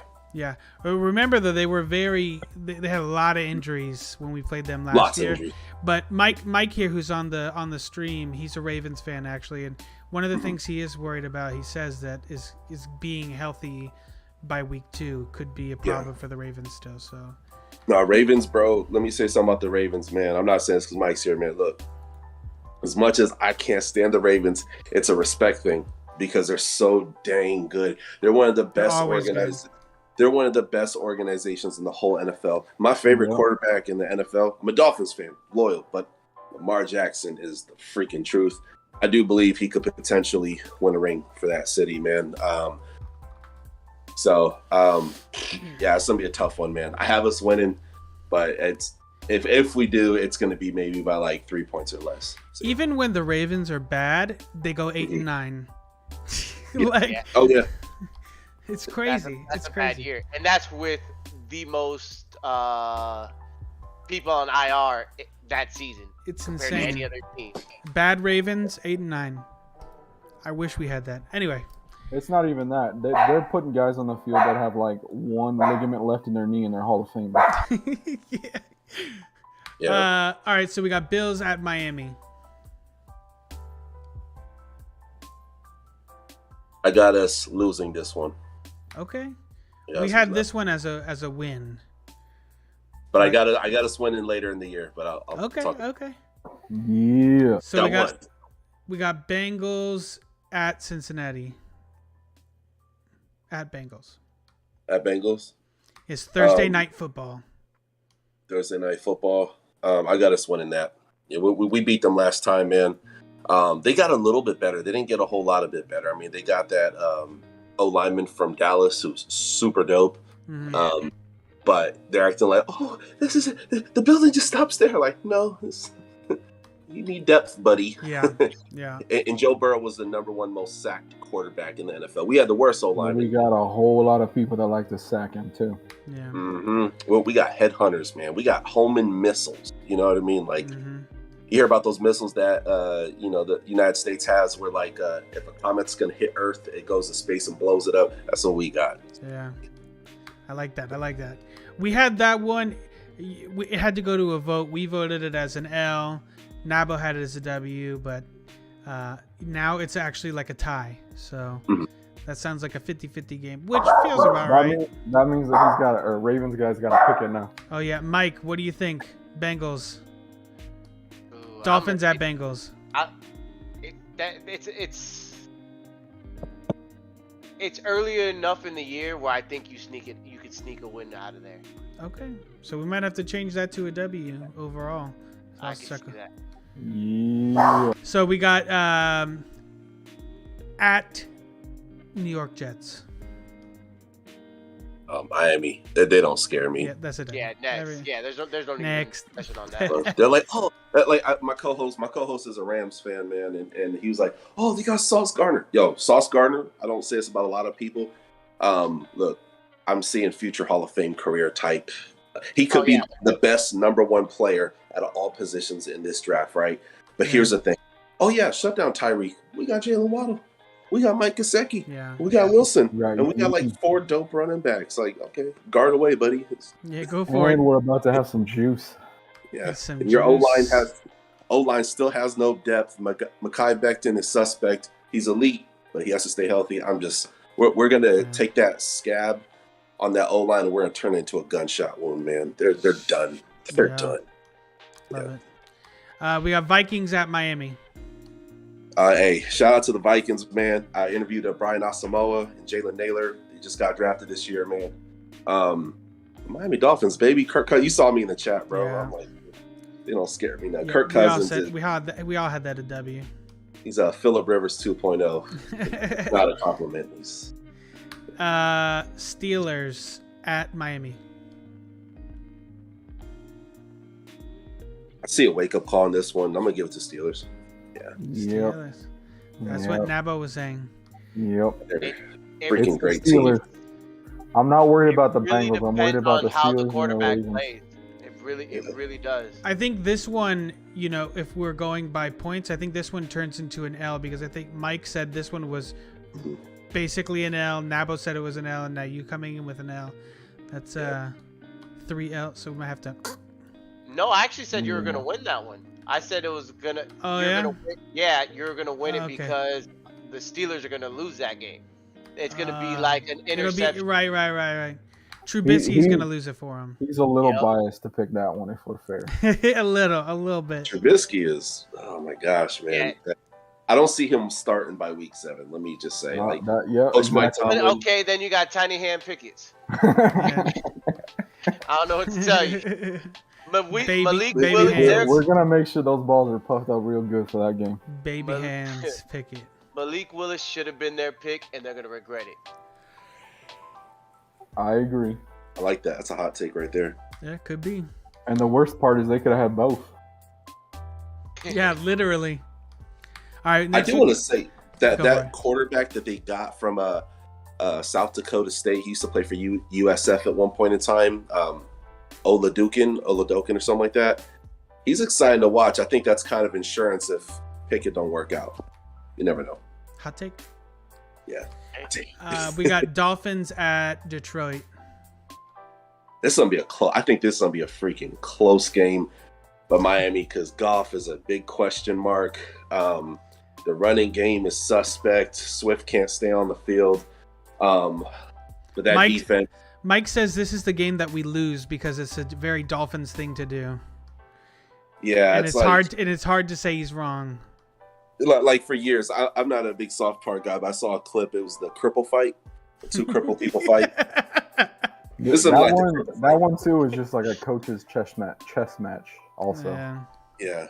I just feel like our coaching is going to be better than them still. Like, your roster's better than theirs for sure. Yeah. Oh yeah. The thing is, there's going to be that one game it's the gut punch. Like what? Why? How did you lose that one? Yeah. Yeah, we could go 1, 2, 3, 4, 5. We could go like 6-1 and then lose the Detroit game. Yeah.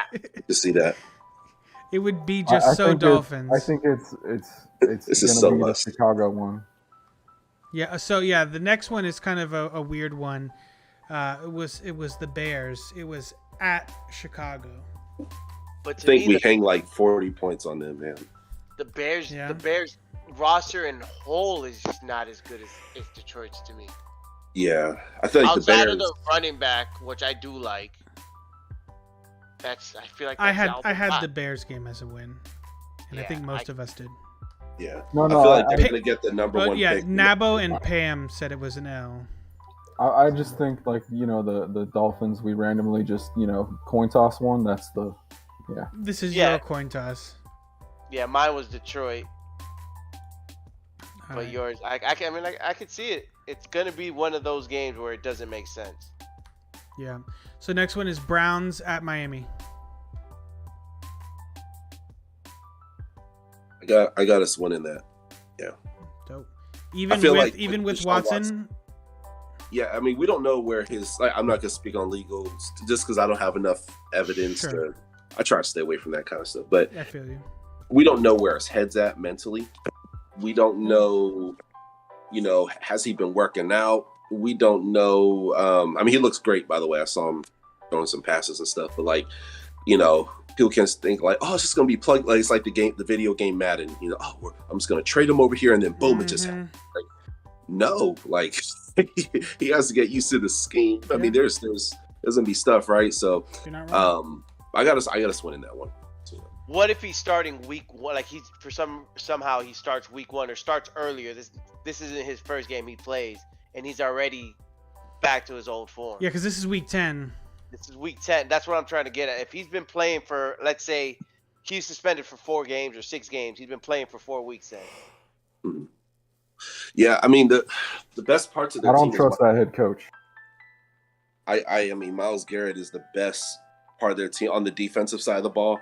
Offensive side, they got one really good receiver, Amari Cooper. We still got to see what that look like. What does that look like with Deshaun Watson? It's the best wide receiver he's ever had. Yeah, that's without true. question. And these running backs are the best running backs. And the O-line is the best O-line he's at. It's a lot of... Yeah, the Bears are a lot better than the Texans ever were. Browns. I keep doing that. Yeah. I'm going to change my answer. I'm going to give this one a loss. Yeah, no, you make a good point. An L. This one to me was a 50-50 game. It really depends on Deshaun Watson and how he's playing. It absolutely 1,000,000,000% depends on if Deshaun Watson plays, how long has he been playing.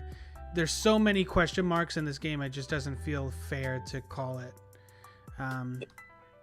So bye week, win or loss. We had it as a win. That we're winning the bye week, but I had it as we picked up a center. We pick up a center week 11. If you need to pick up a center by week 11, you're not winning. You're not winning games. It depends because we don't have one right now. So exactly, but if you're winning games, you're going to be using the same center. Yeah. If you're only picking somebody up that late is if you're not doing well. Yeah. So week 12 Texans, we all had that as a W. Yeah, I got that as a W as well too. Yeah. Yeah, there's nothing on that roster that's terrifying. At San Francisco. I'm gonna chalk it up as an L, man. They're just a sneaky team, man. They are. They shut me up in the playoffs. Even though, yes, they didn't make it to the Super Bowl, right? But they coached the heck out of that team. They beat the Packers, who were freaking on fire. Yeah, I'm gonna give it to San Fran. It's a sneaky team. Let me tell you why Green Bay will always lose to the Niners. They're too much of a finesse team, and when you have a defense like that's why I see the Dolphins winning. When Green Bay plays against dogs, they fold. Mm-hmm. This was one that this was a flip-flop game that we couldn't really come to a consensus. I think it leans more towards an L now. We also have their draft pick, so we want them to lose a lot. Yeah. A lot. Them losing would be ideal. So yeah, this one's definitely flip-flop. Chargers at Chargers. So this is a back-to-back West Coast game. So they probably fly and then stay. So travel is less of a concern. I got Miami winning this game, but I want to say something. This game is so important to Dolphin fans because I know there's I was shout out to. Yeah, this is a bit of a civil war amongst the fan base. Yeah. And that's part of the reason why Stephen Daniels hit me up because I try to bring people together. Yeah. No need for putting each other down over opinions. We should all love each other. But I'll say this, man. Look, man. Like obviously, if you're comparing skill levels, man, Justin, he's just it, right? If you compare a Eli Manning type personality of who's kind of what Tua is when it comes to personality speaking, and then you have a Justin Herbert who is a similar personality, very quiet himself, comes across as a homebody type guy, but he has the arm of a freaking Marino. I'm not saying the accuracy of Marino, but like the arm of a Marino. Sure. But what I look at is who gets rattled. You start smacking Justin Herbert around, he's rattled. Yeah. You know, so when things are good, it's fantastic. He's high-fiving. Great dude, by the way. I'm not salting his character, but I'm just like Tua is like, man, he don't give up, man. And that's something I do like, right? So this is gonna be a tough game, man. Their secondary, if we win, I don't see us winning no more than 7 points at this game. The Chargers are definitely the real deal. They have a pretty tough schedule. I was looking at it earlier, but yeah, I got Dolphins with this one, but only by a touchdown. But this is in my opinion, this is like top 2 most important game for me. Yeah, I feel the same way with Herbert's a lot like Brady in that if you can get them on their back early on, they're gonna struggle. Brady is that way too, that he doesn't like to get hit, and when he's getting hit a lot, he gets out of his rhythm. And that sounds like most quarterbacks. Well, no, there are some quarterbacks I think that get. Just look at Pat Mahomes when he was running for his life. Well, that was different. Patrick Mahomes was running for his life every single play in that Super Bowl. Fun fact: I was jumped by some Chargers fans in 4th grade wearing my peel. It was like, have you ever had like a beat up Dolphins jersey? Like you just need to throw it away, man. I had like a Dan Marino jersey with like the numbers peeling on it and stuff. And just some gingers, you know, they're the worst, man. They started chasing me, man. Dang. And they're high schoolers, man. I was like, I gave them the middle finger. I was like, man, no, I'm a Dolphins fan. And I used to live like 8 minutes from Qualcomm Stadium when they were San Diego. Yeah. Hard to go off topic, but yeah. Messed up. It's very hard to imagine Chargers fans being tough at all. Yeah. Oh, they let me know all about Dan Fouts and all the, you know. There's only one Dan in the NFL that matters. That's right. That's it. Okay, so officially, I don't know. I have that one as a loss. I'm just saying. That's fine. You got it as an L. I don't want to write it down like we're gonna be some undefeated team or something. So like that's one I could easily see us. Okay. Fair enough. And I know that's like I'll stick your little L in there. Little L. We need Tua to do good that game. I'm not saying he's gonna do bad, but you know, like we might have a clock issue or something stupid like that. Yeah. All right. Next game is at Buffalo. Let's see. Did I have the? Yeah. This one I have the one. I have this losing beginning of season, and this one I have us winning. Yeah. Interesting. Mm-hmm. I have us winning. Just in case you wanted to know. Nice. Yeah, this is the one that I had us losing. Yep. I hate Buffalo, y'all. Their fans are just. I don't think Buffalo wins the division this year. I don't think so. Because you're going with the Dolphins winning the division.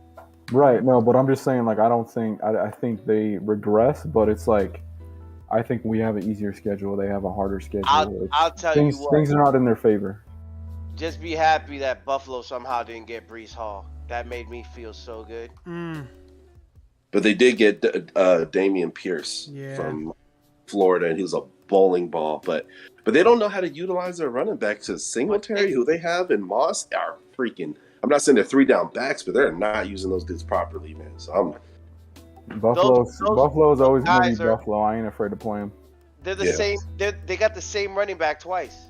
To me, Zach Moss and Singletary are the same player. They do the exact same thing.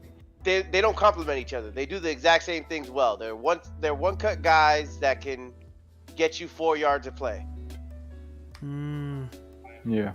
Good point. So I think this was majority L on this one, and the majority of us had it as a W on the other. Wait. Go back. Go back. Why is there 3 L's? What's that for? So, Nabo, what'd you say? I said win. Oh, you're saying it's a win. Yeah. I told you they're not winning. We're winning every division. We're winning both. He's saying the Bills get swept by the Dolphins. We're gonna sweep. Okay. So it's a 50-50 on this one. That's fine. I'll give you an L on that though. Okay, the Mike L. Let's get that. Special color. Let's be a little. I should have made Mike the purple. That would have made more sense. All right, so then now we got Green Bay at home on Christmas, the first Christmas game. We're about to bless those dudes at the present. They get a loss. I got Miami winning this one. That's a home game, so that's easy. Yeah. I see it the same reason that they lose to the Niners all the time is why they're going to lose to the Dolphins. Wow. Yeah. The exact same. Big old W against Green Bay at home on Christmas. When they play, play a team with physicality, they fold, and they haven't proved otherwise. Hey fellas, check this out.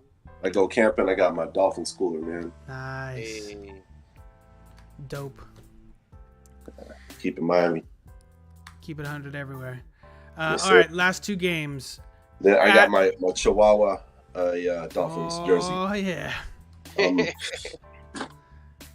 Sorry, even the dog repping. Yeah. All right, last two games at Patriots and then at home against the. So we'll do at Patriots first. Week 17. I guess this is the last loss of the season. I think this is at 5 losses that I have down. So yeah, last loss of the season. Yeah. Win. I have this as a W. What about you, Mike? I mean, division games to me are always toss-ups. Yeah. You play the hardest against the division, so I could see We Dolphins really winning, hate them but this year. I could also see the Patriots winning too, especially one. We But really hate them this year. Of all years, we hate them this year. What's different between this year than every other year? The whole Stephen Ross with the yacht bullshit. Yeah. All the nonsense.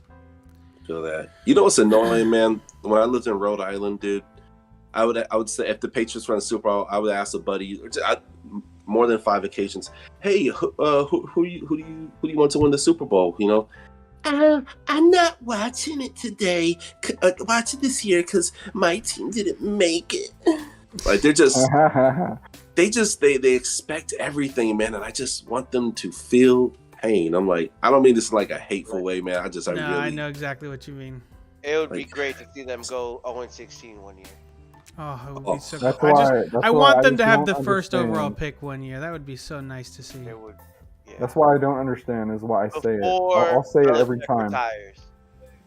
The only way that motherfucker can walk into Miami and Ross can have what he wants is if he says that like every season ticket holder the last 10 years can just kick him right in the nuts. Do it. Do it. All right, so we got this one as mostly W's. Yeah. We'll give it a big W. Yeah, W. Yeah. And then final game, Jets at home. Don't even say anything. If we are resting everyone for the playoffs, good point. that's fun, but I don't think we lose, even with our 4 stringers. We should win unless, like you say, we're resting people. If it gets to that, so. I mean that's a hell of a season if you're resting people. Yeah. Hey, for us, more than 9 wins is a hell of a season. I'm gonna be honest here. You know, like across everything, there's a lot of W's here. You know, there's a few L's. Yeah. But it seems the consensus is, you know, the floor is around 10 wins. It seems like, and that seems to be like the consensus. I got us at 12. What was that? I got us at 12 wins. Yeah, but no, he's saying the floor being the lowest amount of wins. Oh, gotcha. Yeah, not what you think it is. I gotcha. I'm seeing a lot, like based on kind of what we've done and what I've seen on Twitter, most fans have it between 10 to 14 wins. I had said, you know, even going before we went game by game, I had us at like 11.5 wins. I like to throw the half wins in there because, especially the Browns game, I just don't know how to call that one. That's a tough one, dude. That's a tough one. You stumped me because you started naming the running backs. I'm like, oh shoot. Yeah, I mean, it's still there was one thing holding the Browns back, and that was Baker Mayfield. Although they lost 2, you know, great wide receivers too. And I mean, if you refer to the documentation, I don't think it was him that was holding them back. Man. Yeah, there's a lot of others. that the Browns picked up. Oh my God, why? Because I feel like they picked up somebody. You talking about a free agency or draft? Yeah, no, free agency. Hold on, I'll pull it up. Man, back to the Chargers secondary, man. They're, oh my gosh, J.C. Jackson, Chris Harris. It's crazy. I actually interviewed Chris Harris last year. Chris Harris, beast. Dude, yeah, I had him on the show for like 8 minutes. It was a real quick interview, man. But he was just so nice. And one of my other co-hosts is a Broncos fan, so he was just decked out in all his Broncos gear. It was fun. We have a good little chemistry. It's good stuff. Apparently, Jarvis Landry told the Browns to go pound sand because he finally got calls from real football teams. Is that real? Oh my gosh. I'll say this though. I still got my Jarvis Landry jersey in the closet right now, dude. Don't worry, you're gonna win soon. It's fine. You're gonna be able to put it back on this year. Okay, so they got Jakeem Grant. Future Hall of Famer Jakeem Grant. Anthony Walker. Chris Hubbard.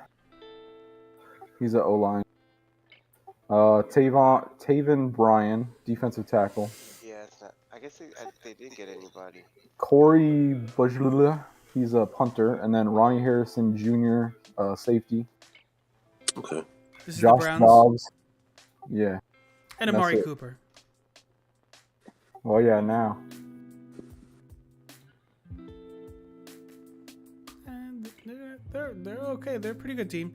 Again, it all rests on the hands of Deshaun Watson and whether or not he's playing, how long he's been playing. They are so bad they can't afford an owner or a logo.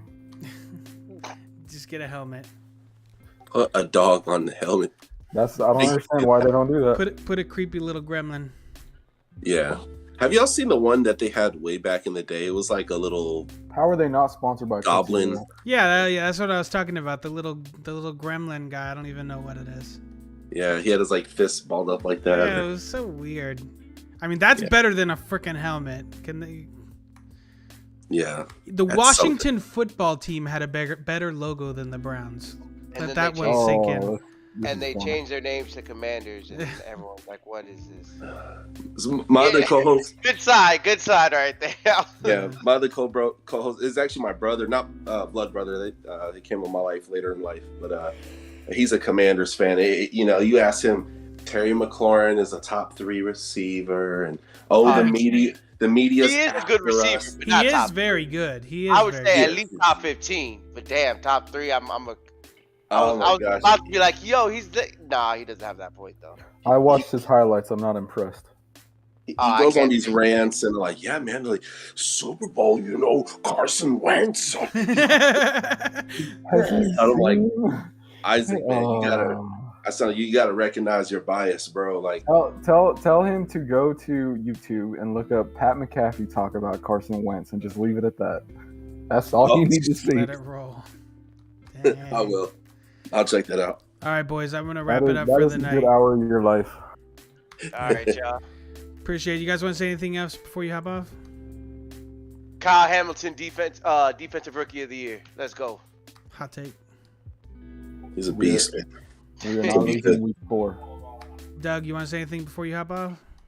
Man, let's get J.C. Treader to Miami. How about we get a center, man? Come on, like. Well, Ali came on earlier, one of the other guys, and he said the J.C. Treader the J.C. Treader signing is dead. Treader retired, so he's done. Treader will not. It's a time. rumor. It's a rumor. No, he said it. I'm telling you, he said it. Oh shoot, man! I'll say this. I'll end on this note. You know how 4 years ago nobody thought Kansas City was gonna win the Super Bowl that year. Last year, obviously Bengals didn't win it, but they shocked the whole NFL. Dude, I had them winning 5 games at best, right? Yeah. It's just to make the Super Bowl. Look, man, we can shock the world this year, man. It's gonna take good coaching, man. Look, Brian Flores built that defense up, and he's not there anymore. But he wasn't good at building up the offense. So now we have a yin to his yang. Josh Boyer is still on the team, so he's still going to be able to help out and maintain that defense. We maintained almost everybody, and we built layers to it, which is great. Our offense is unlike anything I've ever seen, possibly in Dolphins history, specifically when our receivers is what I'm really trying to say. That speed is amazing. The big question mark is. Although, shout out to Chris Chambers. I loved watching him play. He was awesome, man. Hey, shout out to Chris, man. We got running backs, dude. We have just about a complete team, and I haven't been able to say that in a long time. This is me removing. I had to recognize, like, because Dolphin fans, the media will sell us dreams. They're dream sellers, right? We're like a little puppy, like, you can give me the one dream. No, but I try to recognize my own biases, right? Where I'm like, Super Bowl. Wait a minute. But y'all, I'm saying if we get into the playoffs, dude, anything can happen without question. Especially with a defense, with a Super Bowl winning defense like y'all's, I can't argue that. I wouldn't want to play the Dolphins unless it's at home. I'll feel a little better. I wouldn't want to play the Dolphins in the playoffs. We'll see you in week 2. It'll be fun. I got 4 teams in the AFC that I could picture making it to a Super Bowl: Ravens, Dolphins, Chargers, Bills. Those would be like my 4 teams I have potentially. Not Chiefs. I don't know, man. I'm just Broncos are. Denver is going to be leading the AFC. Although Jerry Jeudy did just get arrested, I don't know what it was for. So we'll see. It don't matter. They could go pick up Julio Jones right now. They got KJ Hamler. They got another receiver too. I forgot the name. They got Tim Patrick, and they ended up and Cortland Sutton. Cortland Sutton, yeah. Cortland's a beast, yeah. But Tim Patrick's a guy. He's like 6'5". Like, he's a good red zone threat to have too. Yeah, no, they got some good draft picks on defense and stuff this year. And then also Russell Wilson. Let's not downplay Russell Wilson on that team now.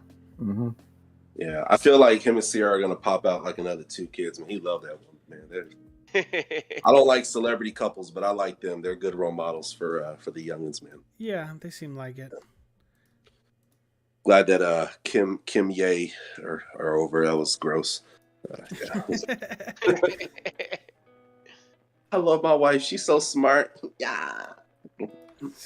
Wild.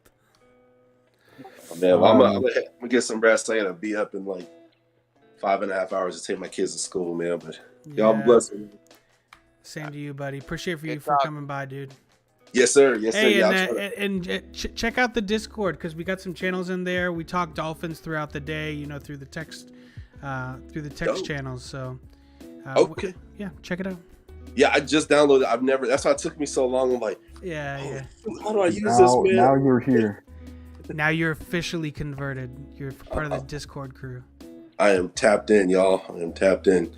Oh, this was a lot of fun, man. But y'all have a good night, man. I gotta go to sleep, man. As I have same. Yeah. Have a great night, bud. Appreciate you. You too. Great talking to y'all. Peace. Later.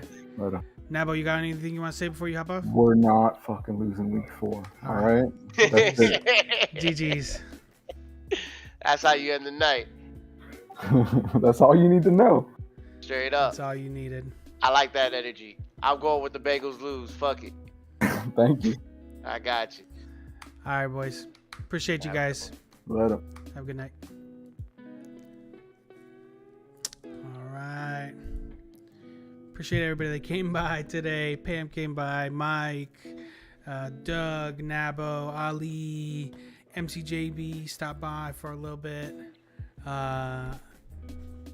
Did I miss anybody? I think I got everybody.